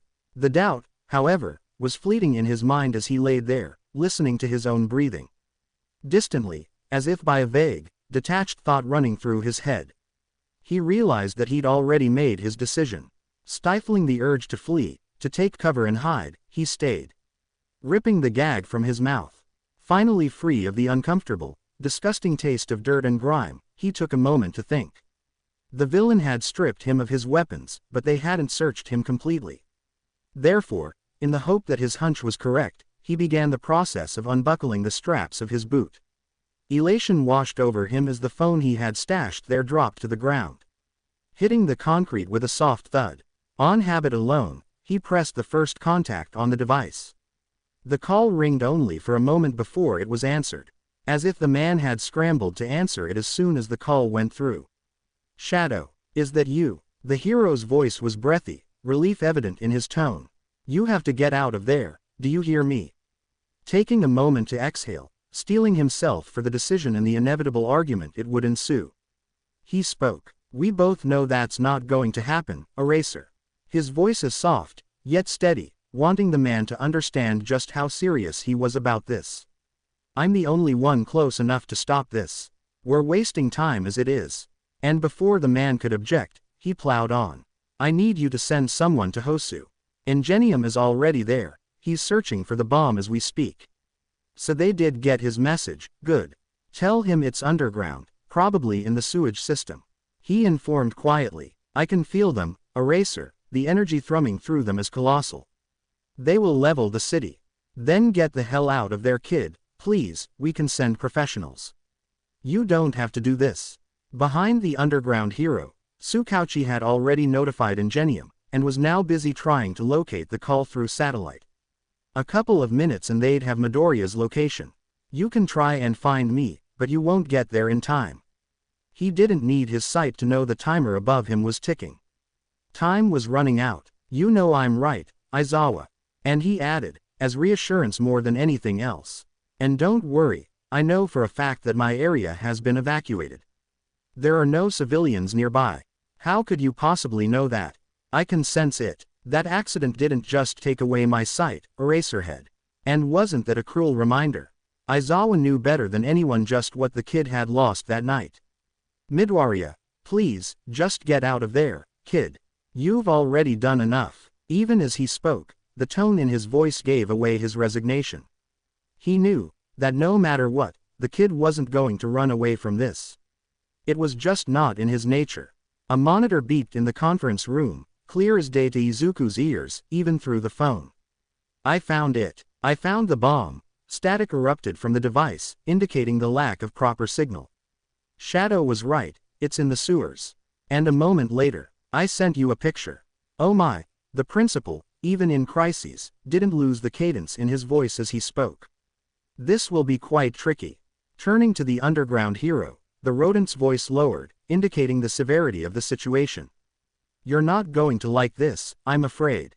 Before Aizawa could even voice his worry, the principal approached the phone, currently laying on the table's surface on speaker. "We will need your help for this, Midoriya." Aizawa's pulse thundered as he raced through the streets, blowing past multiple red lights as he fought against the clock. He had bolted out the door the moment the satellites zeroed in on Izuku's phone location. The logical part of his brain told him it was useless. Midoriya was right in saying they wouldn't get there in time. Yet, here he was, trying anyway. Because he knew he'd never be able to live with himself, knowing he hadn't tried everything before giving up. Izuku was just a child. He wasn't meant to be going through any of this. The teen was currently trying to defuse a bomb, and Shota would do anything to get there in time, to prevent the boy from facing this alone. In fact, he planned on getting Shadow and getting out of there as fast as possible. The roads were packed, the evacuation process had been immediately started the moment the bomb was located. Izuku was right when he said his area was clear. Still, they weren't taking any chances. A citywide evacuation was being issued. However, turning on the radio, he could hear the news reporting the all-out battle that was currently happening just a few blocks away. Instead of finding where Midoriya was being kept, the task force had run into the League's headquarters. Which in itself would have been good news if it weren't for their current predicament. Endeavor and several other heroes had already been incapacitated. All Might was facing the League's real leader. The man behind it all. His talents would surely be needed. However, Midoriya was his priority. He just had to believe that the number one could handle this alone. The GPS device beeped, signaling he was approaching the location. Maybe, if luck was on his side, he would get there in time. Okay, run me through the plan again. He combs a hand through his hair, fingers twitching with the effort to quell the shaking of his body. From both the video feed in your location and the pictures we got from Ingenium, it is safe to say that we will need to defuse both bombs at the exact moment. Any error in timing will result in the immediate detonation of the explosives. Nedzu replied calmly, having expected Shadow to be nervous. It didn't stop him from being painfully blunt in his response. The situation was grave, he treated it so. Cool, okay, Izuku spoke quietly, as if to himself. And are you sure the wire I'm touching right now is the red one? Despite his greatest effort, he failed to hide the tremor in his voice. They had spent the last 10 minutes making sure the wire he was about to cut was the correct one. He had moved the camera until they got a closer look at the bomb. They were his eyes right now, his fate was in their hands. Letting his senses wash over the room, he could feel it, the energy thrumming slightly stronger in the wire in question. It served to placate his doubts, if only slightly. Yes, now, gentlemen, time is running out. The rodent began, if you would please position your knives. Or in Izuku's case the sharp piece of shrapnel he found lying around. Anticipation thrummed through his veins like a violin. Every nerve in his body felt electrified as he brought his hand closer and closer to his intended target. Sweat gathered on his brow with his rising anxiety. Were the walls closing in? It certainly felt like it. Breathe, Midoriya. Tsukauchi's voice felt like a bucket of cold water, running down his back. It anchored him to the world before he could get lost in his doubts. Subduing the storm that raged just behind his eyelids. The interruption made him pause just long enough to exhale, releasing some of the tension that had built up inside of him. Okay, I'm ready, he said slowly, despite feeling the complete opposite. A similar confirmation was heard from Tensai on the other line. Izuku envied the man for the steadiness of his voice. On 3, 1. They were really doing this. The piece of metal stung his finger as he applied more pressure to his grip. 2. He could hear the scrape of the cable on the sharp surface of his makeshift blade. To the normal person, it would be imperceptible. To his ears it was everything. 3. His heartbeat skyrocketed as they made the cuts. The timer above him beeped, and finally it stopped. Nothing. A deafening silence settled over the room and through the call. They were all holding their breath. He could feel it. We did it. Tensai's voice sounded faint and distant. It didn't make the unfiltered joy disappear from his tone. He could hear Tsukauchi laughing and Nedzu exhaling. Izuku did not share in their celebration. Dread pooled in waves through his guts. His heart dropped as a new sound settled behind him. The timer above him had stopped. Yet, a new one had started. A third object that had previously been inactive, and therefore invisible to his senses, jumped to life. Midoriya, is something wrong? Tsukauchi's worried voice barely registered in his mind, as reality crashed down on him. The man could probably see the terror set in, as Izuku raised his head to face the camera. There was a third bomb. Probably set to activate as a fail-safe in case the other two were defused. I'm sorry, he whispered, trying his best to muster a last smile. Eyes shining with sadness. And then the world burned. We're lost, just fucking admit it. Bakugo's gruff voice accused, his anger barely hiding the worry they were all feeling. We're not, we're close, I just know it. You saw the hero team, they were led just a few blocks away from here. If they got it wrong, then maybe our hunch is right. Hiroshima defended, not breaking his stride as they marched across the street. The live feed had been shut down before the timer went off. For all they knew, time had already run out. You mean the hunch we got based on the Shinso's unreliable information? He said Izuku mentioned that warehouse once, why would they take him to a place that's already been burned down? Look, it's the only lead we got, okay. Can you please shut up so we can stop wasting time? Shinso growled, turning away from the road to look at the explosive blonde. His momentary lack of awareness proved almost fatal as a car sped towards them, skidding abruptly to a stop, wheels screeching as the owner punched the brakes. Just barely managing to stop the vehicle before it hit the teen. Pay attention eyebags. We don't have the time to save your ass now. Quote. Ignoring the angry blonde, Shinso kept his gaze trained on the car, as the owner got out, dark eyes glaring at them with vigor. Familiar dark eyes. What the hell are you doing here? Their teacher screamed, fury radiating from him in waves. Never mind, I don't have time for this. Just as he finished his sentence, an explosion erupted behind them, shaking the very earth beneath their feet. For a moment, fire seared into the sky, as if reaching for the stars above, making way to dark smoke that soared into the atmosphere ominously. Glass shattered and sprayed outwards, creating an upsurge of projectiles and shrapnel, covering the streets. The warehouse seemed to cave in on itself. The structure, already unstable, crumbled like a deck of cards. It all happened in a fraction of a second. Aizawa could feel the heat almost searing into his skin. The shockwaves came abruptly, pushing them bodily onto the ground as they scrambled for cover. From his crouched position near the car, he could see it, through wide, horror-filled eyes, the warehouse. Or at least, what was left of it. Fire and smoke rose in the air like a morose beacon. The flames were scattered and far between the rubble that now littered the space. It felt as if he'd been through this before. He could see it as if he was still there, that night, all those years ago. He had stood like he is today, watching the fire burn, consuming within it someone he was supposed to protect.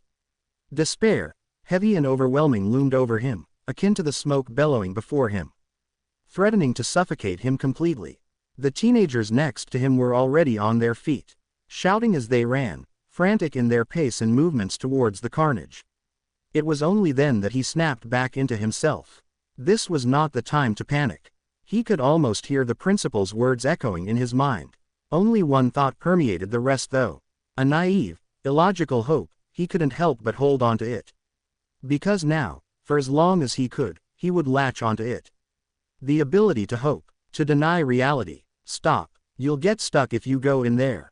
Uraraka shouted at Kirishima's and Bakugo's backs, desperate fear tinging her voice. Shinso stood frozen next to her, his gaze looked devoid of any emotion as he watched the wreckage. He took a step forward as if on autopilot, his body moving without active thought. Drawn like a moth to the flames. Shinso, Todoroki asked, his quiet tone, almost drowned out by the noise around them.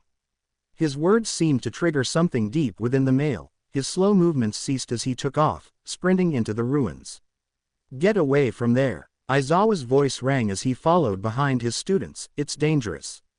The teen gave no indication that he heard, practically launching himself into the sea of rubble, hands already working to dislodge the rocks in his way. Stop. You're going to hurt yourselves. The class president shouted, hand coming up to stop Uraraka as she tried to join the others in their frantic search. We can help, Iida. The girl answered simply, determination outweighing her worry and fear. With that, they all got to work. Their training kicked in as they functioned in tandem. Kirishima protected them from any oncoming rubble, while Uraraka floated the bigger boulders in their way, depositing them a short distance away. Meanwhile, Todoroki and Yaoyorozu worked on stabilizing the structure, either with ice in the right places or actual bracers on weak points. Their movements were methodical, yet hurried. Shinso and Bakugo were the only ones moving with no particular order, agitated and hysterical as they dug through the rubble. A constant stream of Izuku could be heard spilling from Shinso's mouth.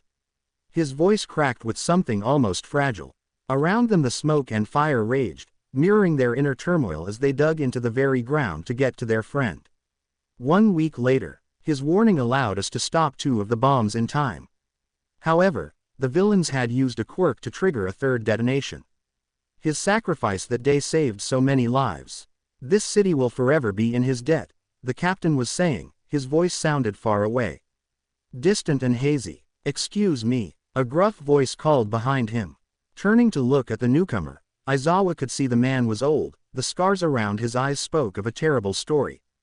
The walking stick held in his arms revealed the outcome. A couple stood behind him, a woman and a man. They were holding hands, staring sadly at the podium in front of them. Are you Aizawa Shota? Yes. Aizawa didn't feel like talking to anyone. However, a smaller part of him was curious about how these people knew his kid. I was told you were Izuku's guardian before, His words died down before they could make it out of his throat. Looking incredibly older now as he spoke. Sensing his distress, the woman behind him stepped forward, resting a hand on the man's shoulder in silent support. I just wanted to thank you for giving him what I never got the chance to. Quote, you were the one who trained him, weren't you? Shinso, who Aizawa hadn't noticed approaching, spoke up. His words were breathy as he realized just who it was, standing before them.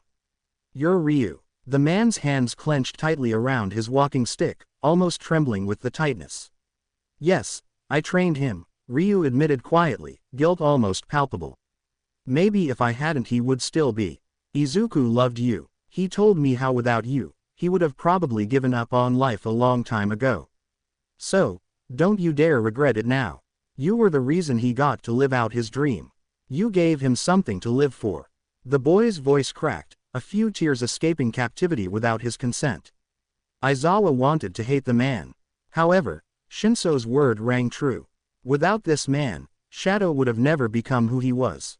I think Izuku wouldn't want you to blame yourself. The hero's eyes were grave as conveyed the words.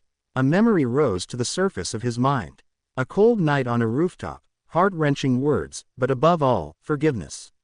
The significance only now sank in as he realized just what Shadow meant that day. With a solemn nod, the family turned to leave, the man only pausing once to ask one last thing. His tone was fragile, almost delicate as he spoke. Was he happy? Towards the end, ignoring the aching threatening to crush his heart, he replied, I'd like to believe he was. 1 week earlier, hope was a dangerous thing to trifle with. Still, it didn't stop them from yearning for it. Over here, I think I found something. The world tilted and morphed yet never settled. His head ached, his skull throbbing as he tried to tune back into his surroundings. Dust and dirt caked the air around him, making it incredibly hard to breathe. Something heavy weighed down on his chest, the crushing pressure made it impossible for his chest to expand. He tried to move, the action only brought intense, overwhelming pain, erupting in his leg from a wound he could not identify. He couldn't feel his arm, a desperate part of him wondered if it was even still there. He hoped it was only the boulder that was currently restricting his blood flow. His breath came in heaves, panic rising, almost suffocating with its intensity. It surprised him, really, that he was breathing at all. The third bomb was smaller than the others. It seems its sole purpose was to take out the warehouse. To take him out. He could taste copper on his tongue, it made him want to retch. Tears sprung to his unseeing eyes, a groan escaping his lips as he tried once again to lift the boulder caging him in. His limbs felt heavy, unresponsive. His entire body burned, pain flaring with every muscle he tried to use. He was going to die here, wasn't he? The thought made him feel numb. Disconnected from the reality bearing down on his entire being. Was this how it was going to end? Who can you hear me? The soreness in his head amplified as he tried to listen. The new presence brought overwhelming relief. The voice was familiar, achingly so. You're going to be okay. We're going to get you out of there, do you hear me? And as if calling out to someone else, Uraraka. I need you to move this boulder. The weight crushing him to the ground disappeared, as whatever was holding him down was floated into the air. A new kind of pain erupted in its place as the blood rushed to his legs. Something pressed into his wounds, his vision turning white for a moment, overtaking the previous darkness. Shit, the hero hissed from his place above him, you need to stop moving, okay? This is going to hurt. Aizawa. His throat felt raw, the words sandy and stinging. A distant part of him thought it was somehow fitting, that he was here. The same man who'd been there, all those years ago, when it all began. His vision was blurring, dark spots forming around the world. It's okay, you're going to be alright. I just need to keep applying pressure. Shouting to someone behind him, he continued, "Call an ambulance." His voice cracked, shattering his composure. What do we do? Shinso was here too. It wasn't safe. What was he doing here? His mind felt foggy, detached. Help me get him out of here. This structure isn't going to hold out for long. But his arm. Now Shinso, I need you to pull yourself together.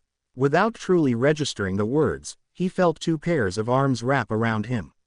They lifted him, the movement bringing unfiltered agony, racing through his entire body, and lighting his nerves on fire. Something wet dripped onto his forehead. His mind distantly noted that it was starting to rain.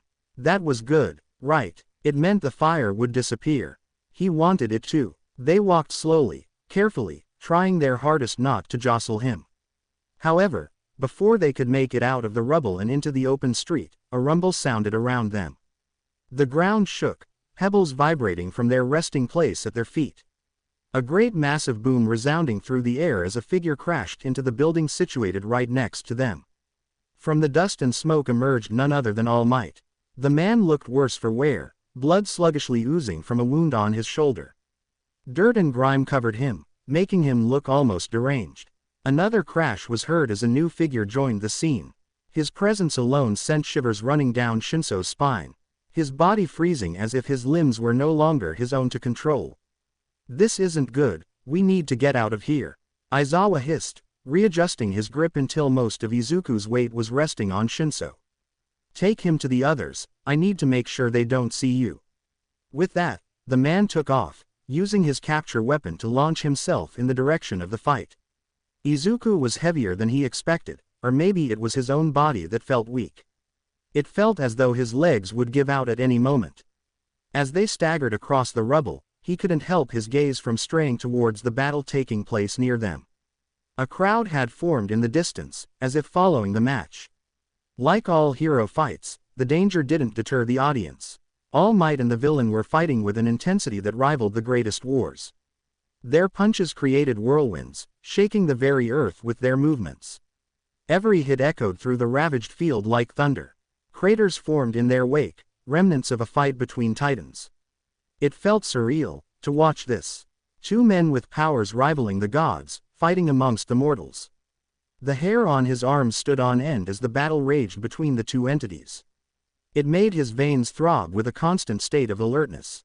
It felt as if he was never meant to witness this immense display of power. As if the events were momentous, yet forbidden to his earthly eyes. He couldn't let it consume him though, couldn't let the sight suck him in, swallow him completely. The fate of the boy leaning against him rested on his ability to keep moving. So he did. He pushed through the urge to remain there, as if stuck in time, and marched forward. Each step feeling heavier than the last. Kirishima and Todoroki rushed to their aid. However, before they could get to them, another rumble reverberated through the ground beneath their feet. A distant shout of, "Look out!" desperate and horrified, sounded behind them. The voice was only drowned out by the rain and the shockwave that came right at them. The impact split the concrete, separating them from the other students. Almost knocking him down, had he not braced himself for it. Too busy trying to remain upright, he didn't see the wave of shrapnel and rubble coming right at them. Something caught his side and pushed. The next thing he knew, he was tumbling down, skidding across the ground, skin scraped raw as he rolled across the dirt. Wheezing as the breath was knocked out of him, he didn't give himself a moment to rest. His body already moving to get up, to check on Izuku. Make sure he was okay. The first thing his mind registered was All Might's triumphant position. His hand was held high, fist pointing at the sky as he heaved, Aizawa standing a couple of feet next to him. The crowd roared, loud and overwhelming to his ringing ears.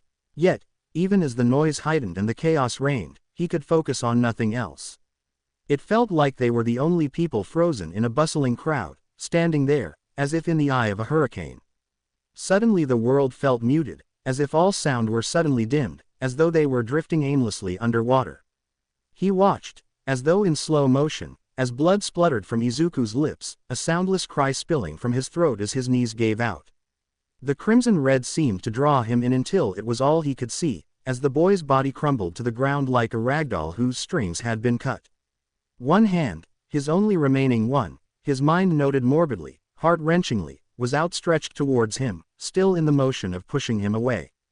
That sight would forever be engraved in his mind, a picture straight out of his nightmares.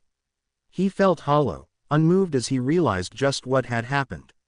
A metal rod was sticking out of Izuku's chest, his soot-covered costume rapidly darkening with blood. With a detached kind of horror, he saw a small smile stretch across Izuku's features, as if the teen was pleased. Satisfied, his body moved even as his mind reeled. limbs feeling steadier than his psyche as he stumbled towards the boy's fallen body.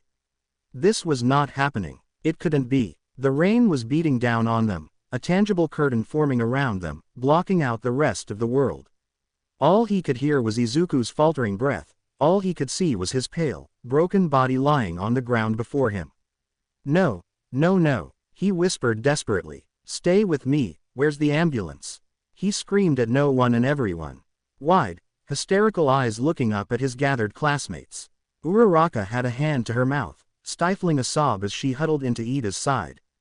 Bakugo was shouting at someone on his phone, his rage reverberated through Shinso himself. A perfect picture of the storm that brewed within him. He wanted to scream at them some more, tell them there was no reason to look that heartbroken. Izuku would make it out of here. Why did they look so sad? With delicate, tentative movements, he cradled the boy's upper body, letting Izuku's head rest on his folded legs. Trembling fingers came up to push the teen's hair out of his eyes, tears already spilling down his cheeks. It felt wrong to touch him. As if at any second he would break. Shatter along with the boy holding him in his arms like fragile glass. Hi Hito's she, Izuku's chest convulsed, trying in vain to expand and failing miserably. Why? His voice broke, why would you do that? And he knew, even then, that Izuku wouldn't have even given it a second thought. It didn't stop him from feeling as though a part of his soul was crumbling into dust. I'm not as sorry, blood was pooling on the ground under them now. The liquid mixed with the rain and seeped into his clothes. The cold he was feeling had nothing to do with it, however. Don't talk. Why, you're going to be alright. You're going to be fine. Do you hear me? His voice was breathy, hysterical. Everything's going to be fine. His heart felt like it was being shredded into pieces. Washed away with the downpour along with the tears that slid down his face, indistinguishable from the rain. It's okay. The words were broken and faltering. The pain was now evident on the teen's features, his eyebrows scrunching with agony despite the smile showing his bloodied teeth. His eyes, though, his pale green eyes, were clearer than he'd ever seen them before. It reminded him of that day, all those months ago, standing in the rain. I was never meant to leave this long. Stop, you're not going to die. Do you understand? You're not allowed to die on me. Why, you promised you wouldn't. He couldn't bring himself to say it out loud. They had promised each other. They had so much left to do. They were supposed to have more time. You promised, he repeated feebly, another sob racking his body as he clutched desperately at his fading love. Afraid he would disappear at any moment. Wash away with the rain. He could hear Yaoyorozu and Kirishima openly crying now. Bakugo was silent, however, crouched near them on Izuku's right, his phone held loosely in his hand as if he'd forgotten about it, eyes trained aimlessly on the ground. Where are the medics? Come on, someone go get them already. What's taking? A touch to his cheek made him falter, gaze immediately drawn back to the boy shaking in his hold. The touch was feeble, as light as a feather, surely leaving a blood trail in its wake. It brought warmth to his chest even as it threatened to tear his heart apart. Hey! Izuku's eyes were somehow meeting his own now, the calm green pulled him into their depth, as if by a trance. It's raining. Hi Hitoshi. A small, fragile smile stretched the boy's face. Bloodied yet no less precious. He could feel it, the last remnants of life tethering this boy to the waking world. Unraveling like loose threads on a torn tapestry, as brittle as powdery sand, slipping through his fingers. He could see it, the exact moment life seemed to drain from those emerald eyes. The moment the last breath of air escaped his failing lungs. He could feel it in his very bones, as if he was the one lying there, wasting away right before his eyes. I'll always hoped it would raw ain. The pain he felt, snaking into his heart, was unbearable, making him want to howl into the night. Scream at the world for this unfairness. For this cruelty. No, he pulled the boy closer to his chest, head burrowing into the boy's neck. Wanting nothing more than to be close to him, to have him open his eyes and talk to him. Please. And no, he wanted anything but this empty vessel he was clutching onto like a lifeline. His body heaved with unsuppressed sobs, as he wept with everything he had. What are you doing? Get him up. Sirens flared in the distance, but his mind barely registered it. He didn't bother to look up at Bakugo. he couldn't bring himself to tear his gaze away from the boy in his arms. The medics are almost here. The rain beating down on them made the boy's hair fall over his eyes, making him look almost deranged. Hey man, don't, Kirishima's cried feebly. What the hell is your problem? Do you want him to die? The blonde shouted back, tone frantic as he got closer. Shinso's arms unconsciously tightened around the body in his grasp. Stop. The whisper sounded broken even to his own ears. It's over. And the words felt thick, wrong to his throat. Just stop. He looked up then, sorrow and a deep coiling sense of sadness burning in his eyes as he pleaded for Bakugo to understand. He's gone. He watched the moment reality seemed to settle over the boy, like a weight too heavy for any of them to bear. It brought him down onto his knees, as a scream, louder and harsher than he's ever heard, tore itself out of his lungs as he punched the ground in his anger, splashing the water beneath on contact. It filled the air with anguish, sending vibrations echoing into Shinso's very soul, only making him want to cry harder, to disappear, to no longer exist. It was there, under the heavy rain, cold and unforgiving, that Shinso lost everything he ever loved. Light shone through the thinly veiled fabric hanging on the walls, separating the room from the outside world as if time was meaningless here. Inconsequential. The moon was high in the sky, clear and void of any cloud or blemish. There, amid the darkness, inside an abandoned drawer rests a paper and a red pen. The former was creased and frayed with time, stained with tears and ink on its yellow-brown surface. Two different scrawls adorn it. A blue childlike scribble, clumsy and written with crayon, and another straighter, more illegible red handwriting. Despite the pathetic state of the paper, it is treated as the most precious of treasures. Held only with reverence and love. There's a small checklist on it. A bucket list. Trivial, silly things. A desire to do something reckless. A desire to save, to help. All of them were marked as completed. Checked. One item was streaked, as if the boy had tried to erase it, but failed. The wish to become a hero. Next to that blue discarded wish, the words "become a hero" were written in red, marking them as achieved. And finally, on the bottom, in a blue childish scrawl were the words, "X fall in love." The box next to them was marked as checked. The end. I hope you guys enjoyed this video. Please make sure to hype this video as it helps a lot, and now we will see you in the next video.